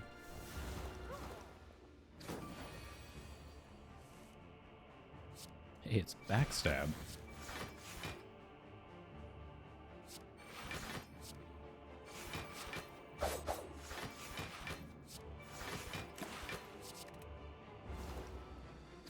Yeah, holding accuracy here is same philosophy as like when you're holding wounds and burns and things like that in other combats.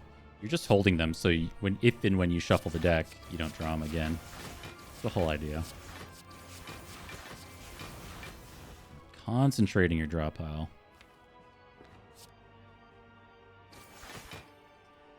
No blur or anything. I feel like I need to drop the whale though. It's a little spooky.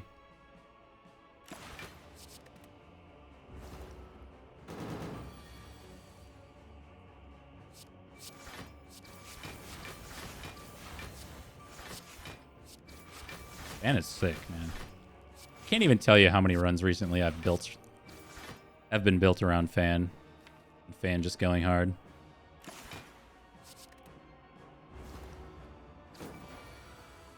Way more than I deserve, that's for sure.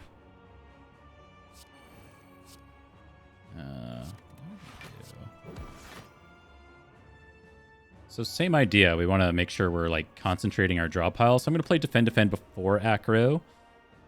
Kind of sucks that we're not getting Survivor and Burst in there, but we could like play defend Survivor, get rid of Burst and then Acro to make sure we're drawing all this stuff again. That's really not that bad. It's just nice to be able to burst the Cloak and Daggers and Blade Dances. So actually like that.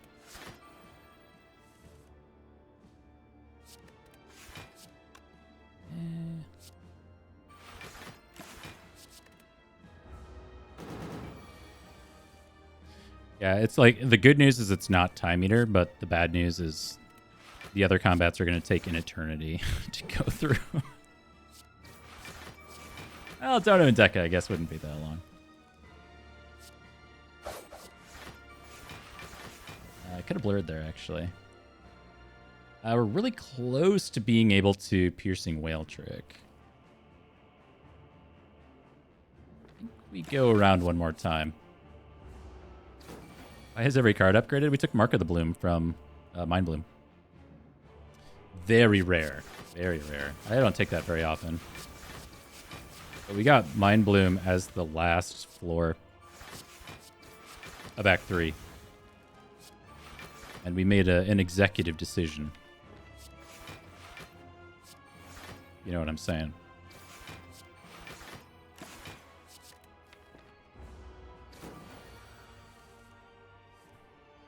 Piercing Well. Beautiful soul.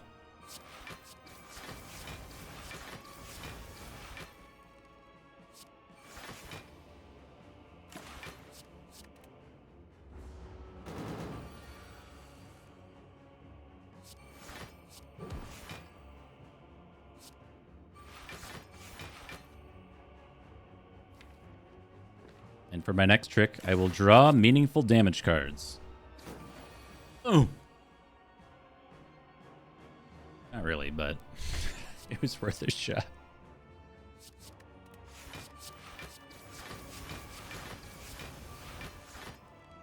Oh.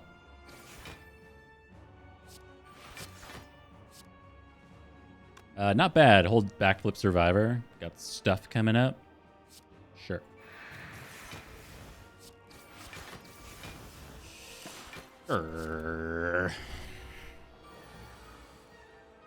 Assuming we make it to the Act 4 shop, I just really hope there's something to help our damage package.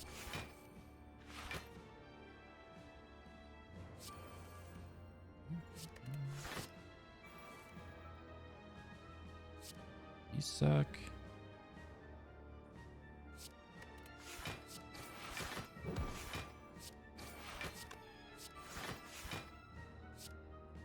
Ooh, I really want a burst blur.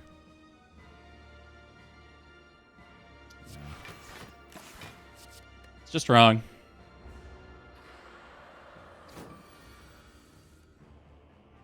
Yeah, I mean, Silent's whole thing is like, well, at least in part, in my opinion, is like building around these kind of damage combos. I'd say the other one is maybe you could argue like Defect if you're just doing the Frost, like press E kind of build. You just upgrade your entire deck that way. I don't know about so much on like Ironclad, and I don't play Watcher, so.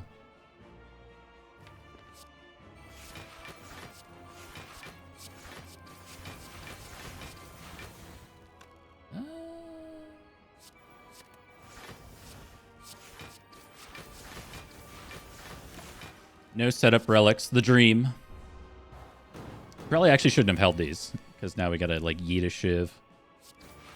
Oh no, we're good.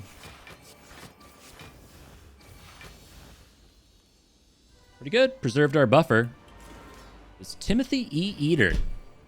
Now the good thing with Tim is that we get to just like play our powers and get stuff down. So that's the good news. And then we've got Burst Nightmare Wraithform for the rest of the combat. So we're just going to kind of keep doing what we're doing. The bad news is that the Blade Dances are 5-card plays. So without Wraithform down, we're not really slamming in for Blade Dances that often without accuracy being down. Like this turn, we're probably just going to play Backstab just because it exhausts. We don't want to see it again. And then we're going to like let this go to buffer. This is meaningless without accuracy and Terror down, and it's just 9 damage. It's not worth it.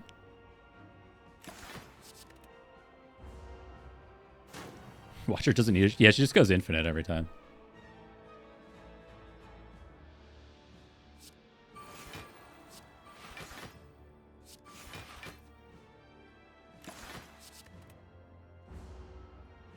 Yeah, I watched a lot of like this guy named Max that used to play the Watcher. He got like one of the first big world records on the Watcher. And I watched Merle play a lot. And others. So I've seen a lot of Watcher. It's just not something that I personally seek out and enjoy. Okay, this is our boat turn.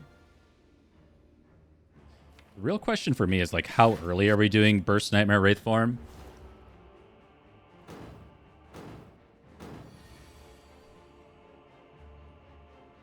Okay.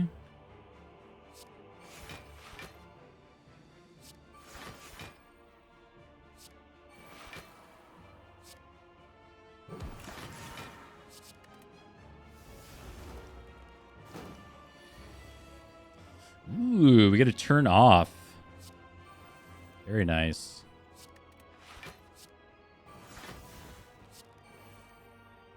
Okay, we're just going to bottom deck this Nightmare. Shit, it's literally last card. We can escape planet. It's not a big deal. It's just I want to do it while we can, you know, while we get to turn off. Where's he? Where's my boy? Where's my boy?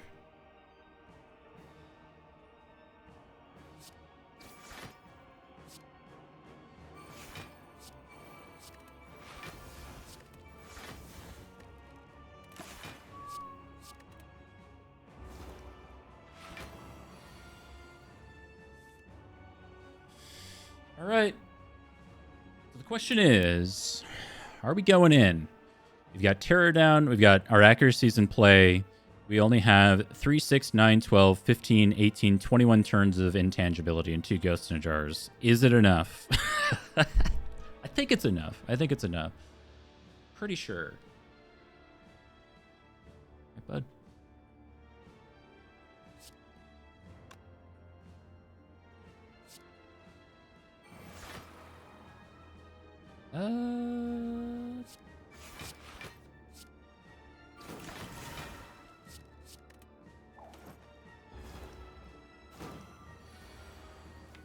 Actually, I probably should have held the Wraith Forms there. I was just pretty confident we're going to get below 50%.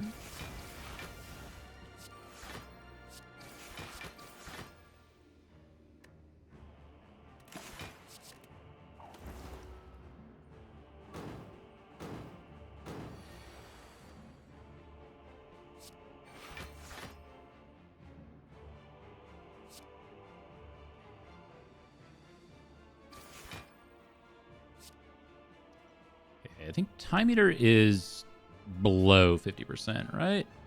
To reaching below 50%. This is a little bit of sneaky stuff. So if we were to end turn goes to 240, it's not actually below 50%, which is meaningful.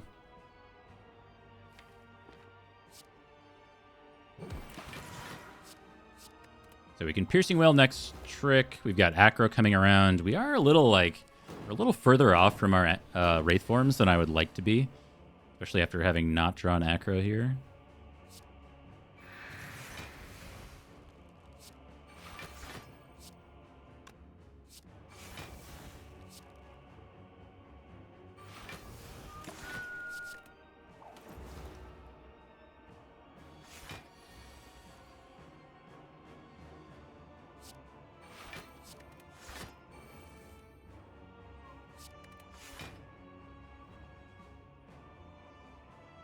I do think we take the shuffle here. We don't want to be drawing all this stuff other than like the blade dances we actually do want to be redrawing. But do we want to be throwing 5 card plays into 32 block right now? You know, not really. We got a million Wraith Forms. What are we worried about?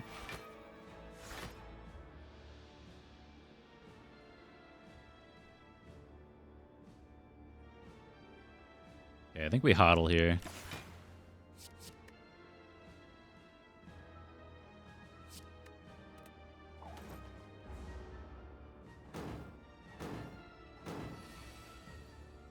I can't even believe how much my cat has just been sleeping here the entire time. You must find my voice really soothing or something.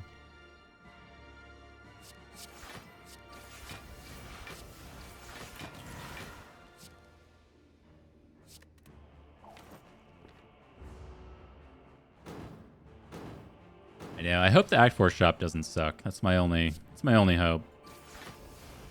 My only dream. Just don't suck.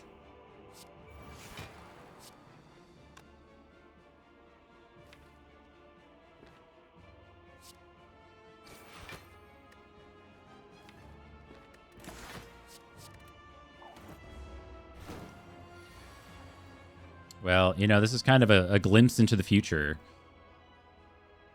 This is all we're going to be doing is playing these Wraith Forms.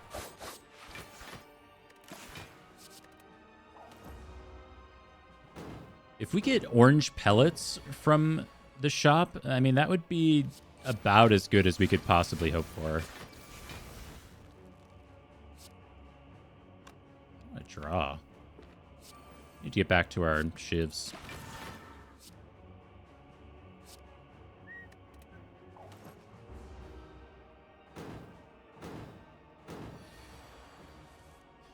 And as good as it looks, like, keep in mind the Act 4 elites are still the Act 4 elites at the end of the day. I mean, we can have bad turn 1s or turn 2s.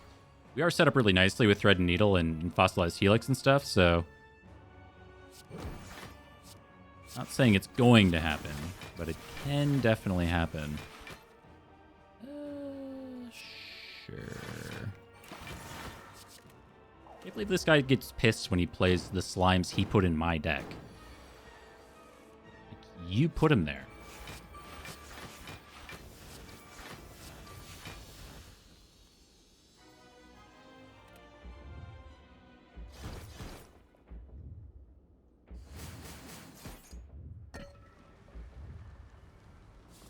Yeah, I mean, the turn 2 burns against the Act 4 elites. We do have bottled well-laid plans, so I think, you know, to some degree, it's hopefully not as big of a concern, but getting to it is a thing. This isn't really what I was hoping to see.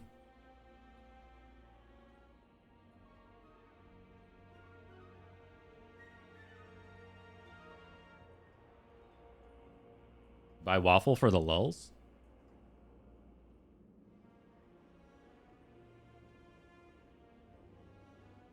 Fart in my eye.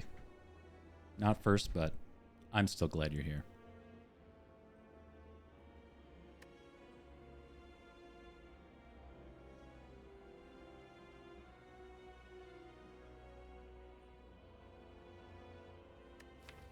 Can't believe you named yourself that after I gave you pink eye one time.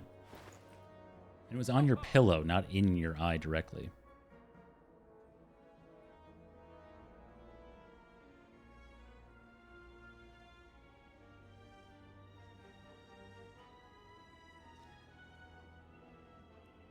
I feel like the defends are worse than strikes now, aren't they?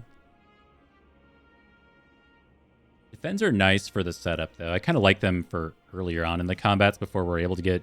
Like, Time Eater was a great example of bottom decking Nightmare. And going into the Heart, etc., we do have, like, the 2 Ghosts in a Jar. So it's not that I'm concerned about that. It's just, you know, if we wanted to play around it, having some blocks. And they say plus. Like, I think they're fine. Anything else? Like, Letter Opener's technically damage.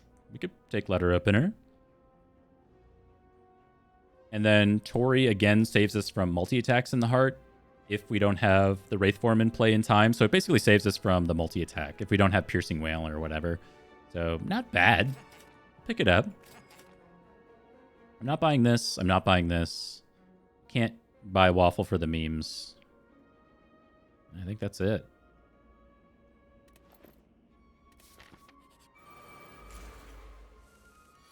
What's Tori think? Tori's a thing. It's like a little stopgap or whatever you want to think of it as. Ooh, turn 1 sucks. Well, this was always a possibility. It's all right.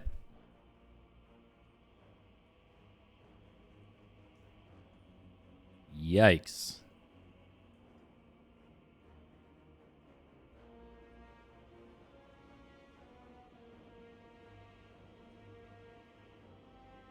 So this gets buffered, and then we block.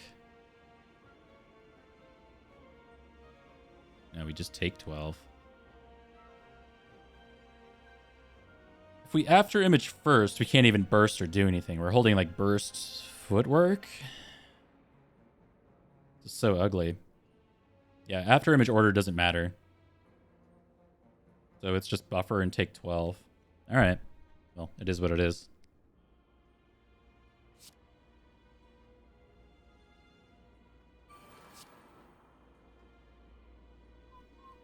What are we holding? Anything? We're holding bursts. We're playing footwork. We don't need to hold footwork for any reason. We don't have pellets. Hey, Timnos. So this is, I mean, it doesn't do anything in this instance, but I think it's worth calling out if like you're looking for advantages wherever you can get them. But when you have Oracle, sometimes, maybe even oftentimes, it's on turn 1 if you have after image plus, it's worth it to play this card last because it, you know, ends up stopping your Oracle from giving you any blocks. So that's what I'm playing around, even though it doesn't really matter. Backstab for terror? I mean, that's like maybe a thing. There's no real reason to play it. I guess, yeah, well, we're going to lose a strength. So it's like, it's outrageous minutia. +1 damage. I don't think it matters. I don't think it matters.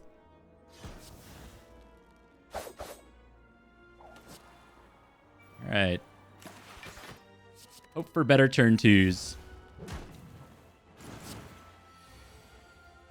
Yeah, that's better.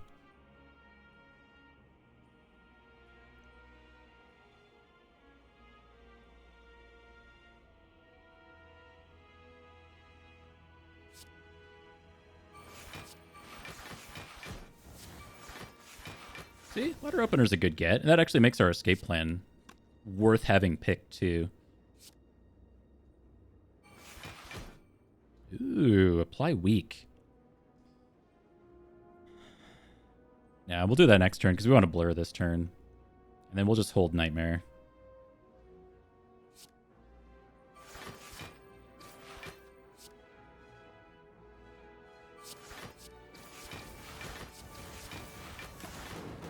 I know, buddy. Boat thing. Doing boat things. Just a second.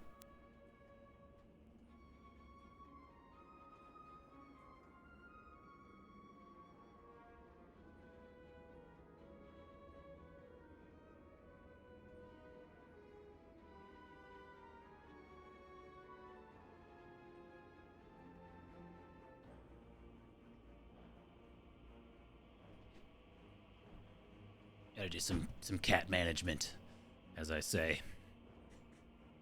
Oh my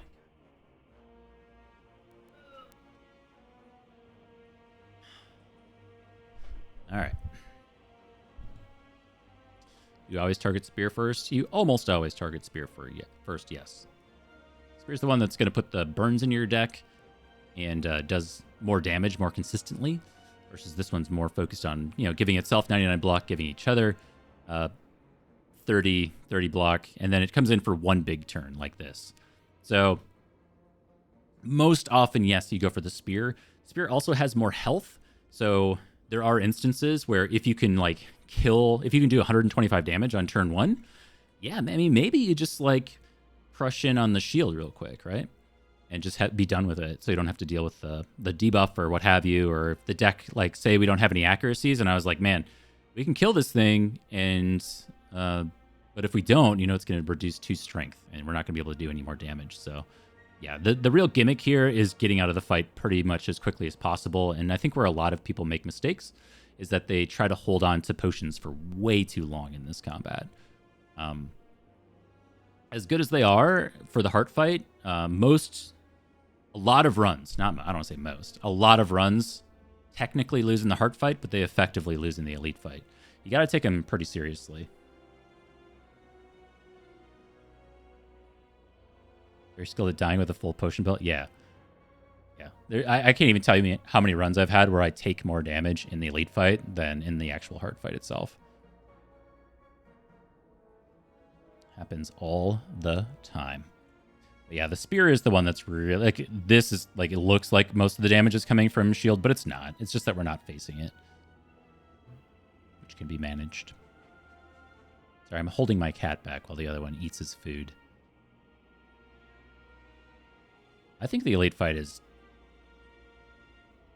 I don't want to say it's harder than the heart fight, but the heart fight can be solved, whereas the shield and Spear fight can have a lot of randomness involved in it. Like we saw on turn 1, we had a bad draw on turn 1, and it's just oh, well, I guess we're not blocking, we're losing buffer, and we're just taking damage. Okay. But the heart fight, you have a free turn 1 to set up, which makes it a little bit easier. Our big challenge in the heart fight will be not losing buffer to Beat of Death on turn 1, because this deck really wants to do that and can do that. And we know we have to play well-laid plans on turn 1 to be able to do the thing. So there's a chance we just well, you got to choose. Do you want well-laid plans or do you want your buffer? And yeah, that can be tricky. But oftentimes on the silent, you'll end up taking Corpse Explosion just for this combat, or just for Donu Deca if you're struggling with scaling. I think we saw a copy earlier and I passed on it. So you may come to regret those types of things. You don't know. I felt pretty confident in what we were doing. I'm going to release the beast now so I can play the game.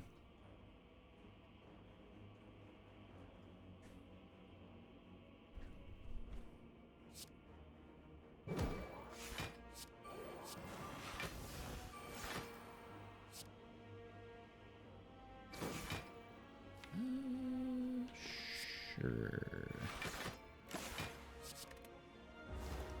Letter opener's already 20 damage. What a relict.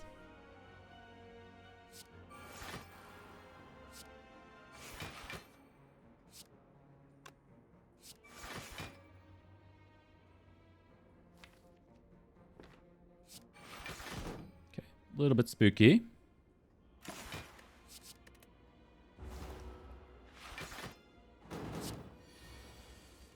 Not so spooky.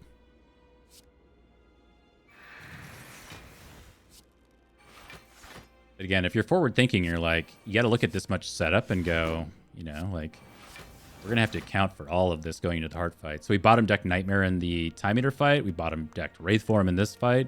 You know, odds are, if you only got one copy of each, one of them's getting bottom decked. Goodbye. Okay, so we can shuffle here. I think I'm going to hold. Still don't have any setup relics or anything, so we'll just take the win as it comes.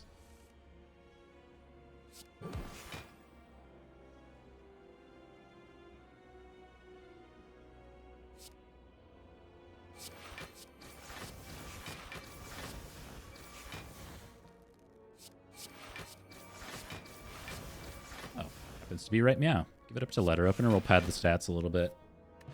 Calipers. I mean, I guess. Sure. Sure. Whale insurance? I'll take a whale insurance for the first multi-attack, even though we got Tori. This is exactly it. This is exactly what I was talking about. Challenge is not to lose buffer on turn 1, and we have to lose buffer on turn 1. We got the Ghost in the Jars. It's not the end of the world. It's just something I would have played around if we had been able. Challenge accepted and challenge failed.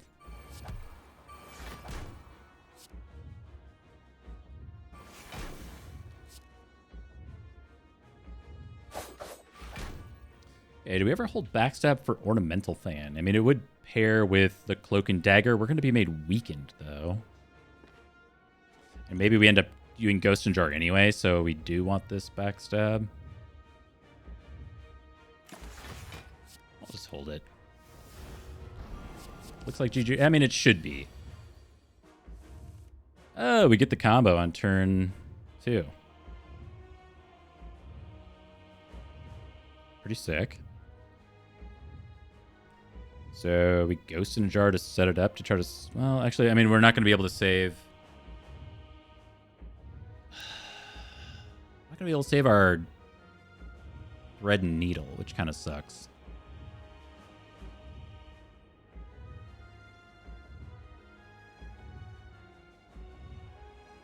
Well, I think it just is what it is. Unfortunate Void, too. We really don't need this with... We don't need anything. I need to stop overthinking this. Recognize when you've won and just take the W. The love of God.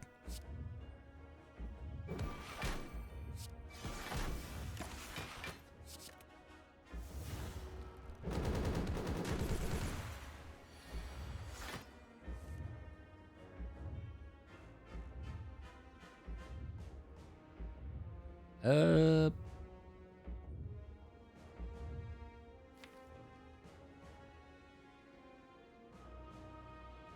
we really doing this already?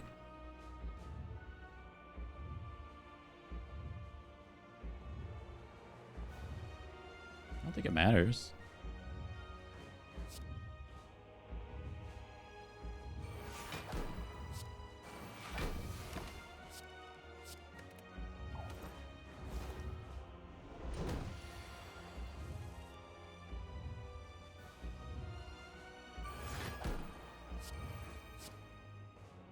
No, it's hard to want for more than that.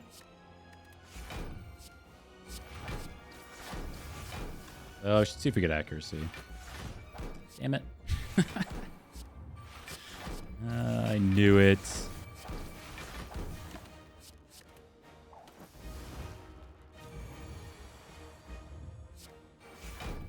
Hey, sure.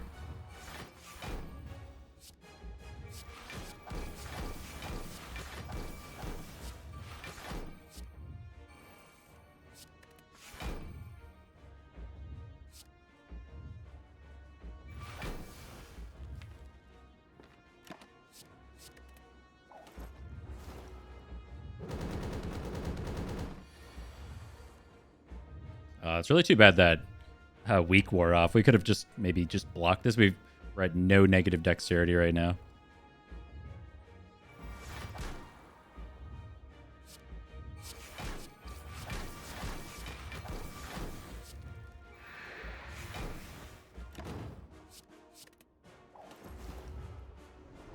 All right, will we get back around? Never mind. We got one right away. I was going to say, we get back around to another copy of Wraith Form in time. Stay tuned. Anything could happen, guys.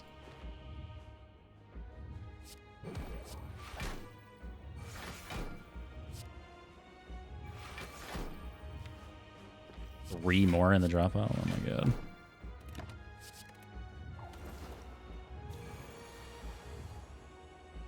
Nice. Beautiful health point preservation here.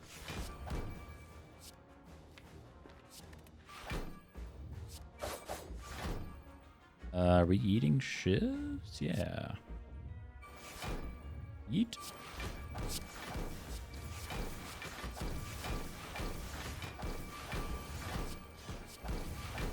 Oh.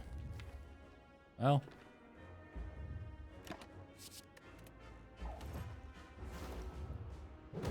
Wait. Forgot to hold Wraith Form. Hold on. Don't panic. I'm a professional.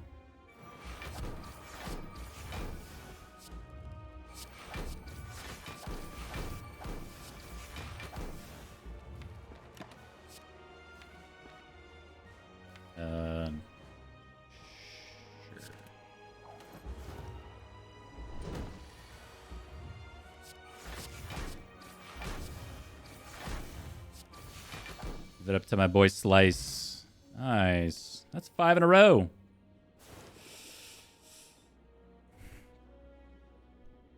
Five in a row's not too shabby.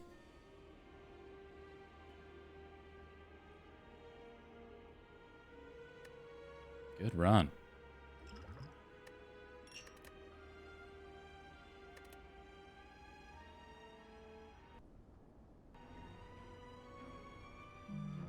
Ooh-wee.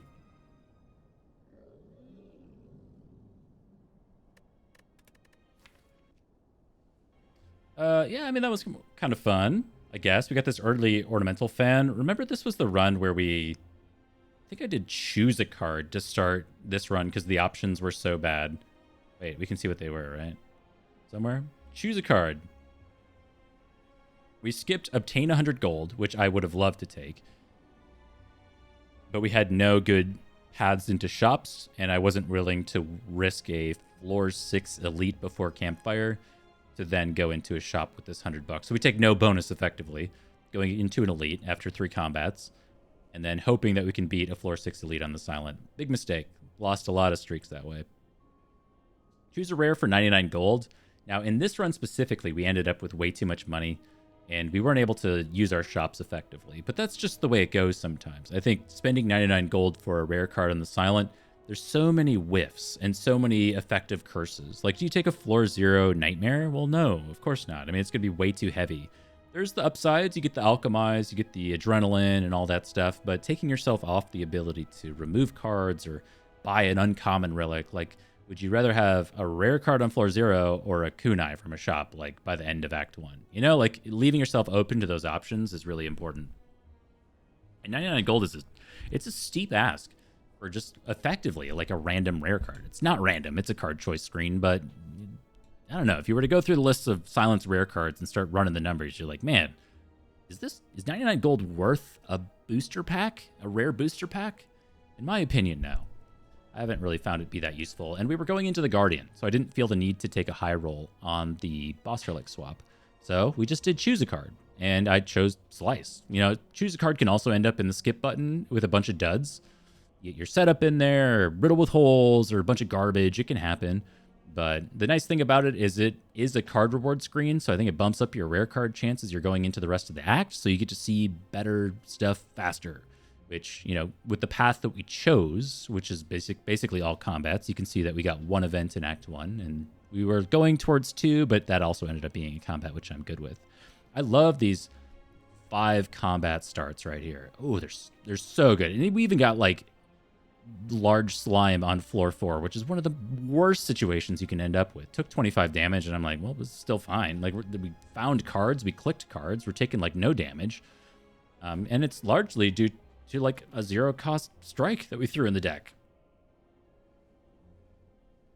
So it really worked out, and it really, especially worked out with Ornamental Fan, but I had this feeling, like, you weren't here, about, like, halfway or 3/4 of the way. I think it was, like, when we were going into our Empowered Elite here, which was a plus Strength Gremlin Knob.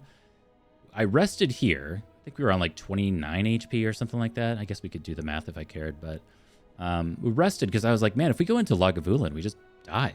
We don't have a way to beat Lagavulin right now. We had Dagger Spray and Blade Dance, and Backflip and Deflect and Slice and Sneaky Strike. It's just a pile of stuff. A bunch of draft commons, if you will. And I didn't feel very confident about our deck. And we also had pretty poor potion luck in the first act. So anyway, we fought the Guardian, which isn't a real boss. So it was... it really worked out. We got our Emerald Key piece. It's just one elite, which is really sad. And then we ended up taking Slaver's Collar. It was up against Empty Cage and Sozu. We're not taking Sozu. And with the deck that we had, going to 4 energy was just largely too important. So this was a compromise. I said, we're going to over-prioritize elites instead of floor fights. We're behind on relics. And I think the deck does well enough on 4 energy for us to be able to take elites. And that's what we tried to do. We ended up taking... this campfire to upgrade Wraith Form instead of an elite. But upgraded Wraith Form, you can kind of see the rest of the path. We didn't have an option to really upgrade Wraith Form, so I thought, getting that Wraith Form plus would allow us to go through a more combat-heavy path. And, keeping in mind these normal combats are also 3 energy. So that worked out. 0 damage, Book of Stabbing, 0 Gremlin Leader, 7 to Slavers. We just, did extremely, extremely well through those. And we didn't get, we got Thread and Needle, we got Fossilized Helix, we got Mawbank, we got Orichalcum here. So it's this was amazing. 10 flat block if we do nothing else other than play attacks. We had Ornamental Fan, but you know what I mean. And then Fossilized Helix to buffer something out. So those were amazing. And then we got our accuracies going. Nightmare Wraith Form, with the bottled well-laid plans, it just all really worked out in a nice way. And then we got to upgrade all right here. Can you imagine? So if we didn't upgrade all, we would have gotten Calipers, right? I think that's how that works. We did Mind Bloom. I think it pulls from the top of the relic list, the first available rare one, which I think is Calipers. If we had Calipers going into these combats, it's fine. But the only reason why we took 0 damage to both of them is because we had all of our Blade Dances effectively upgraded, all of our Defends upgraded, everything was upgraded at that point. Really, really nice. It's amazing.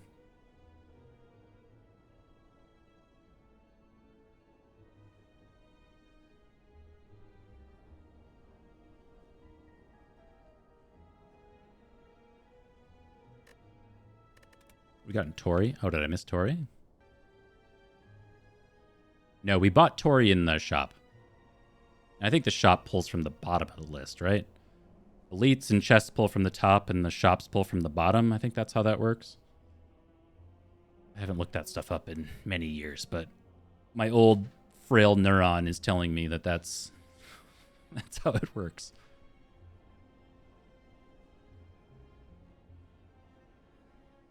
Yeah, so at the start of, for simplicity's sake, from what I remember anyway, at the start of a Spire run, all the relics available are basically put on a list, and then they start pulling from the top or the bottom, depending on chest, elite, or shop.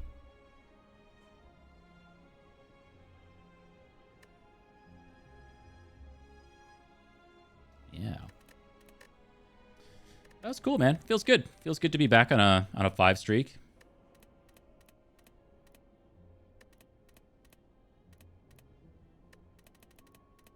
If only we didn't die to the transient here. This one winnable? Oh, this was my do nothing deck. God, I'm so addicted to these. They're so fun. One of my favorite silent archetypes is the one that does nothing. You stand there and block and let Noxious Fumes and Caltrops do the work for you. Which, in this deck, that absolutely works. You just, the only cards in your deck, ideally, are Burst, Nightmare, Wraith Form, Caltrops, Noxious Fumes, and then you stand there and do nothing. And then you win. It's fun in a different way. Yeah, that's cool. I'm not going to end up doing another one tonight just because it's getting a little bit late. But a few things before I split. Oops, let me turn this off. A few things before I split. First of all, thank you to everybody who decided they want to come back next time and went ahead and followed the stream. Much, much appreciated. Thank you, thank you, thank you, guys.